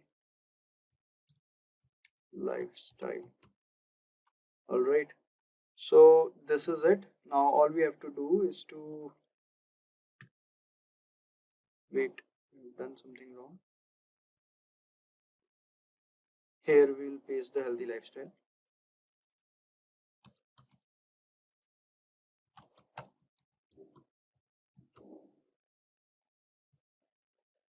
And as we can see, title, transform your health with everyday fitness.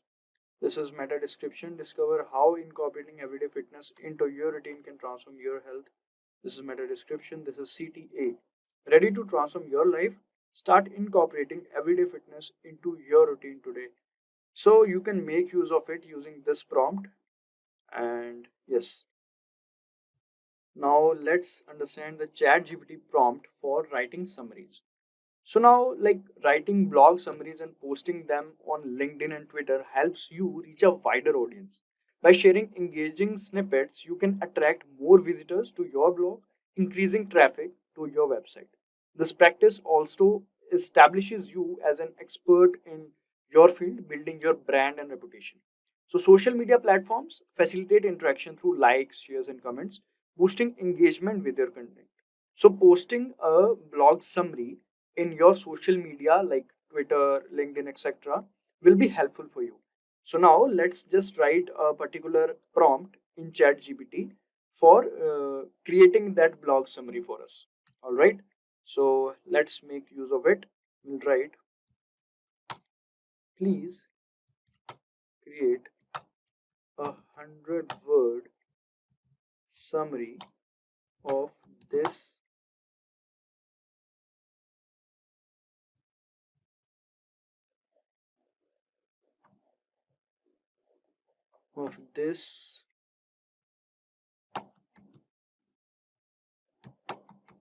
post optimized for Twitter. So as ChatGPT already have your content, so you don't have to worry about repasting it. So let's just see.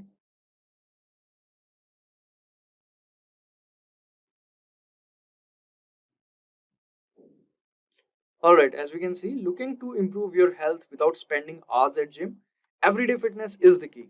Incorporate physical activity into your daily routine for profound effects on your physical and mental well-being.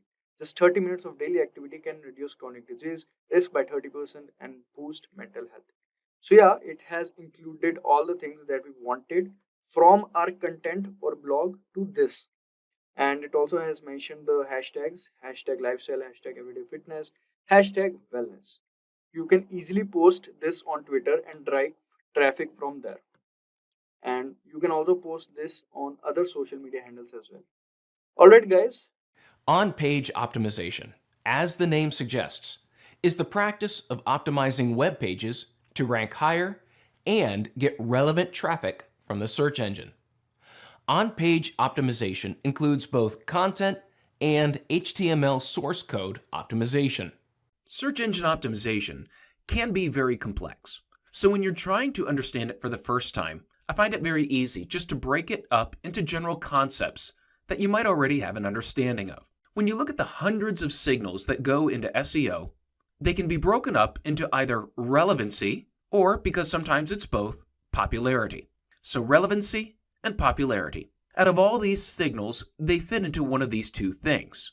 We're going to break all the signals we have into these two areas. In this section, we're going to talk about the on-page factors. That's because these are the factors that you have direct impact upon. And you can make a small tweak and have a big impact with organic traffic with your on-page relevancy factors.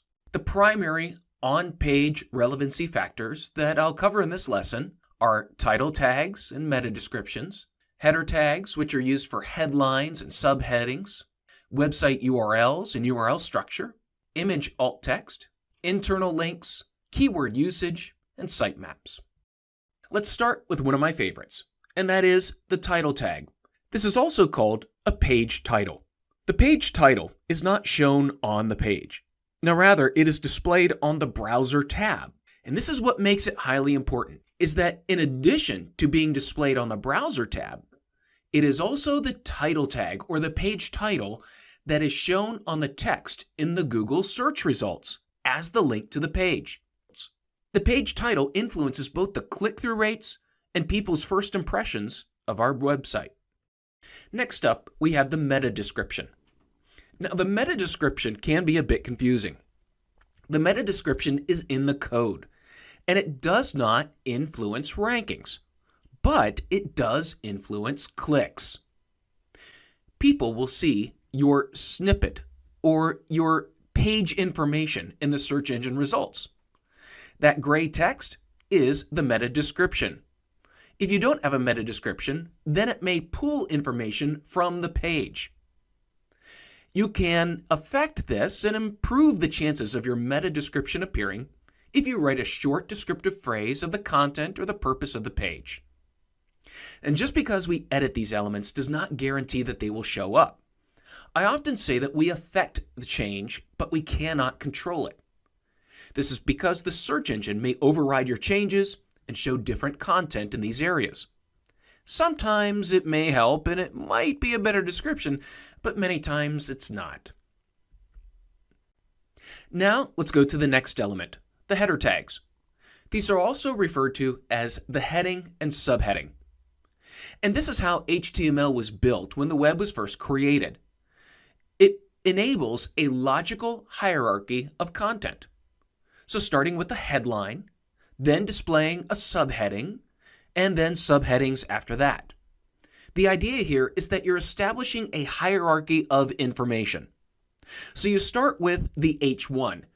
Like a newspaper, there's only one main headline per page. It describes the main purpose of the page. Then, a subheading, the H2. This is how you break the subcontent into subcategories. Obviously, you'll want to use a keyword in there as well. You see, by describing the purpose of the page in the headline, and then again in a subheading, you're naturally going to use your primary and secondary keywords because you're going to associate them with the product or the purpose and the benefit. The key is to keep it short. You see, after the headline are the subcategories, the H2s, and then your H3 is typically used as a paragraph heading. Now, putting the keyword in these headings alone does not make your page optimized. Remember, the purpose is to provide a quick reference for people to find the content they need within seconds. So short, explanatory heading and subheadings, paragraph headings are very effective. And naturally, you'll be using keywords to help people locate the information that is most important to them. Now, if we go back to the search engine results page, the SERP, there is another element in that listing. The page title is the large blue text. The meta description is the gray text. Now, the green text is the URL of the page that is listed. This is the address of the page. Just like the address for your home, the internet knows that the URL is the address for that page. This is extremely important for SEO for a variety of reasons. The most important, though, is your keyword usage. I like to make sure that I have at least one relevant word in the URL. Now, also, here, keep it short. One of the worst things you can do is have a URL full of keywords, or even worse, hyphenate them all. And remember, people use these URLs. They provide context for the page. People also copy and paste URLs into mobile messages, emails, and social links. So it is extremely important to keep these short, succinct, and I like to say readable. Now, I've just briefly touched about the importance of the URL, and now let's look at the URL structure. First, let's start with the primary core of the URL, the domain name. In the example with the URL I have here, example.com, that's the domain name. So this is the first thing that people see with your online business. Now, beyond the internet, this is going to be what's in all of your ads, emails, brochures, business cards, and online, your social profiles. All of your marketing efforts are going to drive people to this domain. There's a lot of advice about buying or using domains that have your keywords in them. And unfortunately, domains have been being sold for decades, so there's less chance of finding a domain with the keywords you want. Now, the search engines don't make the keyword used in the domain a primary ranking signal, so that's good. However, the domain is your business. It needs to be memorable. If you have a very, I call it a spammy looking domain name with multiple words and hyphens, or one that's hard to spell or confusing, people are going to make an initial impression off of that. So make sure you have something that's going to make a great first impression. Here's the rule for a domain name. Something that's easy to spell and easy to pronounce. Ideally, sure, it's something you can type and share. Something you're going to be able to put on a business card and be proud of. Not something that you bought primarily because you want it for SEO reasons, and you think with that you're going to succeed. As an example, just think about Amazon. Their domain name says nothing about books, and yet it grew to be one of the largest e-commerce companies in the world. The same with Alibaba or Google. Their domain names were not the keyword, but their marketing and branding built their company. Now, everything after the domain is a subdirectory. This is based on your website organization. As an example, if you have a website selling shoes, then the subdirectory can be called shoes. It's easy, right? The subdirectory is the folder that contains the relevant files or pages for that group.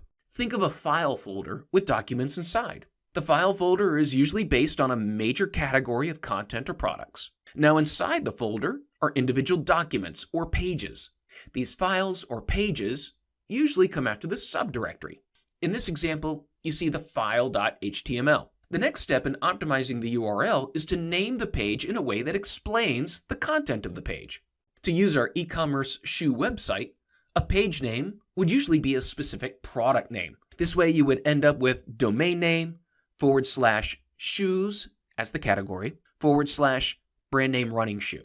Insert that here. If you've ever looked at the HTML that make up the instructions of the page, you'll understand a bit more of how search engines get the information from the page. The text on the page and the markup, such as the headings, provide instructions as to where the text is located, the importance and prominence of the text, in addition to the arrangement of the overall page. HTML is a set of instructions for a browser to assemble the page, and the search engines use that as well. Now, the search engines spiders cannot see images. As the internet developed, many attributes were added to provide for accessibility and additional features. Users that are sight impaired cannot see images. And the alternative text tag describes the image. Further, there are many times when our bandwidth isn't strong and not all of the images will load. In that case, we need the alt text description to provide the context of the image and its purpose. Search engines use this alt text description to gain additional context about the page, the content of the image, and its purpose.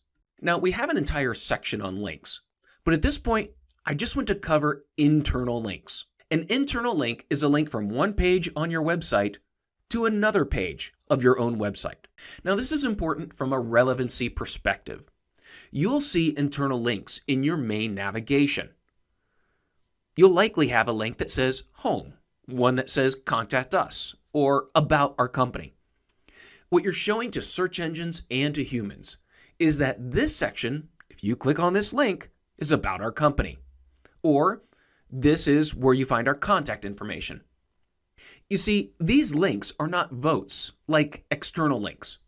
However, they provide relevance and context to the information on your own website. Let's dive in a little more on keywords. When a search engine crawls and processes your website, it doesn't simply look for the instances of specific keywords. It's a lot more complex than that. It's using a technology called natural language processing. Natural language processing uses algorithms to try to understand the meaning of text. You see, search engine processing is attempting to be human. This is the same way that people see and hear the words, and we're using the words to find the meaning expressed in the words. Similarly, when a search engine goes to your website, it may seek keywords, but it's looking for the context of those words. You may say football, but just having the word football repeated throughout your website isn't going to help you rank specifically for football. What you need to do, and what is more common in actual human conversation, happens very naturally. When we talk about football, we use naturally additional words, such as goal and referee and World Cup. You see, Google and the other search engines are going to take these into account. By usage of other synonyms and other common words, you present the context of a bigger, broader idea for your website. The next site signal that we have is sitemaps. Now, there are two kinds of sitemaps. There's the sitemap that is for humans, and there is the sitemap that are for search engine robots, crawlers, or spiders. The one that is for human is called an HTML sitemap. You've probably seen these before. The link is generally in the footer of a website. If you click on it, it shows you the major sections of the website, provides some search functionality, but looking at it as a human, it shows you the hierarchy of the website and where to find important information. It shows how everything fits together. Now, there's something else that exists called an XML sitemap. It's not linked from any page of your website, but exists as an independent file on your server. Now, this is something you can see, but it is formatted for search engine spiders. Using a programming language called XML, it shows the hierarchy and the priority of each of the URLs of the website, every page, every document, every image. And it also shows the date that each page was last updated or changed. So at this point, we've covered a lot of things that are important and things that you should be doing when optimizing your on-page content. Now let's go a different direction and cover things that you should not be doing: keyword stuffing, hidden text, repetitive anchor text, and cloaking. The first one is keyword stuffing. Now, back in the early days of search engine optimization, people used to increase the instances of words on the page. Now, this is well before natural language processing. At that time, search engines were looking for occurrences of specific words. Well, search engines, they're very smart about this. What may have worked 20 years ago or 10 years ago, keyword stuffing does not work. You're not going to rank better for any given phrase by including it a dozen or more times on the page. In fact, you might get an over-optimization penalty by constantly repeating the same word over and over. Focus on writing content that engages with your visitors and uses language naturally.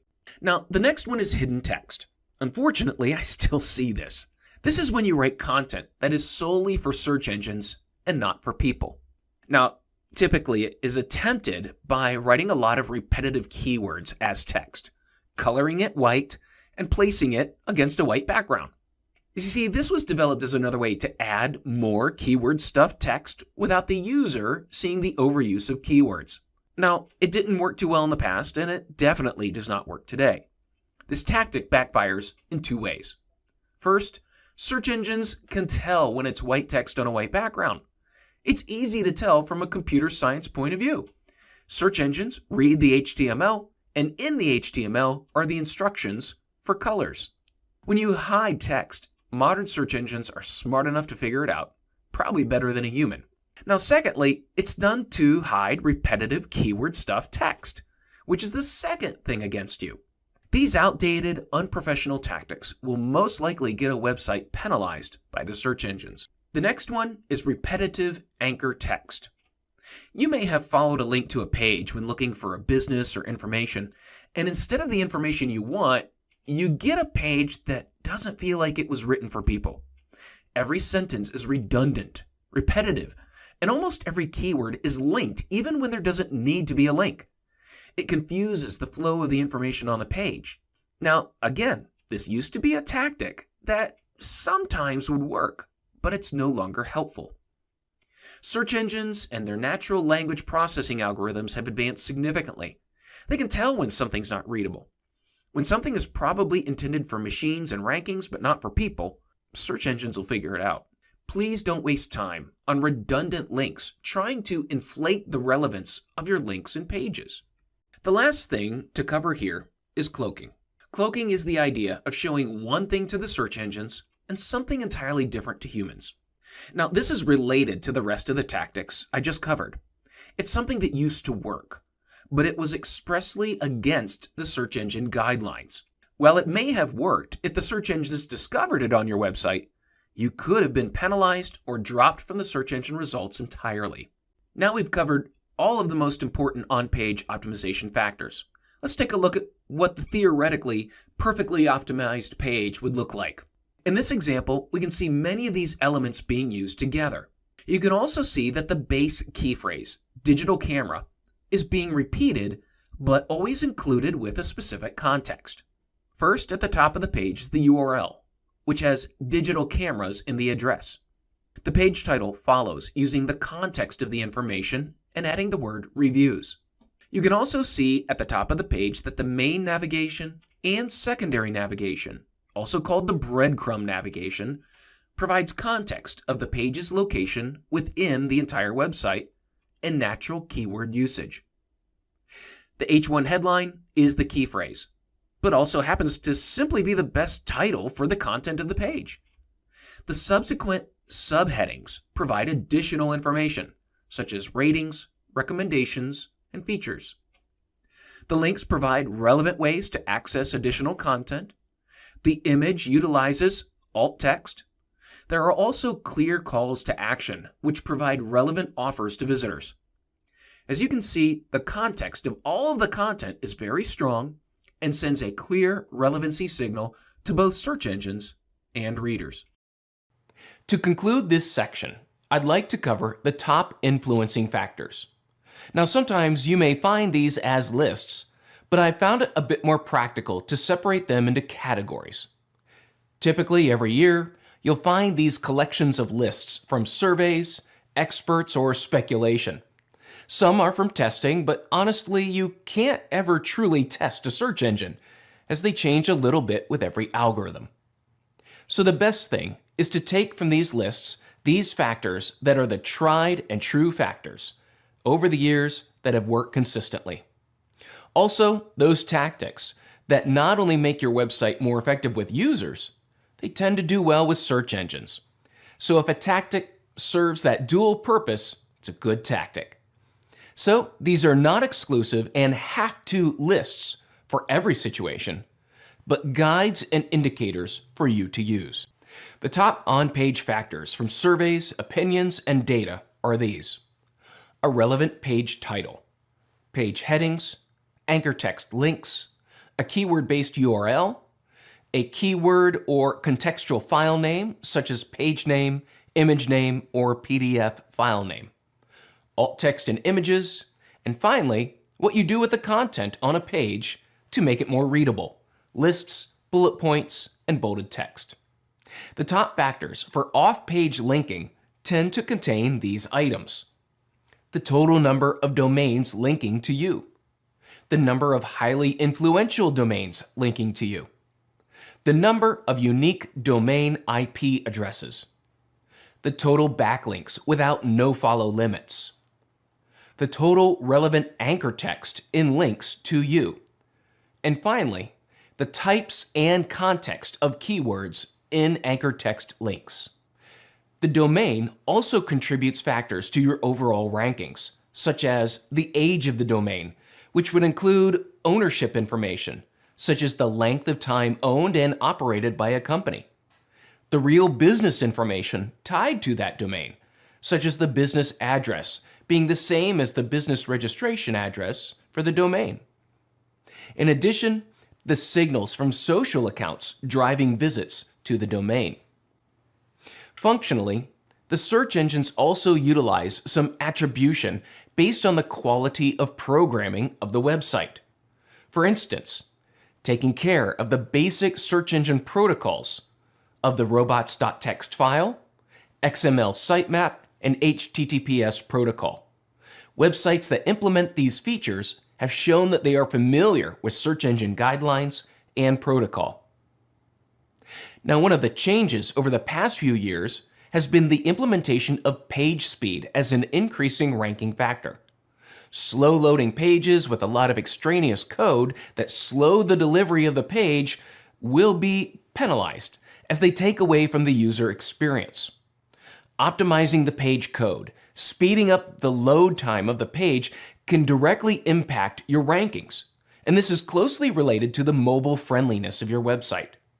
If your website is not mobile friendly, it will be limited in visibility, as Google's primary index is focused on mobile devices and mobile delivery. Behavioral factors are the newest factors, and with the advent of artificial intelligence, it is making determining the intent and is making determining easier for a search engine to derive a judgment of relevancy based on interaction. While the extent of these signals is not fully known, it is suspected that they are minor but growing in importance. These include the amount of users that search for a brand name, business name, and go to that result, showing brand awareness. Also, the amount of direct visits, bypassing search. Time on page, pages per session, which is also called the depth of visit. And lastly, the behavior of a searcher from the results page. How many results are clicked? How many times do they return to the results? This evaluation is looking to judge if the results presented were satisfactory or deficient for that query. The two broad categories of ranking signals are popularity and relevance. Of the on-page factors, the page title is the most important individual field. The URL is important and should be memorable. Alt text is important for search engines as well as for sight-impaired humans. Avoid keyword stuffing, hidden text, repetitive anchor text, and cloaking. Natural language processing is a technology that aims to understand the intent that humans have when searching for information. And so off-page SEO is simply the process of linking or promoting your website using link building. And so if you remember, I talked about this earlier on. There's two types of links, internal and external linking. And so for on-page SEO, we used internal linking. For off-page SEO, we're going to talk about external linking. And external linking allows us to improve our website's recognition or relevancy or credibility. And why do we want to improve our relevancy and credibility and trustworthiness and authority? Because we want Google to know that our web page is trustworthy. It is recognized by other websites, and it is relevant for a particular keyword. And so if we can do that using off-page SEO methods, then Google's going to rank our web page for the keyword we want to be found for. So it's really off-page SEO is synonymous with link building, and there's plenty of opportunities to do link building. It just comes down to creating a strategy. So again, some of the benefits to off-page. Well, we talked about being credible and trustworthiness and relevant. We need to do that in order to rank. But there's some other benefits there. So if we have a link on another credible website, then it's likely going to increase the traffic to our own website. It also creates high domain authority. And so what I mean by high domain authority is if we have basically links to other web pages pointing back to us, then basically our domain authority is going to improve. And when our domain authority improves, other websites are going to want to link to us. So the higher authoritative we are for our website, then other web pages are going to want to link to us. And so the more external linking we have, the higher the domain authority. So it all starts with linking to other high domain authority websites. So linking to a high domain authority website, for example, having a link on Wikipedia that points back to our webpage creates high domain authority for us, and it helps drive traffic. So some of the other benefits of off-page SEO are credibility. So if we're linking from Wikipedia to our webpage, it does create credibility for us. It also helps us increase our page rank. So remember that external linking helps build domain authority, helps build credibility, trustworthiness, and it's going to in turn help us rank for that particular page. And then certainly not last, having a good off-page SEO link building strategy increases our brand awareness, because if we're on other high authority websites, Wikipedia, or say a social platform, it's going to increase our brand awareness. And increasing our brand awareness increases our trustworthiness. And so if somebody is looking to, say, become a digital marketing specialist, then likely instead of typing in digital marketing specialist on Google, they may type in our brand name, in this case, Simplilearn. And so these are all the benefits to off-page SEO. So it's nothing more than having links on other websites that are pointing back to ours. And again, there's lots of benefits. It helps drive traffic and increases our authority. So those are things that we want to take advantage of when we want to rank. And the key behind off-page SEO or link building is always going to be content. So from an on-page SEO perspective, having quality content allows that content to be optimized for a relevant keyword and ranked. But also from an off-page SEO strategy, having high quality content allows us to have other sites, and it doesn't necessarily have to be a website. It could be a social platform, or it can be another blogging platform or blogging website, link back to ours. Why? Because the content is original, it's natural, it's well structured, it reads well. And so that's the whole idea behind off-page. You can't have links on other websites if you don't have quality content. So one of the ideas behind off-page SEO is not only do you want to create good content, but you probably want to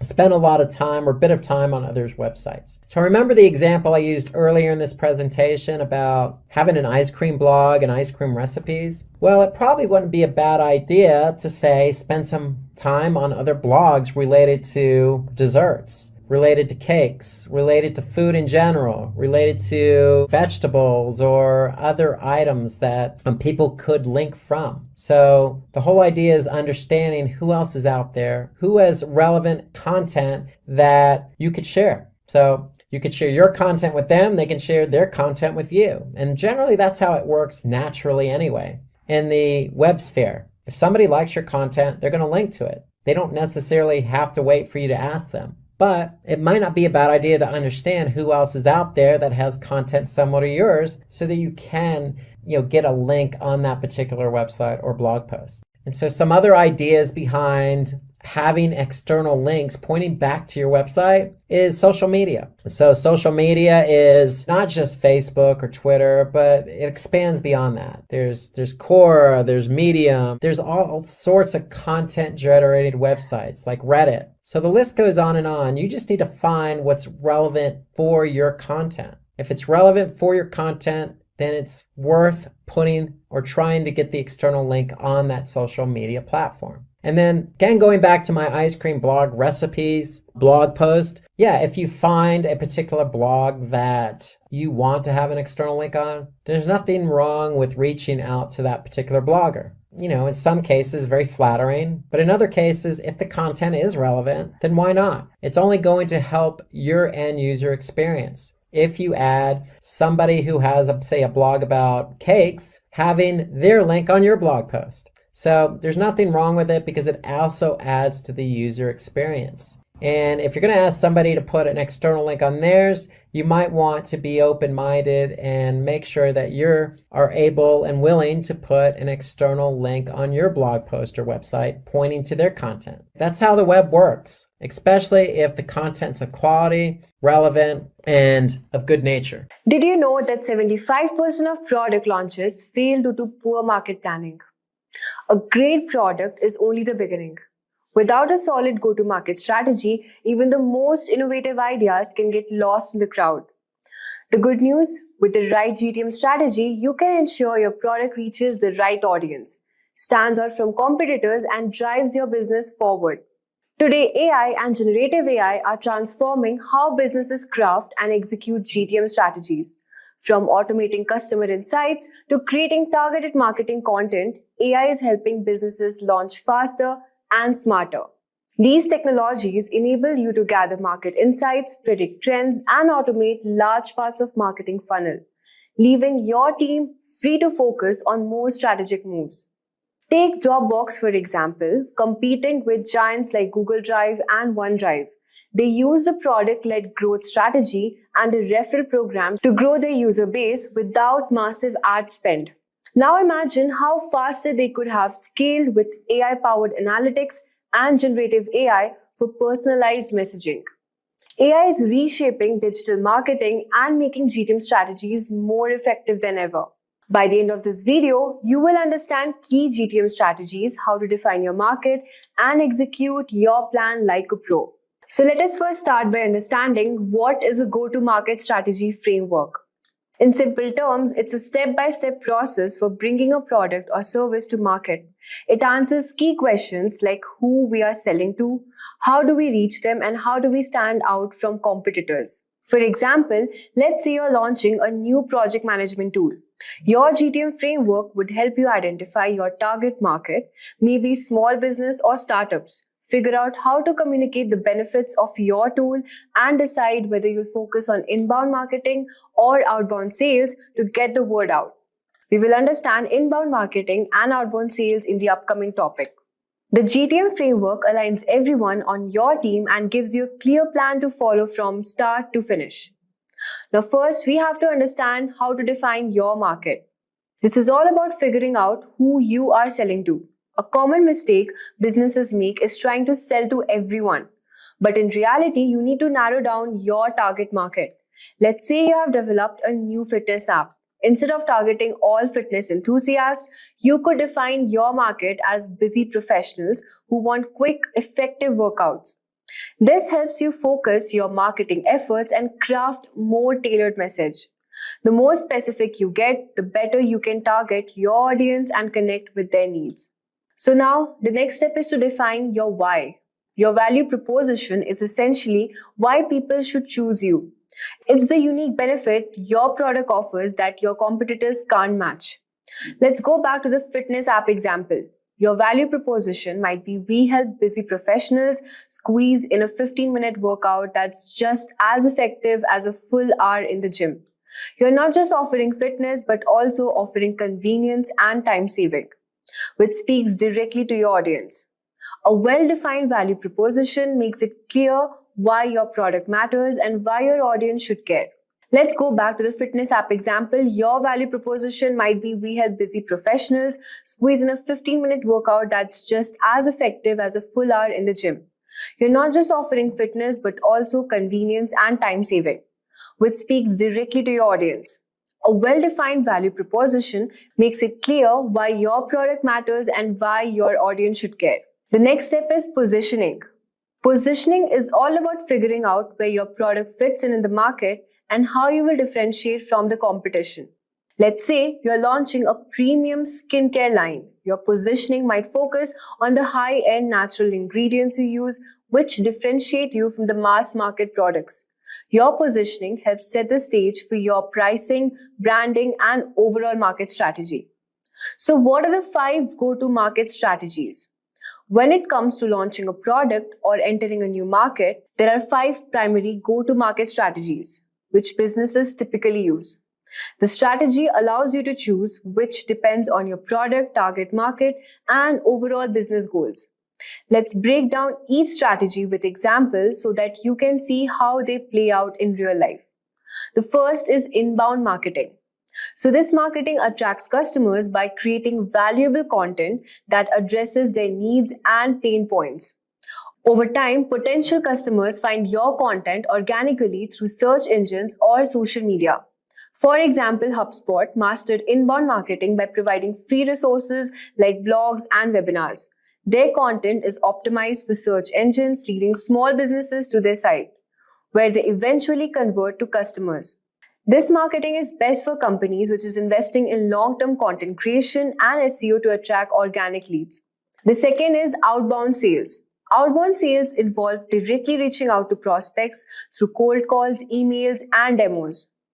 This approach is more direct and aggressive, targeting high-value clients. For example, Salesforce uses outbound sales by targeting decision makers at large enterprises with personalized outreach, scheduling demos, and closing deals through direct interaction. This type of marketing is best for B2B companies which target enterprise clients that require personalized engagement. The third is product-led growth. In product-led growth, the product itself drives growth. A freemium model lets users try the product for free, with upgrades to premium features based on the product's value. Example, Slack, which offers a free version of its platform, allowing teams to experience its benefits before upgrading to a paid version for more features. So this type of marketing is best for software as a service companies, which is focused on user experience and self-serve onboarding. The fourth is channel sales. Channel sales rely on third-party partners, resellers, distributors to sell your product, which allows you to reach market you couldn't through direct sales alone. For example, Microsoft partners with resellers to sell products like Office 365, bundling their software with other services to reach more customers. So this type of marketing is best for companies which is looking to scale quickly through third-party networks. Fifth is account-based marketing. Account-based marketing focuses on targeting high-value accounts with personalized marketing and sales efforts. It is a tailored approach designed to build deep relationship with key clients.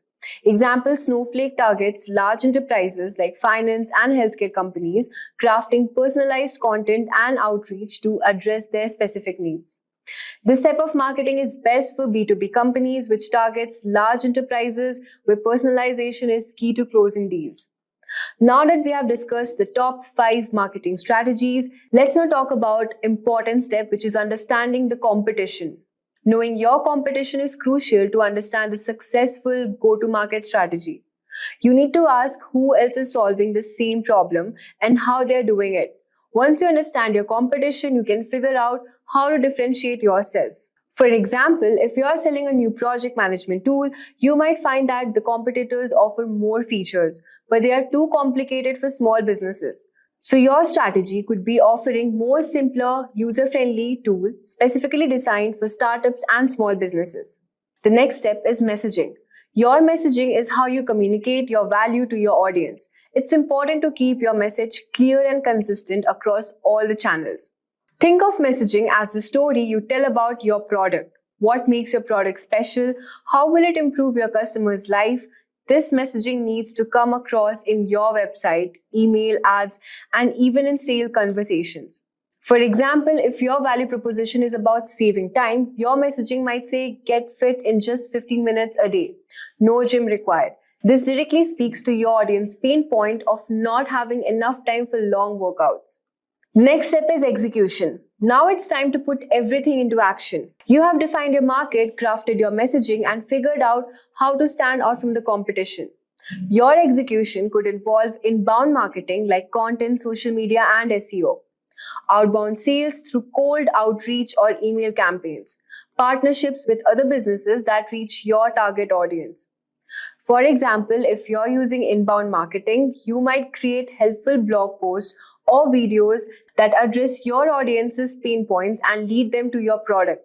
If you're using outbound, you'll want a highly targeted email campaign that resonates with potential customers. Imagine you started a small business, but it feels like no one knows it's there. That's tough, right? But today, we are going to help you change that. In this tutorial, I'm going to show you how to use MailChimp, a tool that helps you connect with customers through email.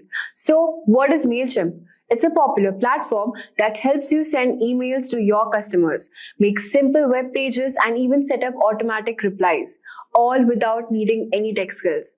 MailChimp is used by many businesses around the world because it's easy to use and help you reach more customers. Today, I'll take you step by step through how to use MailChimp, how to get customer contacts, create an email campaign, and set up automatic emails to keep your customers interested. And by the end of this video, you'll know how to use MailChimp to grow your business and make sure your customers always remember you. So let's dive in.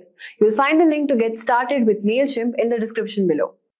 So let's get started with our MailChimp tutorial. First, just go to the Google and type MailChimp.com login and just simply click on login from here. If you have an account, it's good. If you don't, then you have to sign up.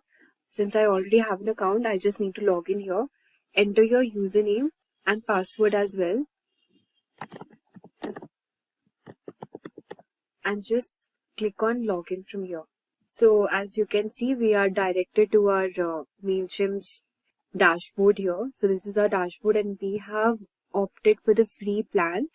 So I'm using the free plan here. So this is the navigation bar as you can see. So after we have logged into this website, we'll go to the audience section here and just select sign up forms from here. And we'll start this tutorial first by creating a sign up form. So you can also change the audience settings from here. So this is our audience dashboard here. So you can import the contacts. So we'll start this first by looking at the audience section here, where you can manage all your contacts. You can import them, manually add them, or integrate them from another service as well. So if someone emails you to update their profile, like suppose changing a birthday or promotions, you can also do that here. So if you want to add your contact here, you can just simply click on add your contacts and you can set up your audience just by adding your contacts here. So this is how you can add your contact. You can do it from your SMS also, or you can import contacts using a CSV, this TXT file. So just skip this option for now. You can do it if you want to. So the next step is creating a sign up form. So we'll just simply click on sign up forms here and then we will select this option, create new form. So we want a landing page here to be created. So we'll just simply, you have all these options here. You can use form builder, embedded forms on your website and share them on social media.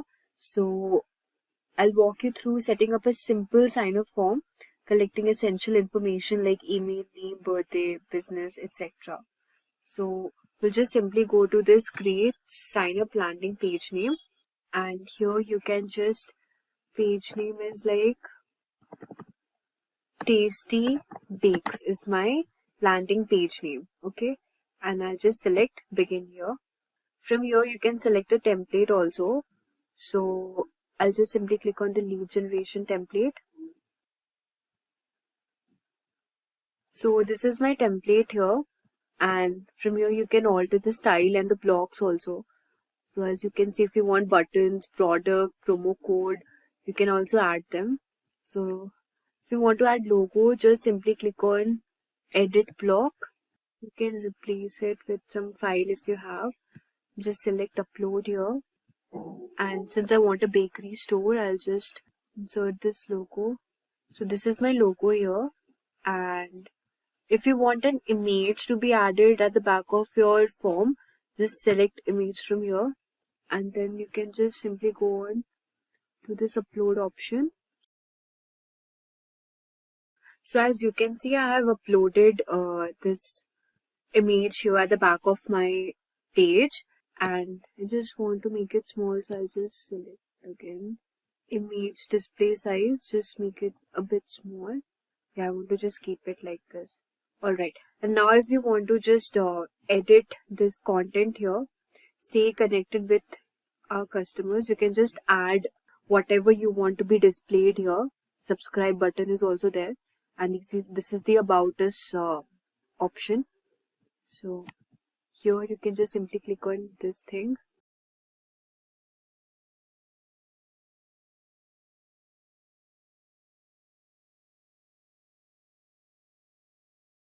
So from here you can just simply write something like sign up today with and indulge in the world of delightful tasty bakes. And this is my heading here. Okay, just want to edit the style. So you can just simply click on style here and select color as well. This color is not visible, so the text style also you can change it accordingly. And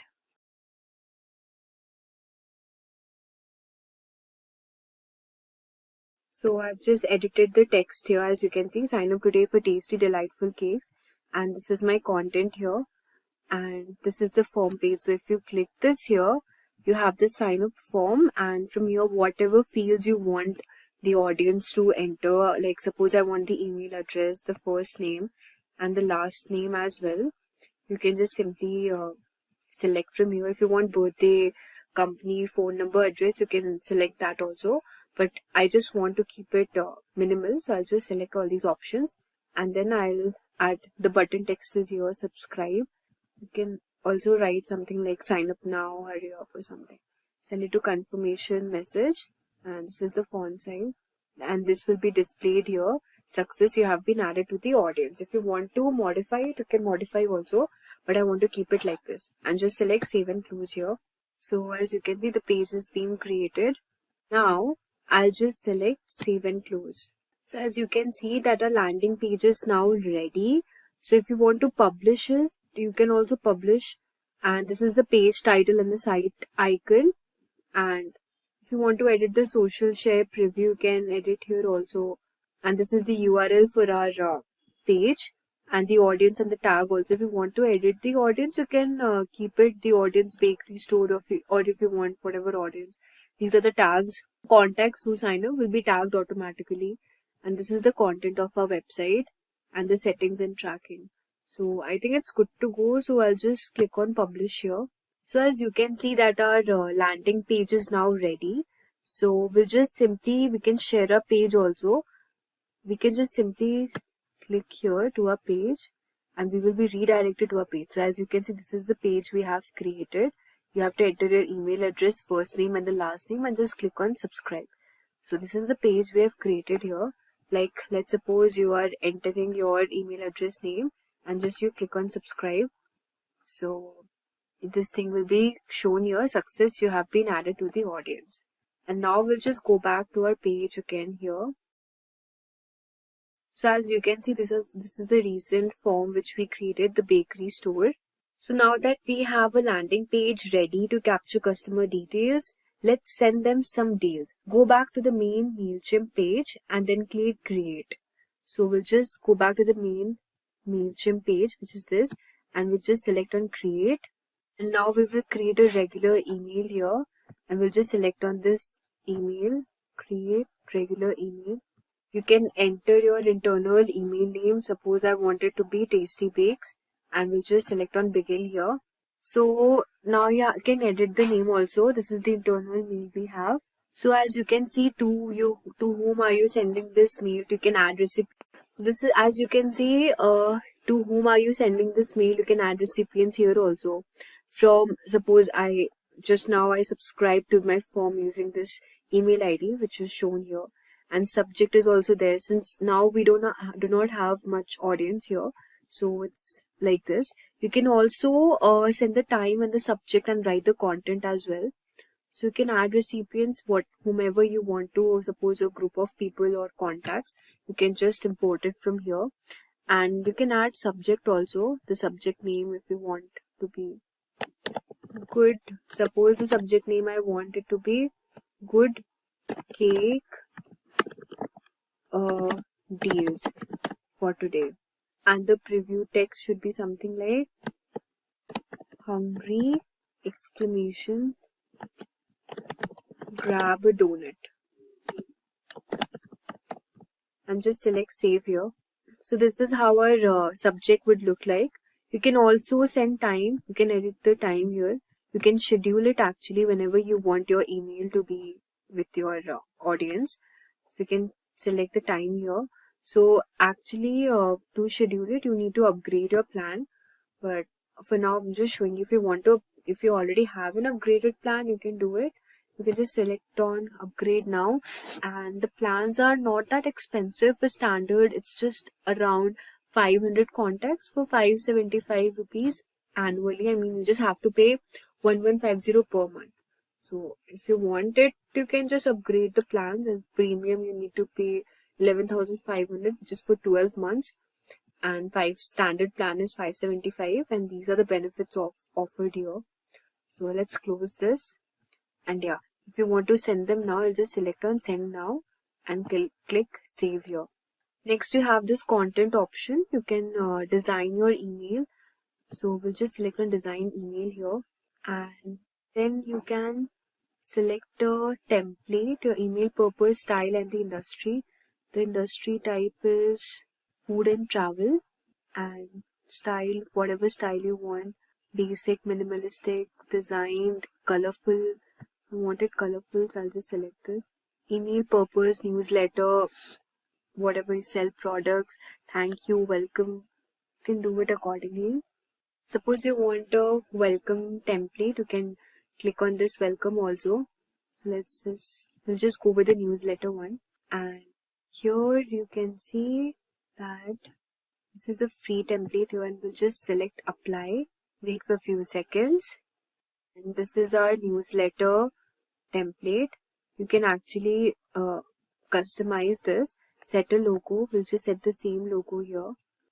Just select on the logo cake, and from here you can add images, upload image, and then just select on this donuts. I want this donut to be displayed as an image. So this is the donuts which I have displayed here, and you can type the content design if you want to. Tasty donuts,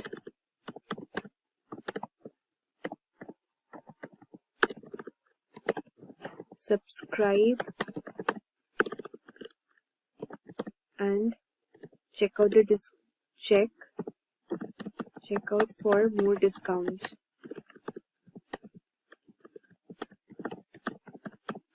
And you just select colors also. You can select here whatever you color you want it to be.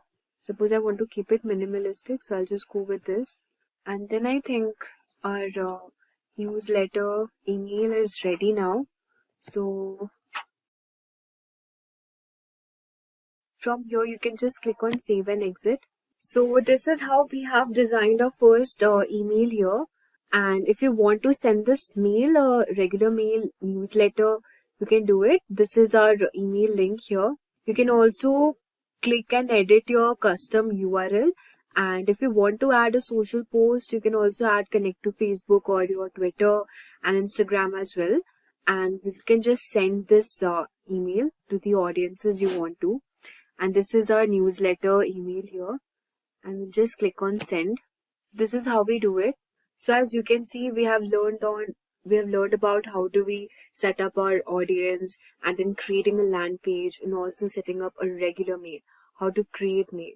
So let's now see what other options are there. Now let's move on to the automations here.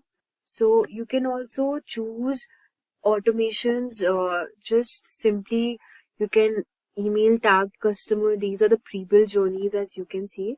If you want to build from scratch, you can also do that. So we'll just click on build from scratch, and you can just provide a name, the internal name.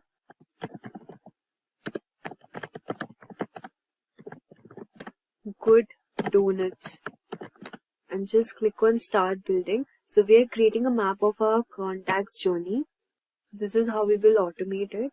We can just choose a starting point here. So as you can see, these are the starting points which are popular with other MailChimp customers. The tag added, sent a mail, sign up for emails, birthday. So if you want to send a special discount, offer a gift, just say happy birthday. we can do that also. We'll just select on this, and as you can see, number of days before the date is reached. Suppose I want it to be 30 days and the field is both. You can save the starting point from how you want to automate your page, and you can add a journey point here. You can send a mail, and you can also send an SMS here, and survey also. These are the options: unsubscribe, update contact. So we'll just select on send mail here. So this is our journey, and yeah, if we want, we can just do for test, send test emails for now. Now if you want to upgrade your plan, you can do it, and then you can send this mails. So this is how we use tags to segment our audience. And let's go back to our homepage. We have learned on how to start a campaign, automate a page, learn how to create a mail and send it to your audience. Also, we have learned how to create a landing page. Now, this is the audience dashboard. You can see we have also created a sign up form as well. And this is the analytics. Let's move on to the analytics option and check what is there. So this is the analytics option here, and this is the date range. This is the marketing dashboard basically. So you can see the performance, and you can also compare the message performance here. This is the performance all over the time, how your web page is performing, and the conversions as well, the delivery, total number of deliveries. So it's pretty good, but if you want to access this dashboard, you need to upgrade to standard plans. Let's move on and see how we can create reports also. So just select on report here. So see, this is a report here, and the bakery store, 1 total contact, 1 email subscriber. Since we do not have much number of subscribers and contacts here, it's just showing this much. And view by status, ongoing, completed, types. These are the types: ads, postcards, surveys. You can check it by emails. You haven't sent an email. We haven't sent an email yet, so this is how it's showing. So this is our landing page. As you can see, we can check and view the report also of our page. So as you can see, this is the page, this is the URL, it was published on this much, the audience and the tags here. So 1 visit, 1 click, 1 subscribe. Since we just made this website now, we won't be getting much audience here. So let's go back again. You can also send emails here. Let's see if we haven't sure we can create an email. Tasty Bakes, and just click on begin here. So we had already learned about this. Let's go back to the main page. How do we send an email? I think I already told you before. I think that's it for this. We have this audience. We have already gone through this audience section here. Analytics as well. Let's check on the website. What do we have in website? So you can also create your website, or you can connect existing Wix website as well. So if you want to create your website, you can set up your site here. You can also start selling products and offering services, but for this you need to connect it to your store. So let's see what do we have if we want to set up a site. Just simply click on this option. So this is the name I would like to use for my website here, and just click on edit my site. As you can see, this is a logo for our website, and you can just simply edit from here. You can add pages also. So let's look at the number of pages here. If you want to add page, you can also add link as well, website address and the name.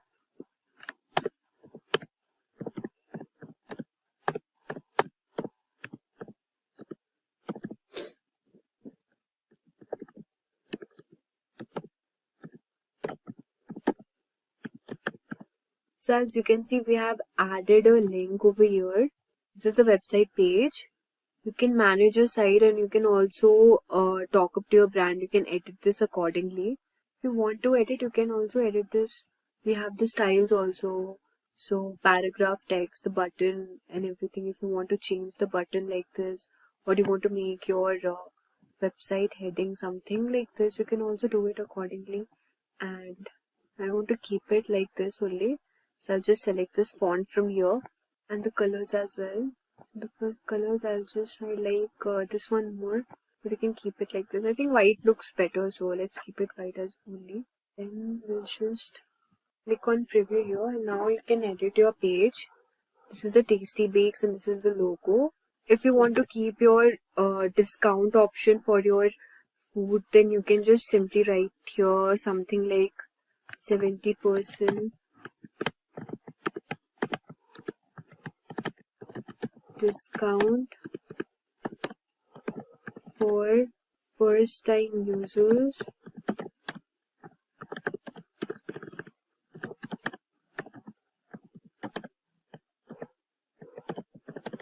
Grab a donut. Delicious cakes. So whatever you wanted your content to be displayed, you can just write here. I think the spelling is wrong. And you can just edit this also if you want it to be like this color. You can, if you want to apply a link, you can also apply a link here. If you want to add a link, you can also do that. So this is how we can make a website using MailChimp as well. Like, I think it's really amazing. You can do a lot of stuff using this tool. And now we just click on done and we'll just select publish here, accept the terms and condition. So as you can see, we have our website ready. You can edit your site whenever you want to. And this is our website address, web address, and this is the traffic highlights you get. So we have learned everything now, how to create a page, write an email, organize campaigns, automations, audience, surveys, analytics, website as well. Let's check out what is there in Content Assistant. So from here, custom designs in just a few clicks. You can just enter your website URL. And if you want to import a brand, you can just do it. Or if you want to set up your own brand, you can also do that. For this, you have to just simply click on set it up. And let's see what we've got. You can upload your logos. Just simply click on add logo. And now you can just select on continue. You can add your colors. Just click on next. You can choose your fonts also. Just click next here. Your brand kit is complete. So this is how we can also create a brand kit. These are the email templates here. And then we also have the integrations at last. So you can connect your apps and integrate it. So you can create, we have already learned how to create a website here. Also you can do a lot of stuff using this. And you can also import your site by using the Shopify store if you want to sync Shopify customers' products to MailChimp and create highly targeted campaigns. You can also do this. You can connect your store with MailChimp as well. Just simply you have to click on get started, and if you want to do it, you can just do it accordingly. So yeah. So we have covered a lot today, from setting up email campaigns, creating automation, building a website, and also scheduling appointments. But for that, you need to have an upgraded plan. Imagine being able to market your business faster, smarter, and without burning a hole in your wallet. Well, that dream is about to become a reality. I get it. Marketing can be overwhelming. The pressure to create compelling campaigns, figure out what your audience wants, and get the right results can leave you stressed. But what if there was a tool that could make this process a lot easier? What if you have an assistant who can generate fresh ideas, write content for your ads, social media, and emails, all in a matter of minutes? Well, ChatGPT can help you do all of this. This AI tool can simplify your marketing efforts. So whether you're trying to write Facebook or Instagram ads, or create social media posts, or craft email campaigns, ChatGPT can help you do it faster, smarter, and more effectively. And trust me, you don't need to be a marketing pro or tech expert to use it. In this video, I'm going to show you how to use ChatGPT for digital marketing, from Facebook and Instagram ads to content creation and email marketing. And by the end, you will be able to create engaging Facebook and Instagram ads, generate high-quality social media posts in no time, write compelling email campaigns, and boost your content marketing efforts with fresh ideas and engaging copy. You'll also learn prompt engineering to unlock the full potential of ChatGPT. It all comes down to one thing: knowing how to use ChatGPT the right way. By asking the right questions and using the perfect prompts, you will unlock a treasure trove of marketing ideas and content. This skill is called prompt engineering, and it's the secret to getting the most out of ChatGPT. Businesses that don't get it right will end up with poor quality marketing that leads nowhere. But the smart entrepreneurs who master prompt engineering, they'll dominate their industries. So let's get started. So let's kick off things with Facebook and Instagram ads. As we know that running ads can actually get attention and drive conversions in a challenge. You need the right words, the right message, and the right tone. And that's where ChatGPT comes in. You can use it to create catchy ad copy in just minutes. So here's how you can get started. First, you need the right words that will grab your audience attention. So for this, you can type a prompt something like, what are some powerful or evocative words associated with, you can enter your product or service name. Suppose my service name is pizza delivery. So I have mentioned it here and just simply click enter. So here, as you can see, ChatGPT has given us some powerful and evocative words which are associated with my. So these are some words like hot, crust, melted, sizzling, cheesy, toppings, delivery, and so many words are there. So let's say you're promoting quick pizza delivery. So words like delicious, steamy, toppings, sizzling, all these words are words that trigger strong emotions and get people excited about your offer. And words like steamy, fresh, delivery are also good because they appeal to the desire for something familiar and comforting.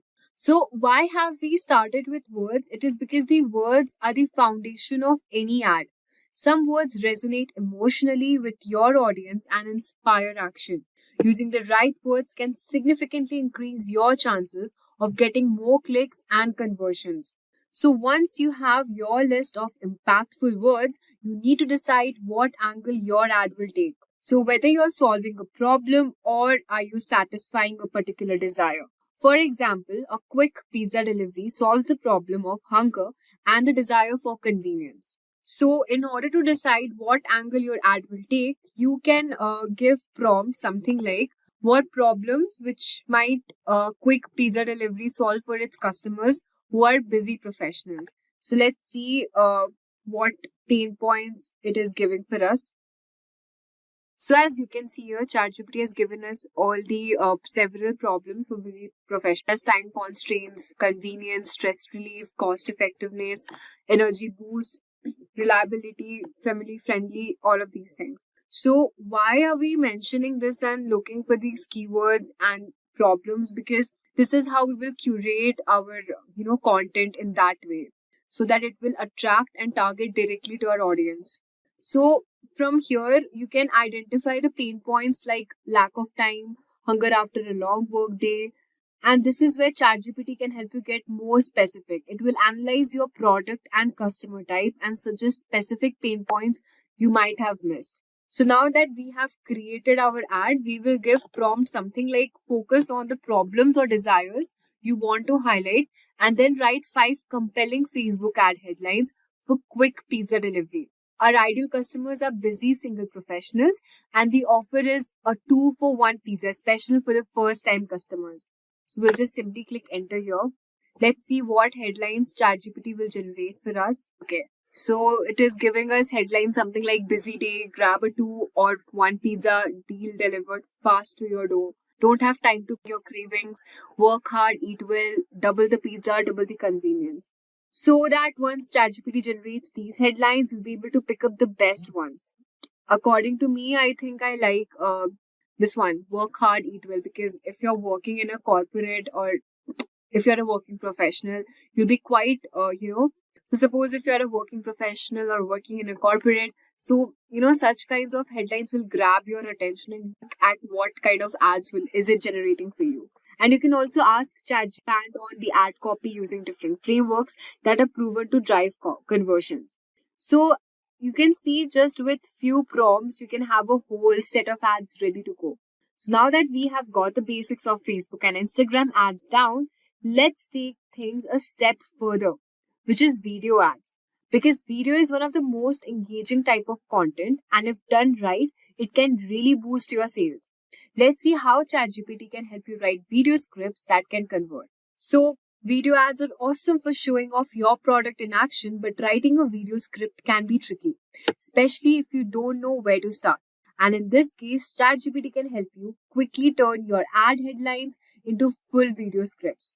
So once you have created the best headlines, you can try this prompt. Prompt says, now do it again, but make each headline a 15 to 30-second script to be used as a video ad for quick pizza delivery. Let's see what headlines will it generate. So as you can see, here are the 5 video ad scripts, each lasting 15 to 30 seconds. Quick pizza delivery. The first one says, busy day, grab 2 for pizza, scene and everything. Use all of these words in script. In this way, you write a script.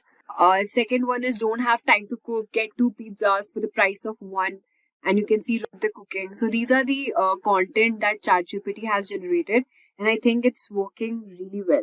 So ChatGPT will help you write scripts that sound natural and keep your viewers engaged.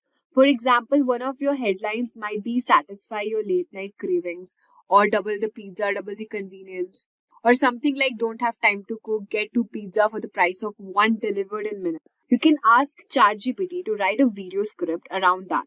It could look something like this. So nothing like now write a video script for headline.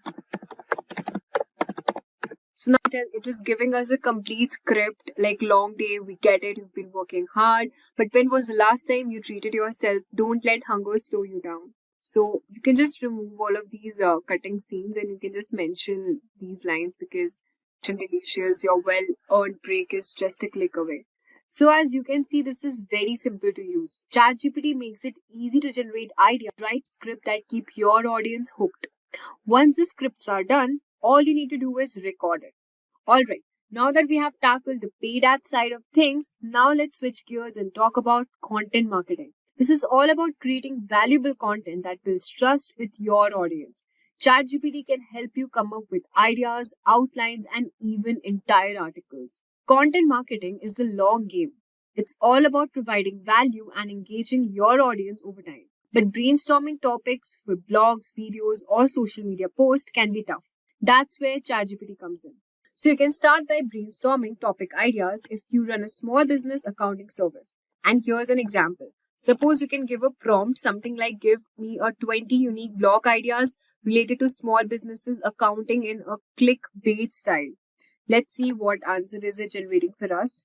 So as you can see, it has given us the 20 clickbait style blog titled Small Business Accounting. Something like the 5 accounting mistakes, the shortcuts, why businesses fail, 10 accounting tips.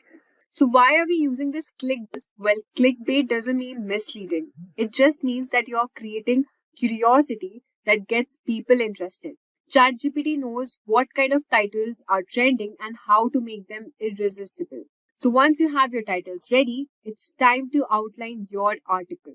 You can use prompt like create an outline for an article titled How to Grow Your Small Business Online. So I will be using this heading and just simply type create an outline for an art titled, and you can just give your title name. So as you can see, ChatGPT will give you the breakdown structure of the particular article, including introduction, why growing your small business is crucial, the main strategies, and section-wise all the planning. It will give you an SEO generated article, basically social media marketing, email campaigns. Also, you can see it has divided my article into different sections, and it has also given me conclusion part and call to action as well. So this will help you to stay on track and you won't miss any key points. So now that we know about the blog post, let's move on to social media marketing. We know that social media marketing is all about engagement. So whether you're posting Instagram captions, tweets, or running reels, ChatGPT can help you write content that connects with your audience. Let's say you're running a wedding photography business, and here's a prompt that you can use. The prompt is something like, help me brainstorm 100 topics for Instagram Reels for my wedding photography business. They need to speak to the brides in the process of planning their weddings. And let's see what answer it generates. Now they have a list of all the awesome ideas. The top five things brides forget to ask their photographer, how to get the best at your wedding, national ceremony you have. So why are we using for reels or caption? It is because reels and captions are highly engaging and shareable. By you, ChatGPT helps you create posts that not only provide value but also encourage your followers to share with your friends. Once you have these ideas ready, you can dive deeper and write the content itself. For example, you can give prompt something like write a 15 to 30-second script for 3 unique ways to include a photo booth at your wedding with no intro and outro. Just get right into it and prioritize unique actionable tips. Write it in a fun and casual tone. So one thing, just remember, when you're just giving prompts to ChatGPT, you have to write in such a way as if you're talking to a real person. In that manner only the ChatGPT will understand, and then it will generate the blog, script, anything you want. As you can see, it will give us a script that you can post directly to Instagram or any other website which you're using. Now to what is email marketing? Well, email marketing is all about providing value and building relationship with your audience. A value email is simply an email where you can share something helpful like a blog post, video, or podcast episode. So here's a prompt which you can use. Why would a new homeowner want to watch a video about 5 ways to set your home office efficiently? So by giving this prompt, you will understand that what wants and how to position your content as valuable to them. So once you have that, move on to writing the email. And for writing email, you can give prompt like take that and write an email to families moving into a new house, letting them know I made this video and why they should watch it. Make it short, to the point, and personable in tone. Don't give everything away. Build intrigue so people want to watch it and see what is it all about. So as you can see, the tone should be really in this manner as if you're just speaking to somebody. So now you can see that it will help you create an email that will and prompts people take action. Finally, we move on to the sales email. Sales email are designed to convert readers into paying customers, and the key to a successful sales email is using the PAS formula, which is pain, agitate, and solution. Here's how you can use ChatGPT to craft powerful sales email. You can just give prompt something like pretend you're an expert marketing copywriter specializing in writing persuasive email. Using the PAS framework, write a sales email to families who are about to move and are considering which company to choose. They might be feeling the pain of deciding between companies. The solution is your business, which offers competitive pricing. And just simply click enter. This will help you write a compelling sales email that addresses your audience's pain points and offers solution and drives action. So as you can see, I have created a sales email as well. And there you have it, guys. Now you have learned how to use ChatGPT to make your marketing easier. From Facebook and Instagram ads to email marketing, the key is to experiment and try different prompts and find what works best for your business. Don't be afraid to get creative with it. And remember, marketing doesn't have to be hard when you have got the right tools. Today, we are diving into an incredible new feature launched by OpenAI for ChatGPT, and trust me, this one is a game changer. It's called ChatGPT Search. So what's ChatGPT Search? Let me break down it for you. Until now, ChatGPT was limited to knowledge it was trained on, and anything after its knowledge, cutoff date. Well, it couldn't help you there. But not anymore. With ChatGPT Search, the model can now browse the web in real time. This means it can find the latest news, up-to-date search, and even the most detailed or uncommon information directly from the internet. This upgrade is not just about keeping up with the times. It's about supercharging ChatGPT to make it more relevant and practical for all kinds of users. Whether you are a student needing the latest research for your assignments, a professional looking for industry insights, or just someone curious about trending topics, this feature is designed for you. But here's the most important part. This feature is currently only available to the pro users, those with a ChatGPT Plus subscription. If you are someone who uses ChatGPT regularly or relies on it for real-time insights, upgrading to Plus might be just worth it. So stick around. Today we will be exploring how to actually use it and what all the results we can look up to. Now, as I'm a ChatGPT Plus subscriber, as you can see, I'm using ChatGPT 4.0, and when I zoom it over here, you can see a small globe-like feature, and when you hover on it, you see Search the Web. And to enable ChatGPT search, you must click on this globe. So as you can See now, if you click on this globe, you will see a list of the trending topics. It's showing Who Wants Dancing with the Stars 2024, Taylor Swift, the greatest of the singers, Earl Holliman, Hulu Black Friday 2024. Another best part is my search trends may look not like yours and it will definitely vary. So, this globe icon actually means now when you chat with ChatGPT, it will pull data from the web in real time. So now, let's ask about the latest launch in the Gen AI field. To enable this, you need to click on this and then ask the latest launch in Gen AI field and see it has started making it. OpenAI's Sora video generation tool leaked. OpenAI's video generation AI tool Sora was leaked by artists protesting its rollout and minimal compensation. Apple's challenges in AI rollout in China. So these are great news, advancements in AI and CRISPR integration. AI's role in research and development. In 2022, the UK invested $71 billion in R&D. Wow, emerging AI hardware developments. And with this, you will find a clickable link over here. And if you click on this, you will begin going to combining AI and CRISPR will be transformational. It will be providing you with a supporting document. Like if you have any of the doubts that it is not true or anything, you will be getting this. And with each paragraph, it is given some of the documents that supports what it is saying. And after this, you can see it is sources. The sources, it will be appearing over here and it will be giving you all the documents that supports each of these paragraphs it has searched. Now, let's add something interesting. Apart from all these technologies, something very personal.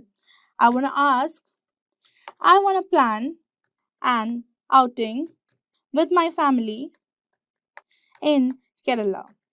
It will be a 4-day trip.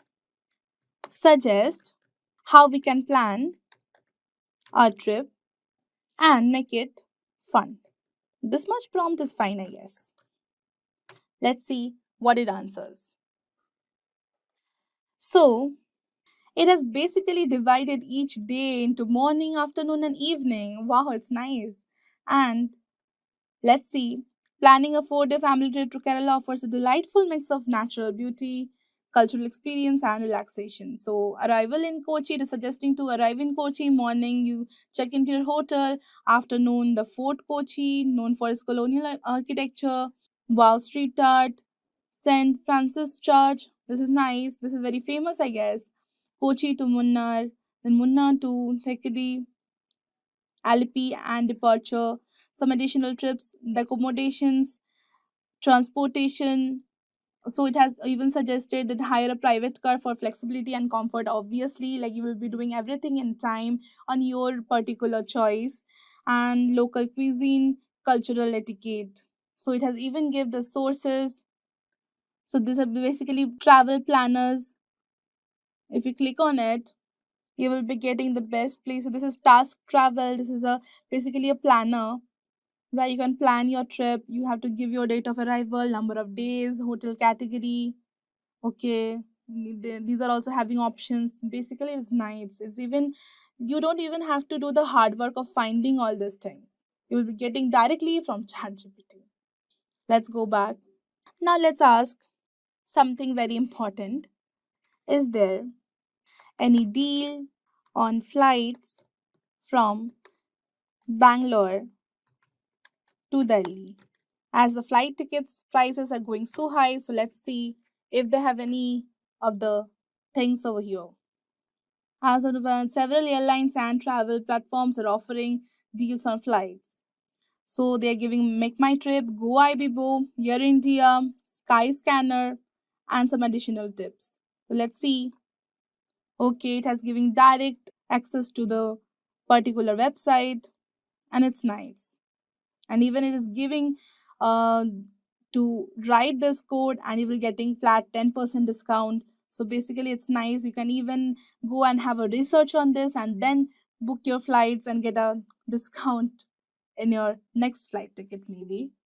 Now let's ask, locate some good coffee shops near me in maps.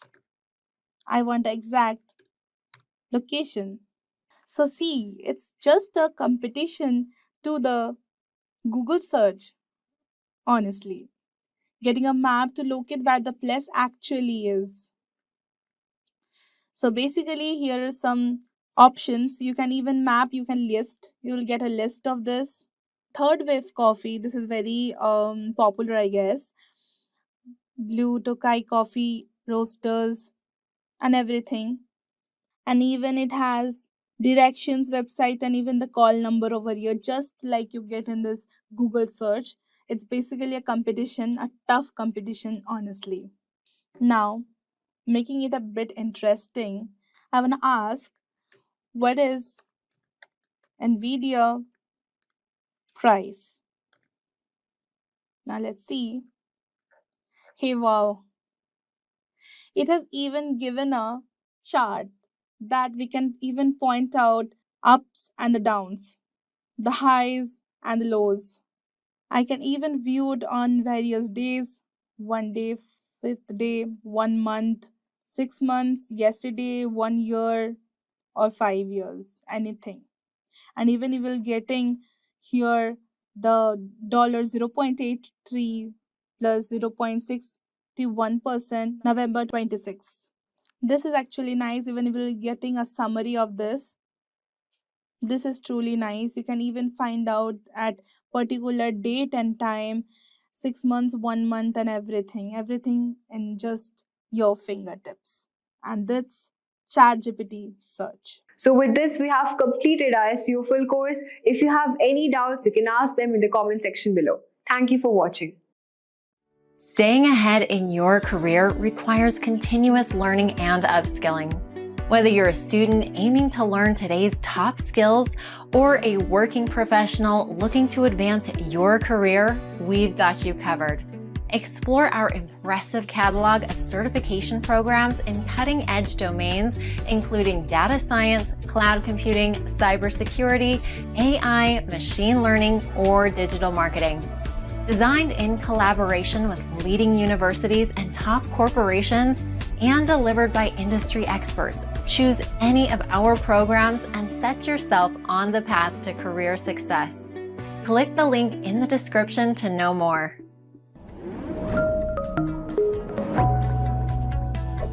Hi there, if you like this video, subscribe to the Simplilearn YouTube channel and click here to watch similar videos. To nerd up and get certified, click here.